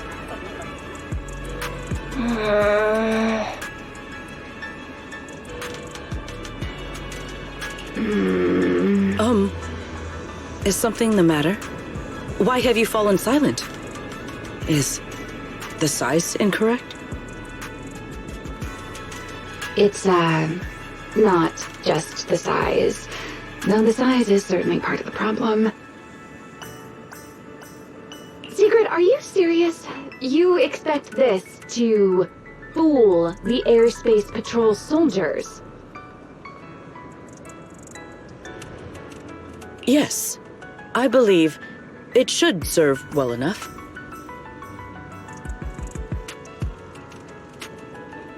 No, there's no serving here. The Deputy Director of the Airspace Patrol traveling with Mr. Roar. 2 Mr. Roars, no less. Is there anything in Rose Califer more suspicious than that?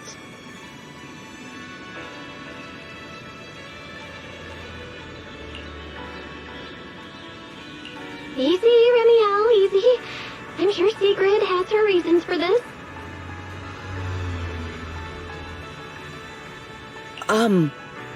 In truth, it was already rather late by the time I returned yesterday, and I had no time to prepare. As luck would have it, one of our squad members found a Mr. Roar mascot suit near Beckford Street during yesterday's routine patrol, so I brought it with me. Beckford Street? Remiel, is this the one you left there the day before yesterday? Oh? So you are fond of Mr. Roar too, Remiel? I am not. How did you even arrive at that conclusion? Wait. There are 2 mascot suits here. Don't tell me.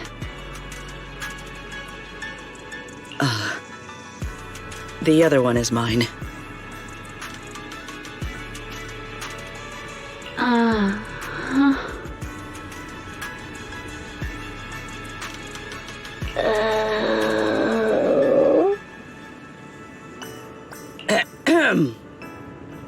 In any case, Once we enter the outpost, I ask that you both cooperate and play your parts as Mr. Roar properly. Do not do anything that would reveal your identities.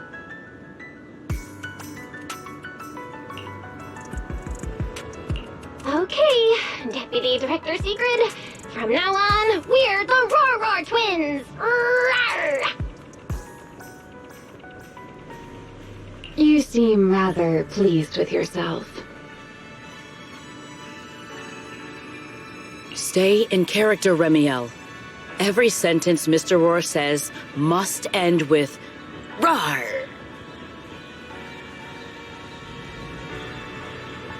Understood, Deputy Director Secret.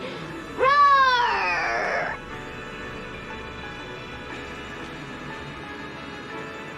Very well. Since you are both prepared, let us move out.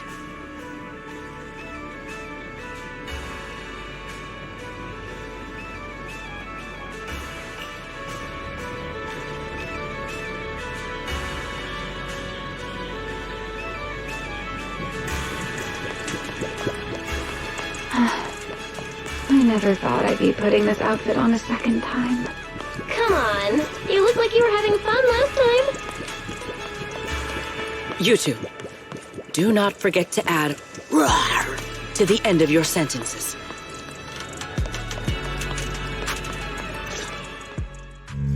Good morning, Lady Sigrid! Up and about early as always, huh?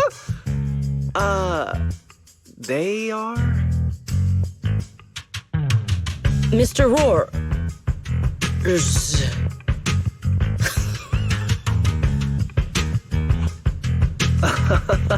I know it's Mr. Roar, but, why plural? Obviously, Mr. Roar has a twin. Huh. Since when did that become part of his backstory? I've never heard of that before. Did you really think Rose Califer's massive pancake demand could be handled by a single Mr. Roar? Mr. Roars, please tell my subordinate the truth.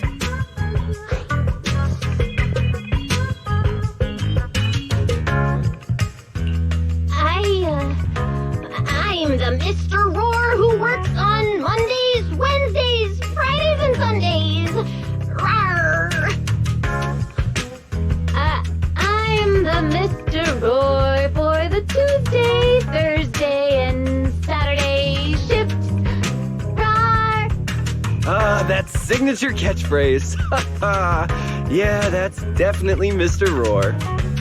Wait, no, that's not the point here. Lady Sigrid, why have you brought Mr. Roars out here? For pancakes? Huh. Pancakes. Is that some kind of mission code name? Oh no, he's definitely suspicious. And why pancakes? Who would bring Mr. Roar into the hollow just for pancakes? I can't believe I actually went along with this absurd disguise plan. I get it now, Lady Sigrid! Huh? The pancake ingredients were lost in the hollow, weren't they? That's why you rushed two Mr. Roars in to help search for them. I understand completely! Rose Califer needs pancakes just as much as Airspace Patrol needs you and Lady Linvern! What is this guy even talking about? How did he get from pancakes to that? Affirmative. That is correct. No. That is definitely not what you meant. That pause was way too obvious. Oh, I understand everything now! Lady Sigrid, please, wait a moment. I'll let you and the two Mr. Roars through right away. I don't want to think about how any of this makes sense anymore. Rawr! Same here. My head hurts so much it feels like my brain is trying to grow back. Rawr! The route is ready. We may depart whenever you are prepared.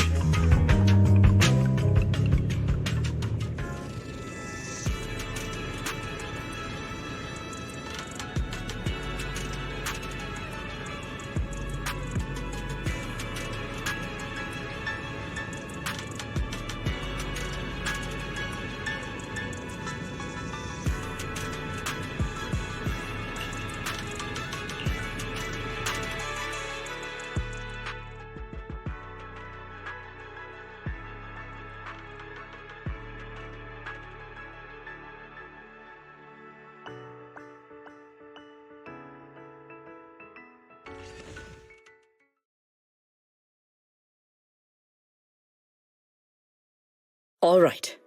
From here on, there is no need to worry about being spotted by my subordinates. There are no scheduled patrols in Rosewick today. What are you two doing?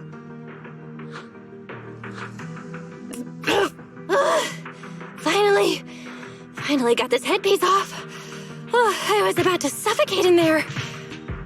See? I told you. This costume is way too tight and stuffy. Getting stuck in it the other day was definitely not my fault. Oh. It's not very polite to stare, Miss Deputy Director. Or is there something on my face? No, nothing like that. I merely thought you seemed somewhat more lively than I had expected. You are quite different from the Remiel described in the records of the first-generation Void Hunters. Let me guess. In those records, we all come across as rather stern and proper, don't we? Well, I suppose that can't be helped. We were Void Hunters, after all. We had to look the part, especially the sort of Void Hunter people expected to see. The head of the Hoshimi family gets lost at the drop of a hat. Sunbringer is a bit socially awkward. And Joyous spends every other day nursing a hangover. You wouldn't expect any of that to make it into the official records, would you? Indeed. But that was who they really were. Nothing like the people described in those records.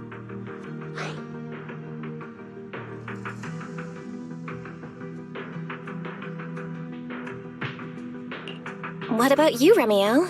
What's the real you like? The real me? Isn't she standing right in front of you already? Knew it. I figured you'd say that. Oh my, then we really are in sync. But let's save the gossip for later, shall we? Don't forget why we came here. Yes. The central district of Rosewick is just ahead. The device we are looking for should be there. Okay, let's keep moving.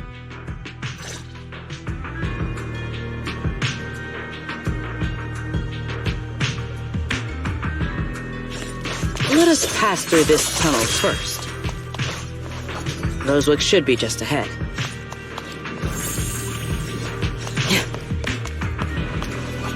So this is Rosewick.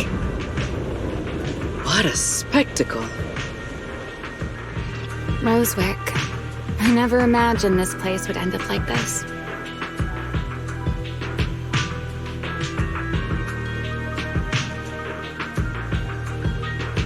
Huh? You've been here before?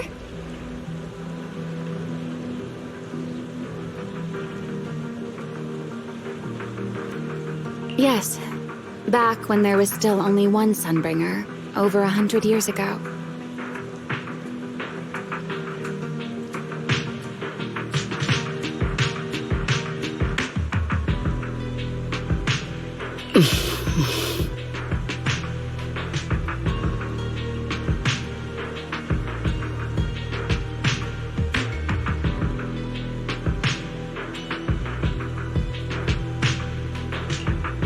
That enormous building in the distance is called Meridian Hall. It was once a research facility personally overseen by Sunbringer.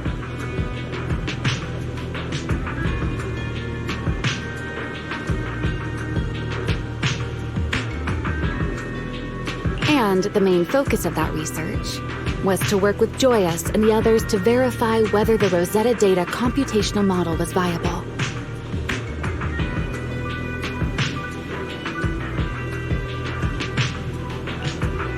But as for how this place ended up in the Hollow, that I don't know.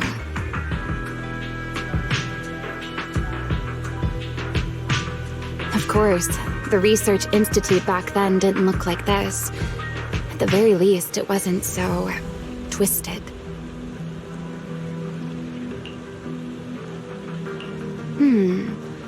It should be fine.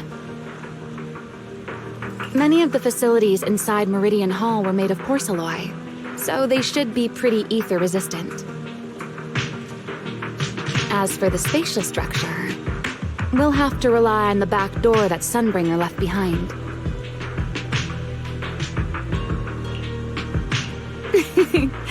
You'll see when we get there.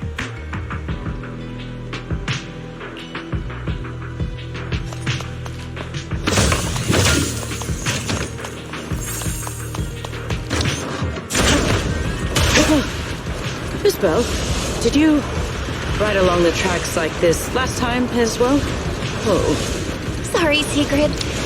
Yeah, the first ride. What is that glowing over there? Well, now, I never expected it would still be right where I left it. Looks like the nearby ethereals spotted us. They are starting to gather. Call me anytime you need my help. Time to shine. There's no need. This is barely even a warning.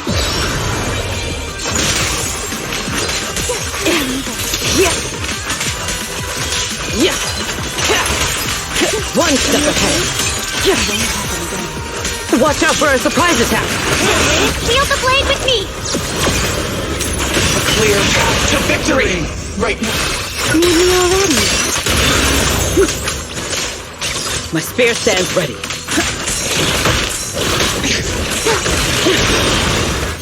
All my strength. In one strike! Hit! Shiver!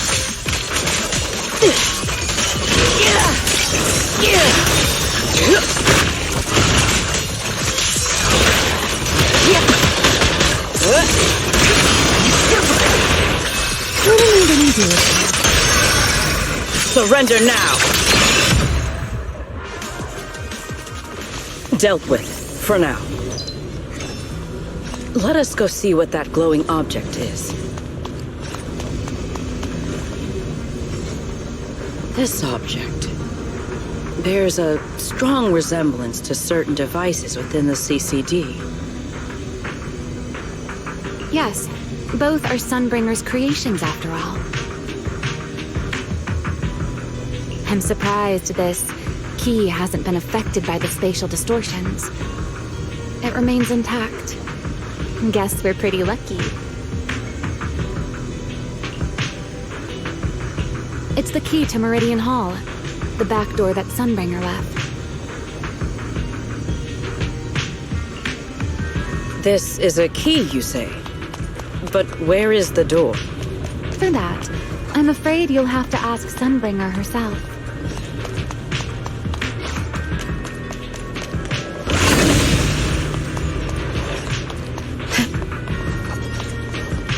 Aside from Meridian Hall, most of the buildings here were residences and other facilities prepared for the researchers who worked here.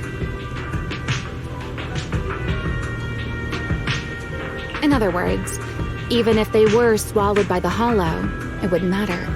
There was nothing important inside them to begin with. But Meridian Hall is different. The prototype used to verify Rosetta data is stored inside. Sunbringer, she always believed these instruments might still serve a purpose someday.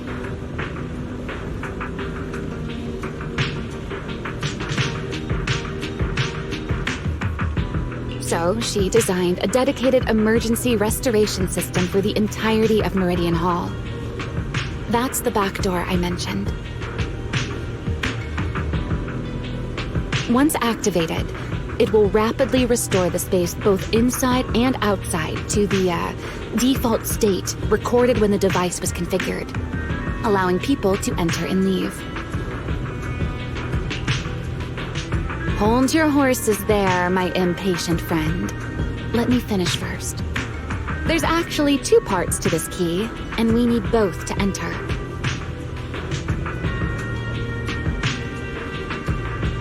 Back then, Sunbringer gave each of us Void Hunters a copy of the key, just in case the unexpected happened.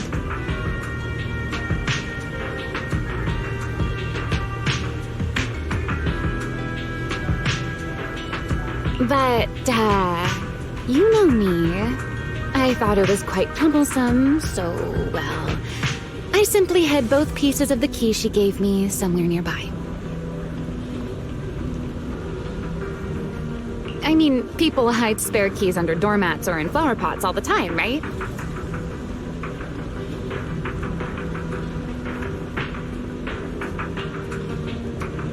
At least it worked out, right?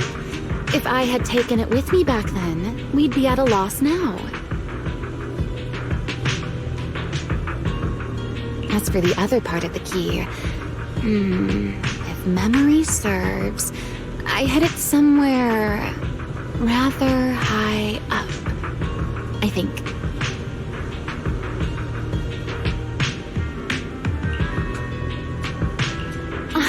It was over 100 years ago.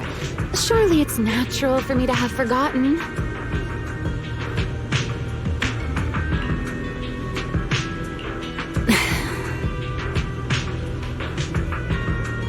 You sure are sharp. But careful there, Detective Bell. Or someone may just turn you into a static background asset with all RGB values set to 255.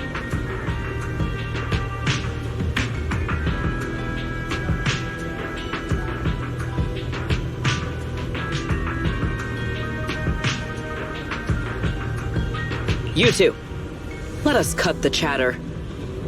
Since this part is still here, it stands to reason that the nearby spatial structure has not changed too drastically. Let us check the high ground nearby first. Perhaps we will find other clues. Okay, but before that, let's put this part of the key into the device.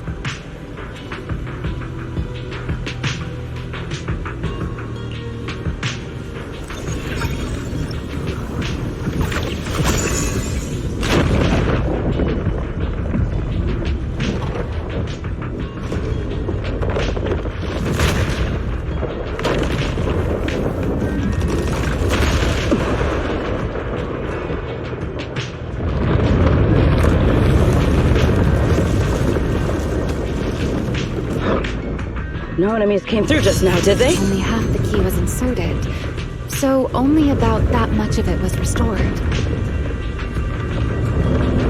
This way.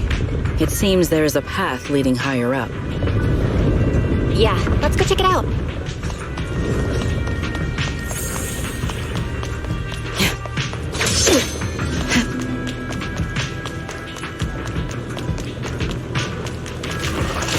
An ambush! Galapendalon is over!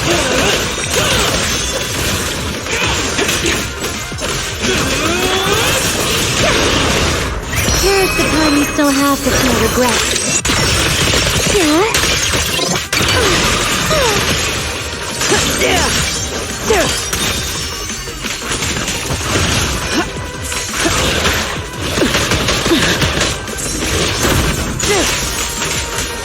With one strike!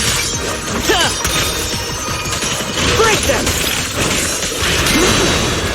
Scorching sun! Fire it up!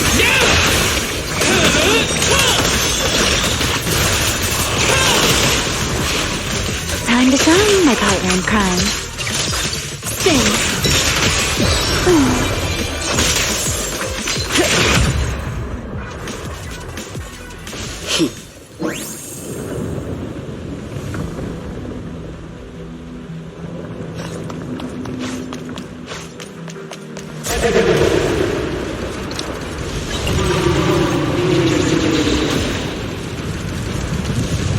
What was that sound? Enemies? That's Sunbringer. Sunbringer? But how? It's not so unusual. Hollows are full of echoes of the past. A voice with nobody there. Let's take a look around here. There it is. The other half of the key is over there. See? I told you it was hidden somewhere high nearby. I should be able to unlock this path if I hack the robot.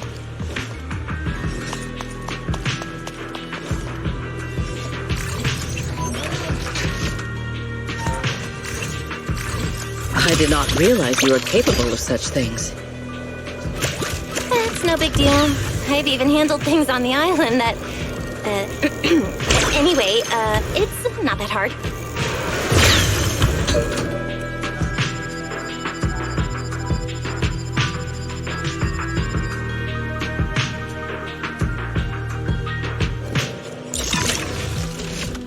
Done. Let's keep going.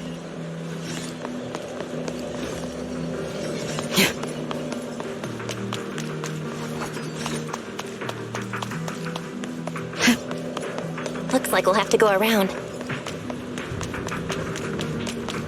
I seem to remember a very beautiful spot up ahead. You can see the entire Meridian Hall from up this high.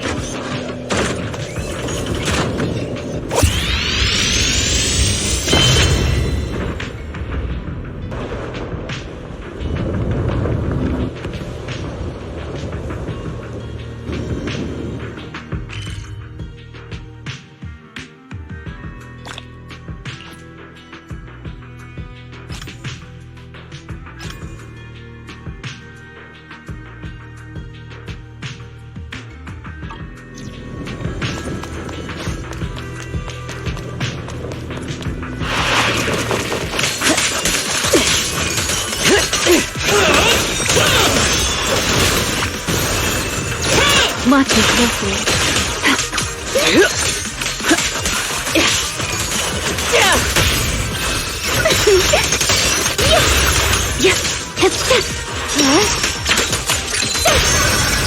Heroics!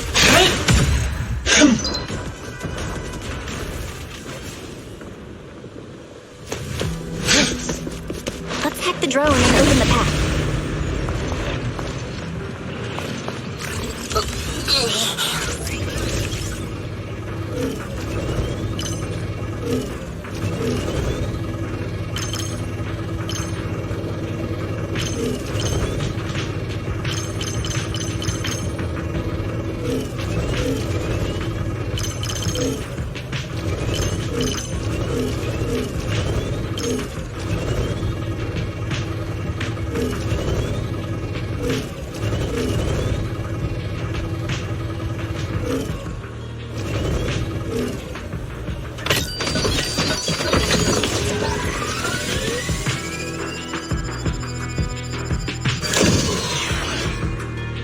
Good. We're almost there.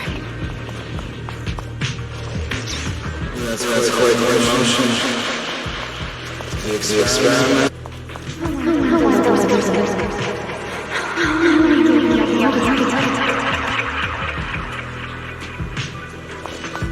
I truly do miss who I used to be.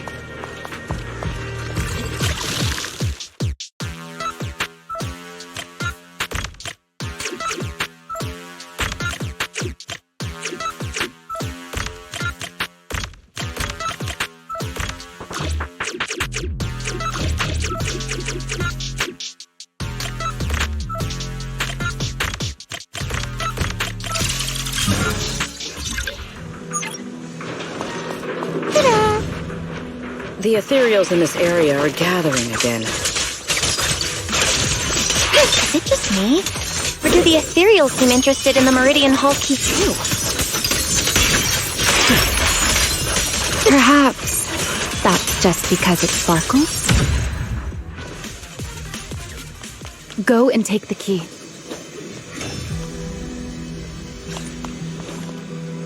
You've been left here all this time. Poor thing. Now, I'll take you to fulfill your purpose.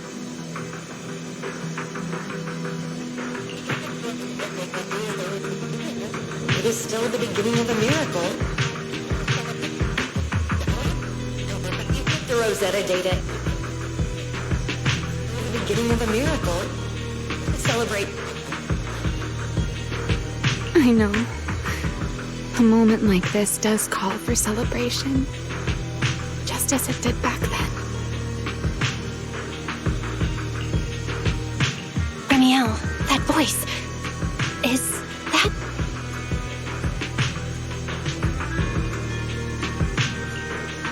Yes. That's Belly.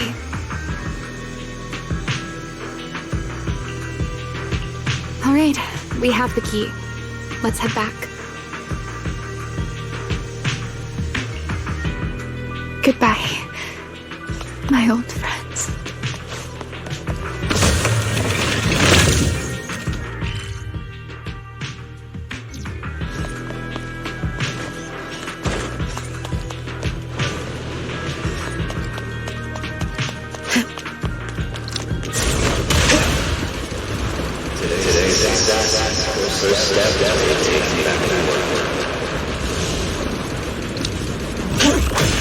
Celebrate. The echoes in the hollow. They really know how to ruin me. Are you okay? Yes.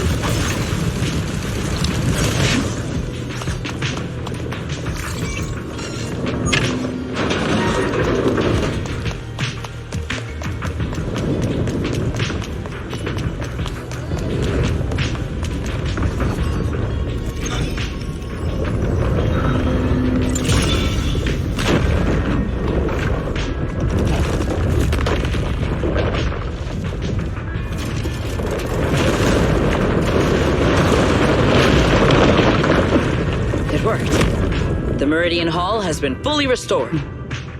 Well, that went rather smoothly. Let's hope everything inside is fine as well. So this is where the Rosetta data was born.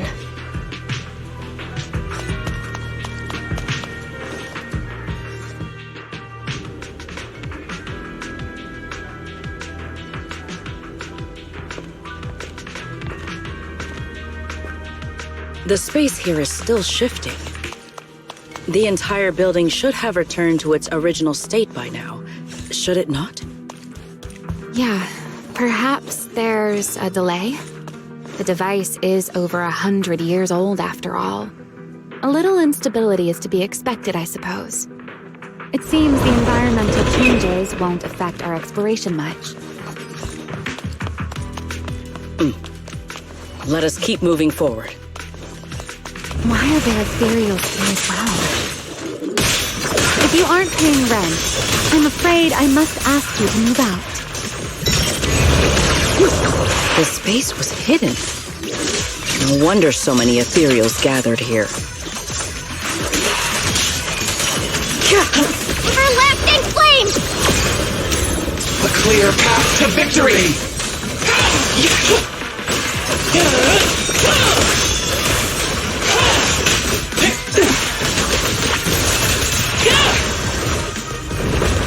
Is this the last one? I was expecting something a little tougher.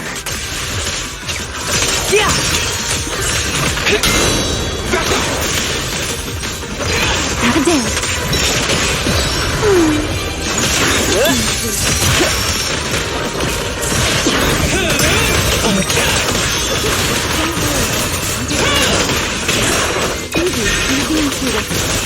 My spear stands ready.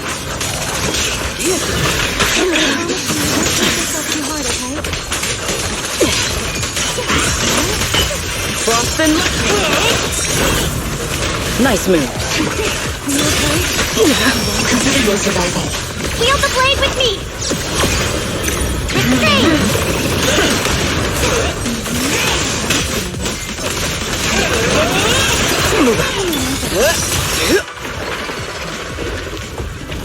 There it is, the device we're after.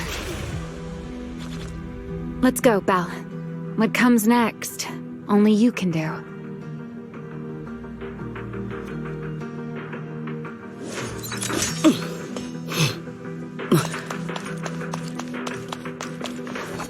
So this is the prototype they used to verify Rosetta data?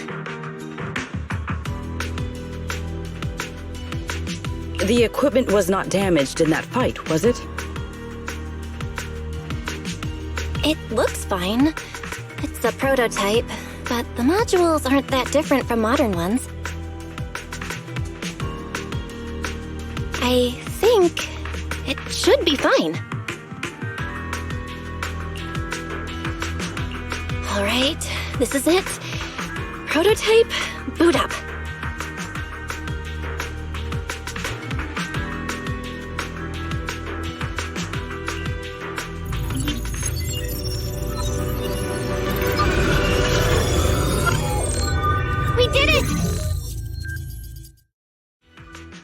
Seeing these screens light up again after all this time feels strange. Well, can you work with it? Anything unclear?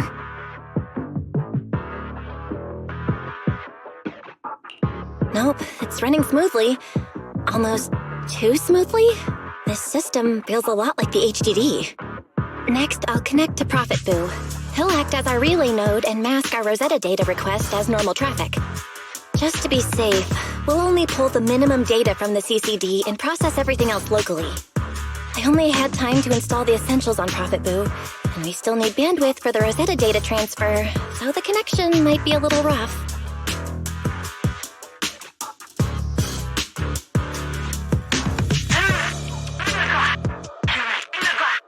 Oh, that's Griff. Looks like it worked.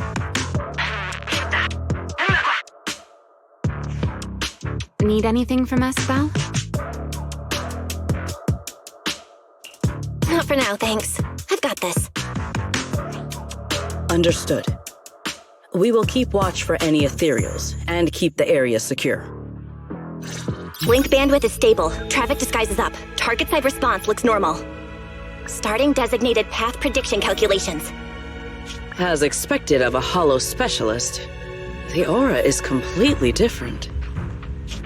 Watching her, it truly occurred to me that Rosetta Data was born here. Yes, exactly. Link bandwidth stable. Verification unit synchronization complete. Professor, can you hear me?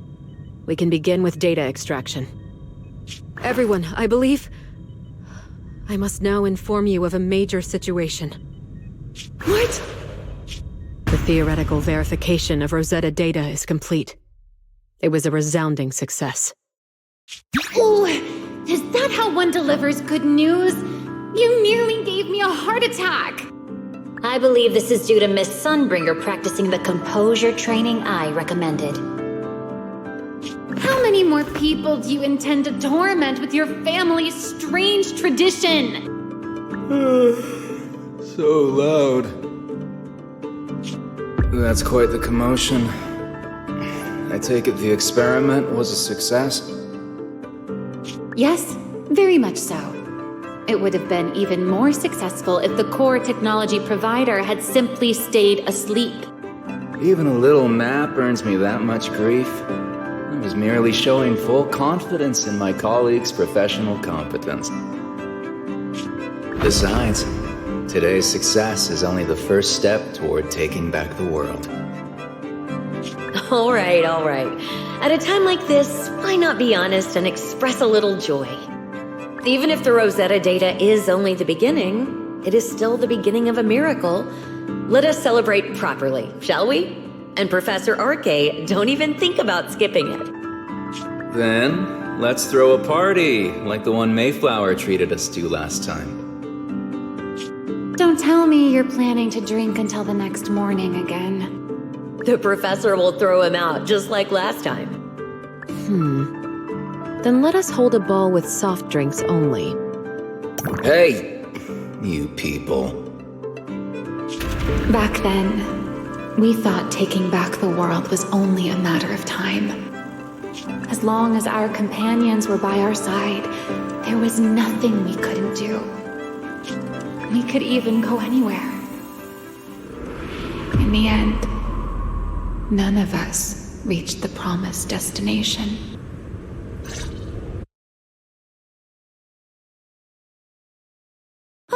Finally, this should do the trick. Miss Bell, how did it go? It went perfectly. Now we just need to use this data to... Ramiel? What's wrong? Are you okay? No, I'm all right. I simply, wanted a little more time to look around. This place brings back memories of some old friends.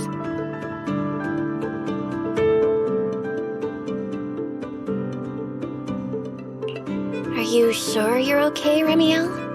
I'm perfectly fine, really. Now that the calculations are done, let's head back. If we stay much longer, we'll miss tonight's banquet.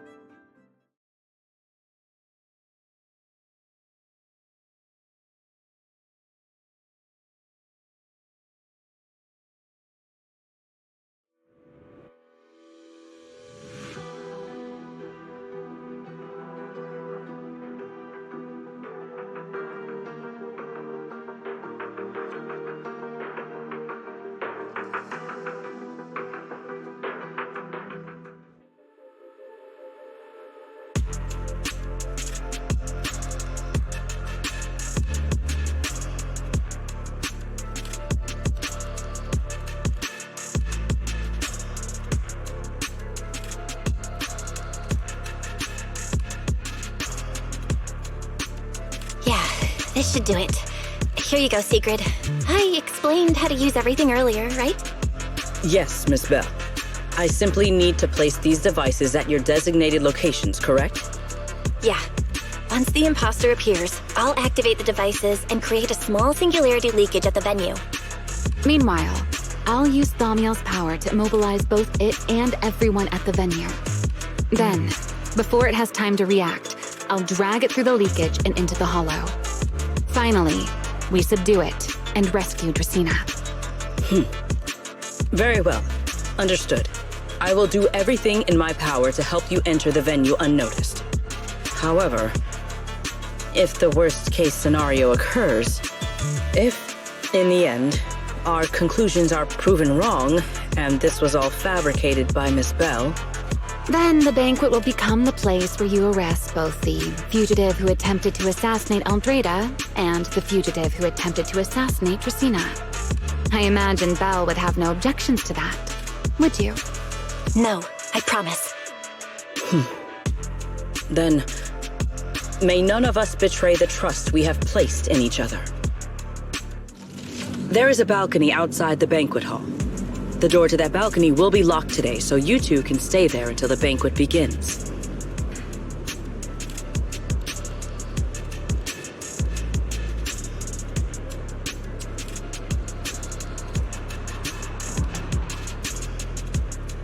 When the music begins, that signals the start of the banquet. The guests will share the first dance. Once that happens, you can head directly above the hall and prepare to act. Got it.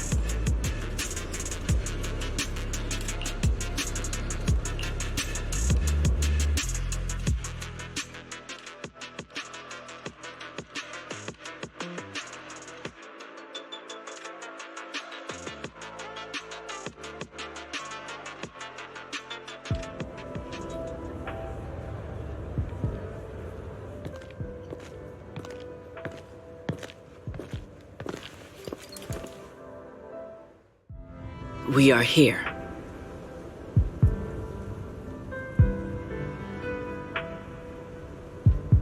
Next, I will head in and set up the device. There are surveillance cameras above the hall. Belle, you can connect to them from your end and confirm the situation.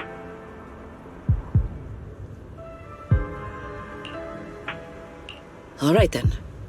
Please stay here and keep yourselves hidden. I will take my leave now.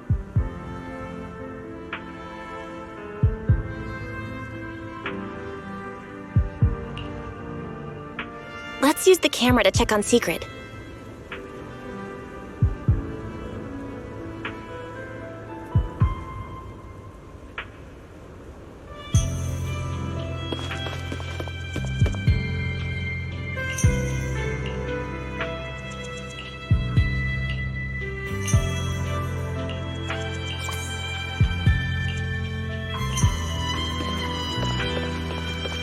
This is a pretty good spot. I'm in.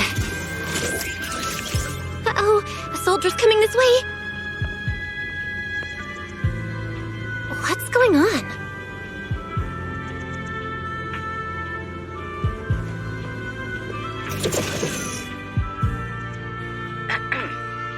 Can you two hear me fine? All devices are in position. Miss Bell, you have the exact locations in sight, yes? I see them. But what was that just now? Ah, you mean the soldier who came to speak to me. He asked me what was inside, and I said, "This was specially prepared for Lady Dracaena." He then said, "Oh, I see. A heart-to-heart over dessert. On the floor, no doubt. I can hardly wait." And left. Can't believe I've grown used to the strange things that happen around her. The welcome banquet is about to begin, so I must take my leave now. I wish you two luck. Honored guests who have traveled all this way from the surface of New Eridu, welcome to Rose Caliber. Oh, it's starting. Come on.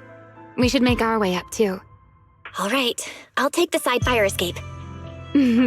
Why go through all that trouble? Whoa, wait!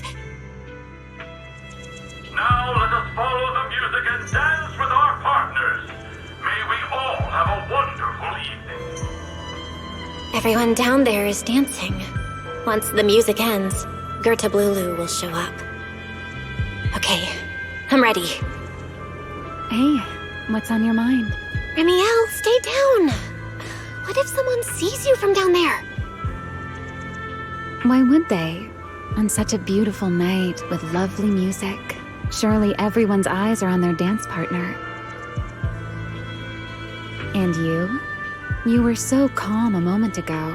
Why so nervous now, Miss Honor Student? No matter how we frame it, what we're about to do could be considered an assassination. To the unsuspecting crowd below, we must look like a pair of unforgivable criminals. Relax. I've witnessed spectacles far grander than this. Oh, right. The music won't end for a while yet. So, to settle those nerves, shall we share a dance of our own? Huh? Dancing? Right now? Right here? Isn't this kind of a bad time? You're already my partner in crime. It's a little late to worry about propriety. Just so we're clear, I've never really danced before. If I step on your foot, don't blame me.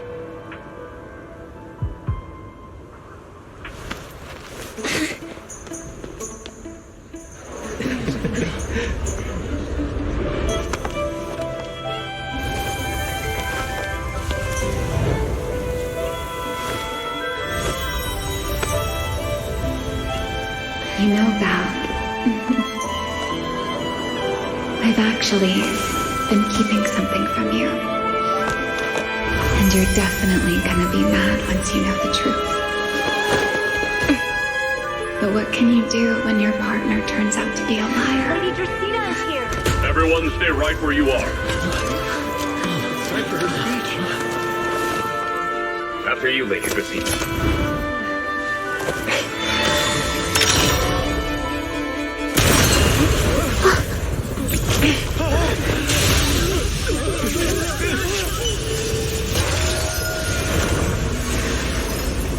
Remy? I'm sorry, Val.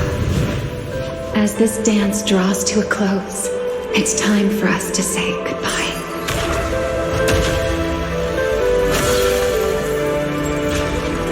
You know, Val, you almost made me forget that I no longer belong to this era. I almost forgot that I was meant to fly into the abyss alone. There's still a place for you to go back to. So from here on, let me handle this on my own.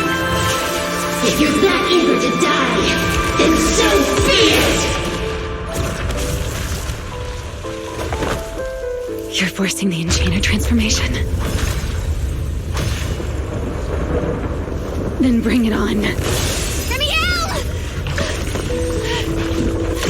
I won't let you shoulder this burden alone.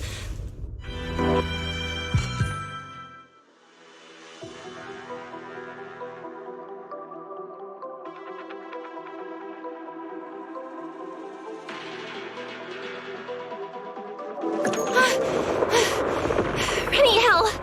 If you ever freeze me with those feathers again, I'm plucking you like a chicken!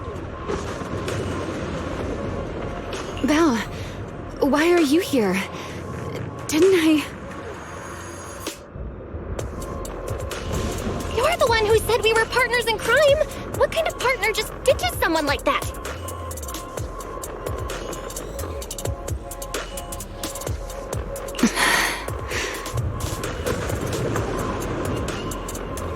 Sorry.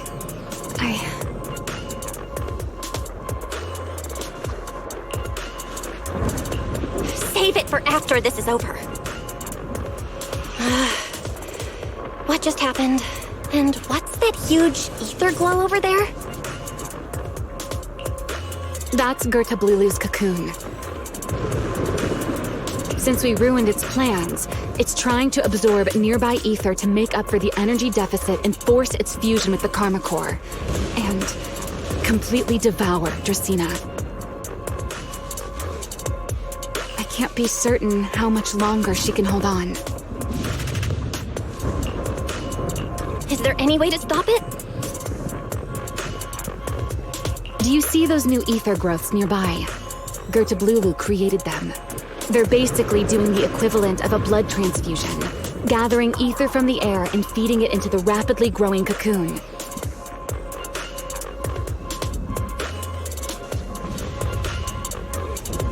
In other words, if we cut off those growths, we can stop the cocoon from growing any further.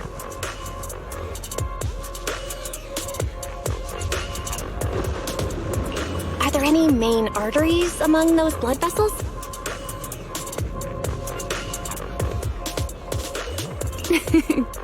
Sharp as ever. Good. I found 2 in total.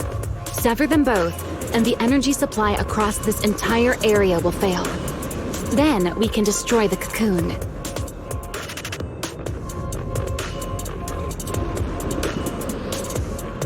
Now that player 2 has joined the game, let's get ready to clear the stage at double speed.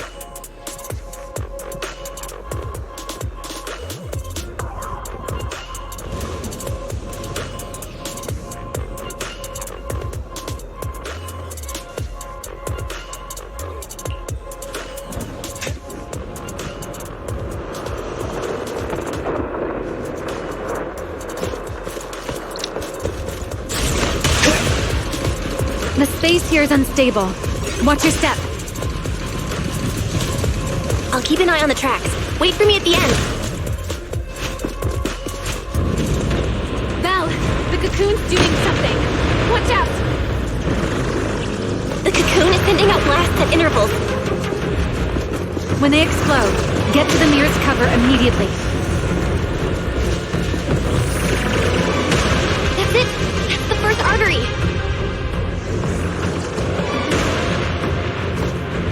Explosions are becoming more frequent. I need to... This may get a little rough. Be careful.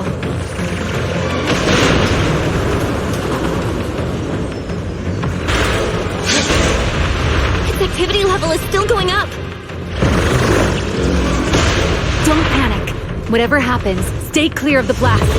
The target growth is just ahead. I'll leave it to you, Val.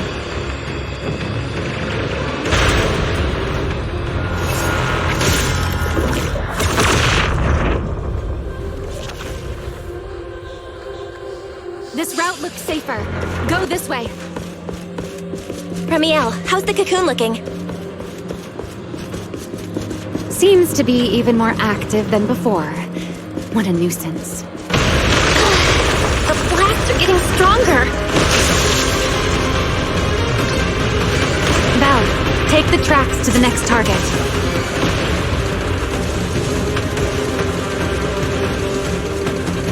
Not good. I'll think of something. Using the rail car as cover. I'm impressed. We're getting closer to the second target group. Destroy it, and the cocoon's growth should stop completely. I'll clear a path for you. Go!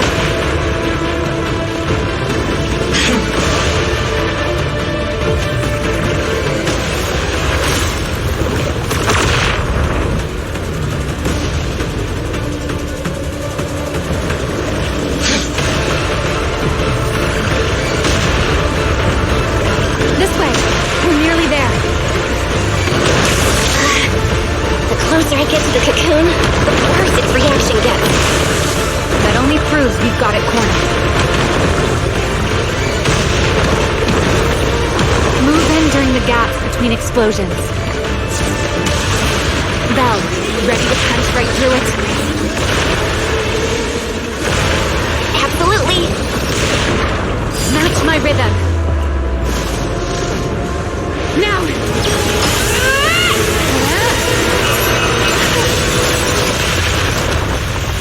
Don't let your guard down.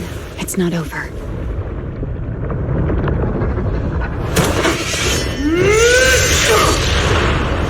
Too late. Evolution complete.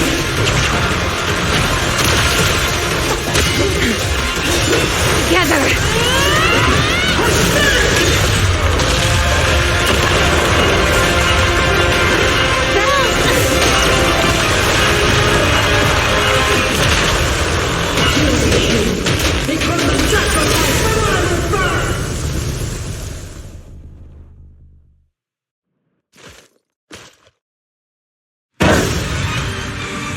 this the power of the Karma Core.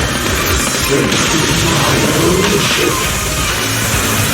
Cannot let take this power further.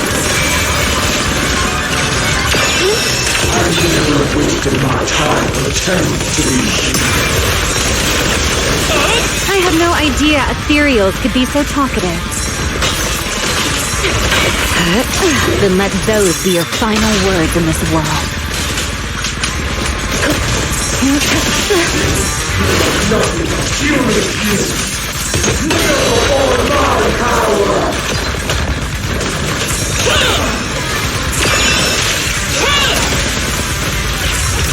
Dance.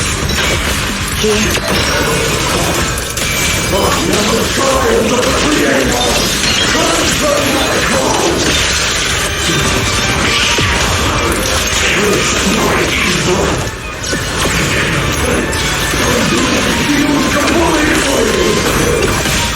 It devoured half of itself just to keep fighting.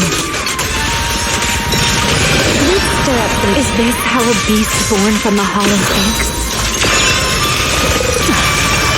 How tragic. Let's put it out of its misery.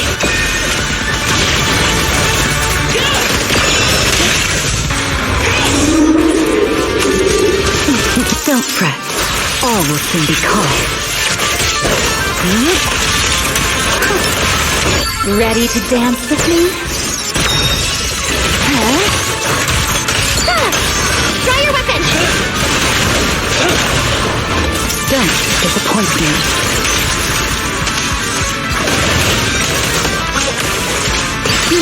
Let me play the final note of your shape. Cherish the time you still have to feel regret. Yes?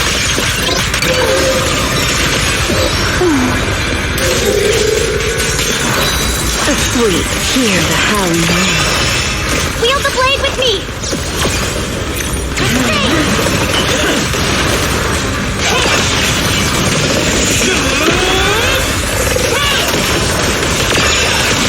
I'll remember your fall.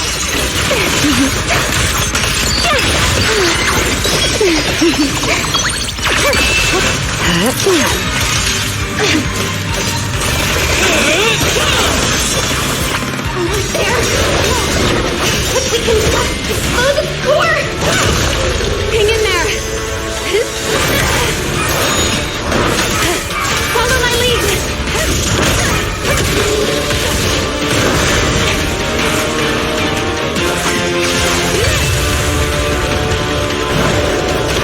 Getting away. We gotta catch it. Belle, you should take a breather. Now then, it's finally time to get serious! Counting on you, Remy!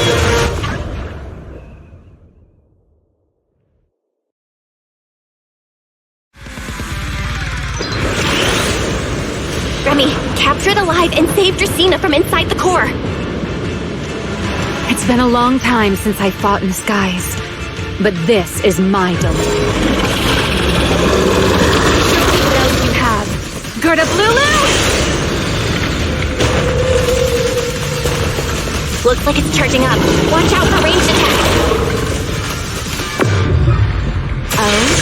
You wish to test your firepower against mine? Vanishing on me, are you? Hoping to catch me off guard?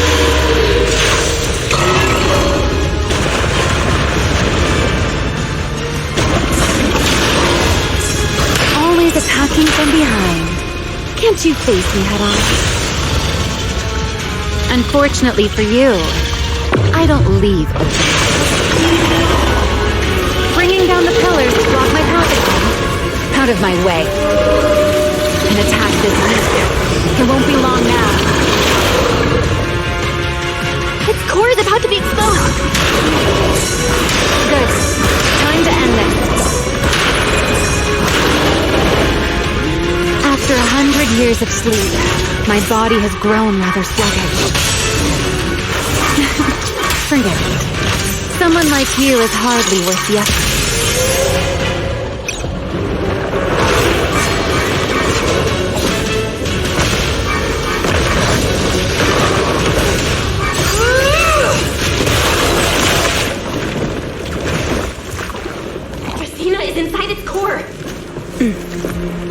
handle this.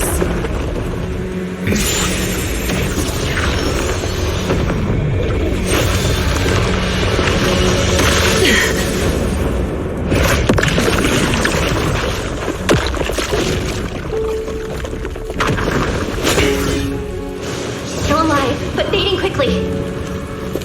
I'll stabilize her ether activity.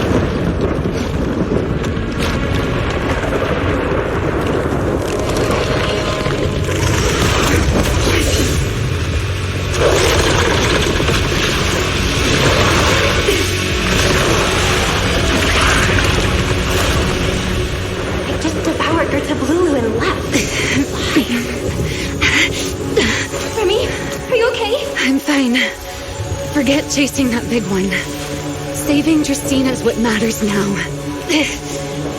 We still need to see this little act through to the end, don't we? Suspect's location confirmed. All units, combat readiness level 1. S-rank wanted criminal Remiel Dan. You would do well not to resist in vain. Lindburn? Why is she here? Isn't she supposed to be in Virium? I don't know what's going on, but I have to explain this to her. You there, unfamiliar face. I do not know your identity, but if you have nothing to do with this, do not act rashly. Our first priority is to ensure Lady Draceena's safety and arrest the criminal who attempted to take her life. If you understand your position, remain silent and do not interfere with our official duties. Secret? Is she telling me to stay out of this? Why would she do that? Why am I being kept in the dark? Remiel, hand over Dracaena beside you. Do not try anything foolish. You mean this little one? I was beginning to tire of her anyway. Take her back. She's still breathing. Whether she survives is up to you. Remiel, why does it feel like you knew this was coming? What are you trying to pull?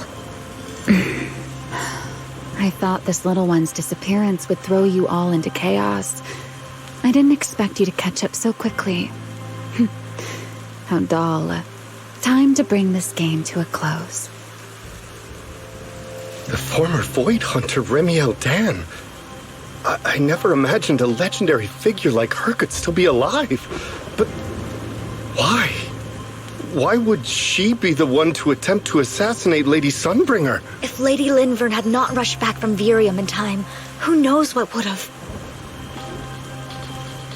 Lady Lindburn went out of her way to bring us here, so that we might witness the legendary Void Hunter's arrest alongside the soldiers. Quite a sight.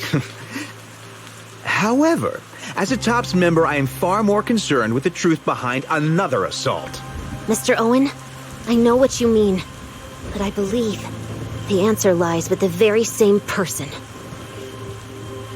Answer me, Remiel.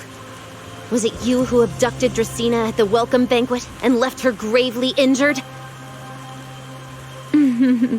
Naturally. Were you also the one who infiltrated the computing center and attempted to murder Truvia, High Ambitions Corp's lead researcher? Yes, that was me. What? You... why? Huh? No, wait, that's not what happened. The one who hurt Truvia was... right. No one would believe Lady Dracaena was nearly devoured and assimilated by Gerta Blulu unless they saw it themselves. Remiel, don't tell me this was all for... I did not expect you to admit it so readily. You understand what your actions mean, do you not?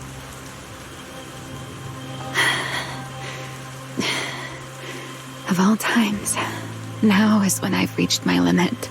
What a pain. It's not over yet. Remiel, do not attempt to resist. No, I won't resist. I'll simply vanish right before your eyes in an instant.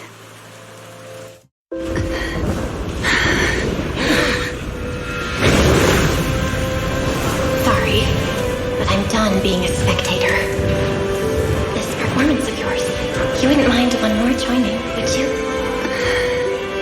to share the stage with someone like me. Let's finish this act together. What are you trying to do? Rescuing my partner in crime. Everyone, until we meet again. Lady Linford, send someone after them quickly!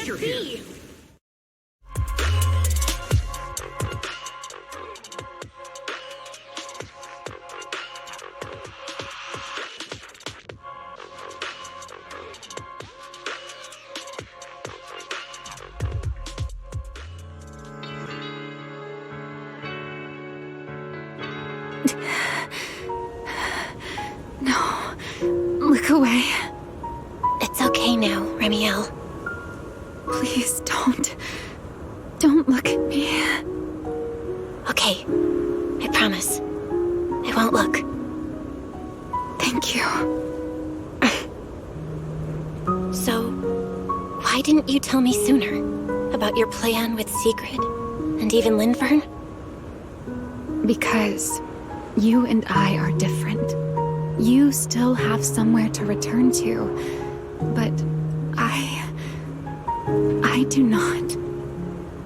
The era I knew, the people I loved, those memories, they're all long gone. So, I can't drag you into this. You really are impossibly headstrong, Remiel. You're the one who called me your partner in crime. You're the one who held me together on that rainy night. And now you're leaving me behind? Did you forget you're over 100 years old already? How long are you gonna keep acting like a cranky kid? I get it. Sometimes, someone's gotta step up and do the hard thing. What happened to Dracaena and to Truvia? Someone has to answer for all of it. But that doesn't mean you have to shoulder all of it alone. Didn't you call me your partner in crime? Then act like it. Doing bad things together, running away together, getting ourselves wanted together. That's what partners do. What kind of partner takes all the heat alone? What kind of friend does that? You really are getting more silver-tongued by the day, Belle. I'm not trying to sweet-talk you. Can't you tell I'm really mad right now? I can hear it, Belle. I'm sorry. I shouldn't have done that, my dear partner in crime. So, what are you gonna do now? I think I'll return to my refuge and rest for a while. The signs of the Enchainer transformation seem stable for now. There shouldn't be any major issues. As for what comes next, I'll leave that to Linfern and Sigrid. I'm a little tired. And I'm going with you. There's no need for that. I can walk on my own now. I know what you're thinking. I can't let Remiel out of my sight again, or who knows what outrageous thing she'll do on her own, right? I promise, this time I won't go anywhere. Really, I only want to rest by myself for a while. Once I've recovered a little more, I'll come see you again. I promise.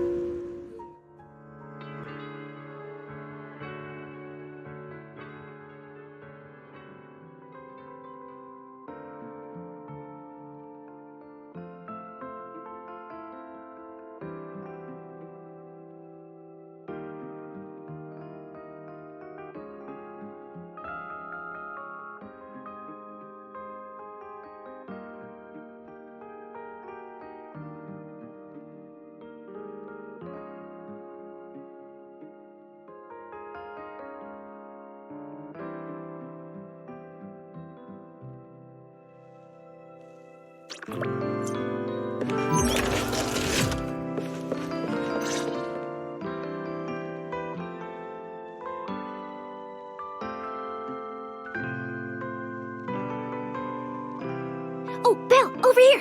have some bacon. Ketchup or mayo, manager? I've got motor oil on the table too, if that's more your thing. Would you like an egg, Belle?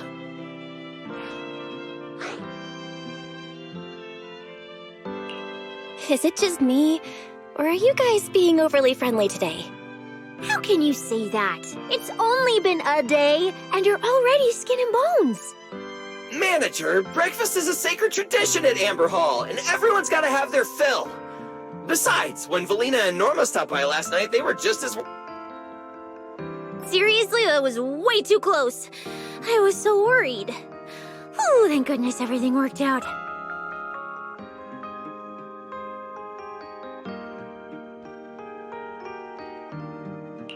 Yeah, thankfully. You're worried about Truvia, aren't you? I think she's still in intensive care.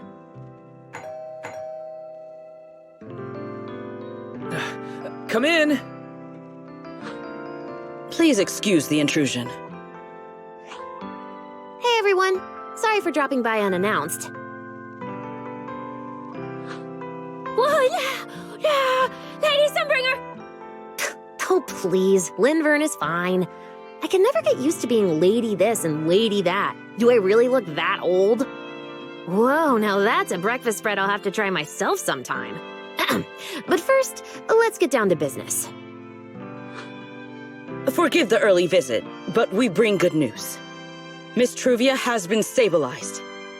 She is still unconscious, but no longer in critical condition. Really? Thank goodness. I'm so glad to hear that. And allow me to formally thank you on behalf of Rose Califer. It's because of your efforts that we get to have peaceful mornings like this one.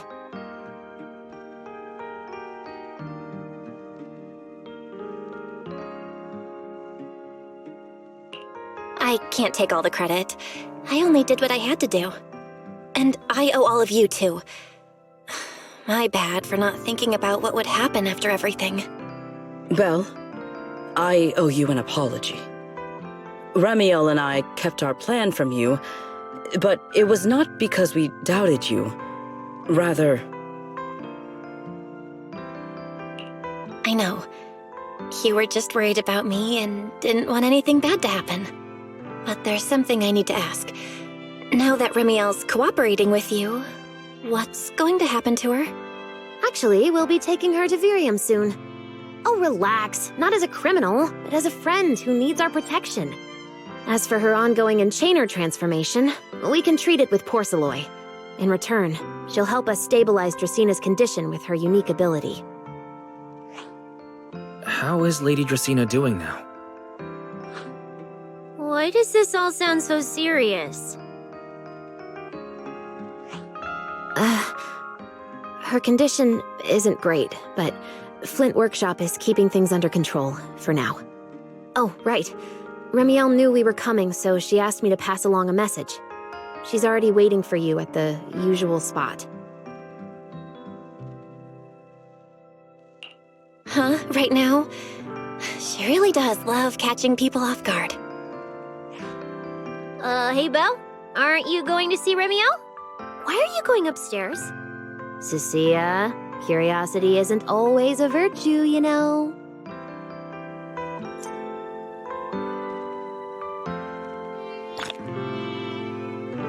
Ramiel... Is she okay now, too?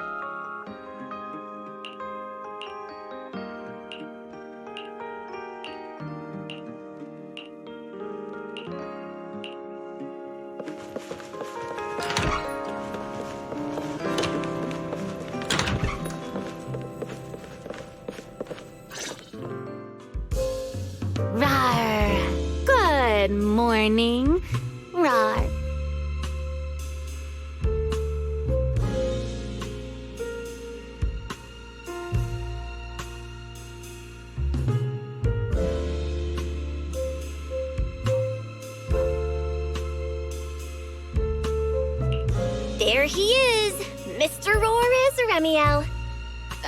Wait, that won't work at all. How does the enormous Mr. Roar even disguise himself as me? Although, he might pass if we give him a pair of fake wings.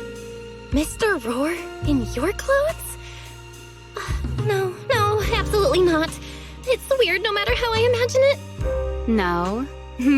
Well, I thought it might be cute. I'm really struggling to see the appeal. Anyway, you're here early. Did you come to say goodbye? I guess you can say so.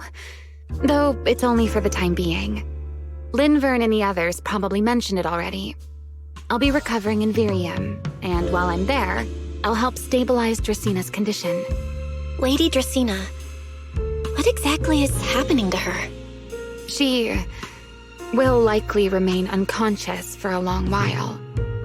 After all, having a karma core taken from you is no trivial matter. I misjudged the situation. At the time, I thought the karma core was still inside her, so when Bashmu suddenly appeared, I paid it little mind. But the truth was, while we managed to rescue Dracena, the karma core remained inside Gertablulu and was devoured by Bashmu. That's terrible. Does that mean Bashmu becomes the Enchainer instead of Gertablulu? Yes, it seems far more intelligent than Gertablulu. But of course, the culprit behind all this may have planned it that way from the beginning. Clearly, Gertablulu couldn't have done it. So, who lured it to Buastrom with the singularity leakage? The real culprit is still hiding somewhere in Rose Califer. Correct. Though, I don't think we need to worry too much at the moment.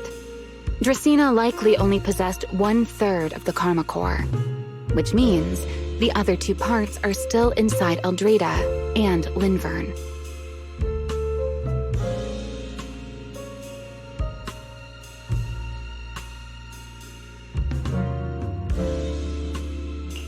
Right. I wanted to ask. You said karma cores are sealed in Void Hunter weapons. But why is Lady Sunbringer's split into 3 and stored in 3 different bodies? What's really going on with her? Yes, Void Hunter weapons. Perhaps that's what the Sunbringers truly are. Huh? Oh, come to think of it, I don't think I've told you yet. The truth behind the so-called attempted assassination of Lady Sunbringer. The truth is, I really did come to Rose Califer in search of Sunbringer. Not the 3 who stand here today, but the one I once knew. And then I saw Eldrada. Do you know that strange feeling? How someone can look so much like her yet not be her. Somehow, after reclaiming Thaumiel, the remnant inside it resonated with the karma core fragment in me, and suddenly I was able to sense the karma cores within the Sunbringers, which is very strange. Sunbringer didn't fuse with the karma core and become an enchainer. Rather, the karma core was divided into 3 parts and stored within the 3 Sunbringers, which is just like Void Hunter weapons. You mean the 3 Lady Sunbringers we've met are actually living Void Hunter weapons? No. There's no way that's true. Well, it's only a working theory. There are still plenty of gaps in it, but it does already answer a lot of questions. The most important question I have is, where is the Sunbringer I knew? I don't believe she would die so easily. Yet somehow, she just vanished from everyone's memories one day, and then she became the 3 Sunbringers we know. So until I find my answer, I suspect I'll be staying in Rose Califer for quite some time. Still, some proper rest is greatly appreciated, at least for the next few days.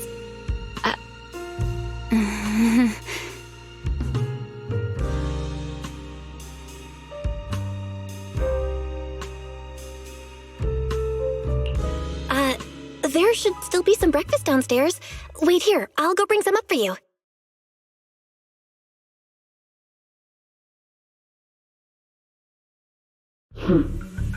How many times have I told you before? You really, really need to stop sneaking up on people like a ghost. You and that emotionless girl. Do you really have to show up every time someone's having a pleasant moment? I agreed to join this little covenant of yours, but I did not agree to being stalked all day and harassed whenever you feel like it. Remiel, do you truly believe the Sunbringers are Void Hunter weapons? Of course not. Then why tell her something you know isn't true? What's the matter? I merely told a small lie. Hardly the first time. Why? Are you getting nervous? Don't answer my question with another question, Remiel. Oh, all right, fine. I'll explain. It's simple. Because sooner or later, she's going to uncover the truth behind the Sunbringers, whether I tell her or not. But now is not the time to reveal the answer yet. For her sake, for the 3 Sunbringers, and for Rose Califer. So you don't think the 3 of them know who they truly are, either? Perhaps. I can't say for certain myself. But you know the truth, and so do I. There's only ever been one question of real importance to us. The Sunbringer I once knew, and the Sunbringer you've been searching for. Where is she?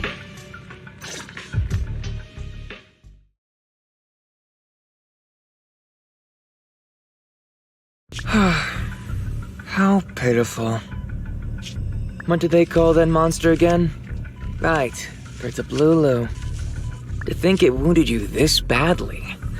Its will to survive is truly frightening. It also got a lot smarter ever since it made contact with the Karma Core.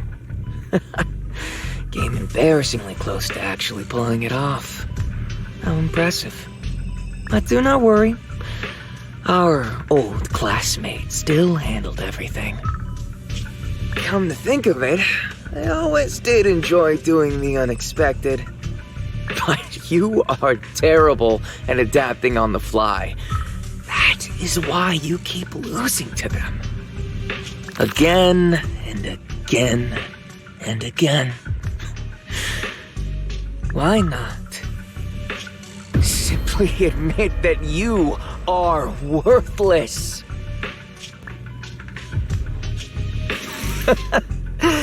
Just kidding. You would never accept this outcome, would you? That's enough for an infirmary visit. I have something I must do. And I look forward to your performance in the next act.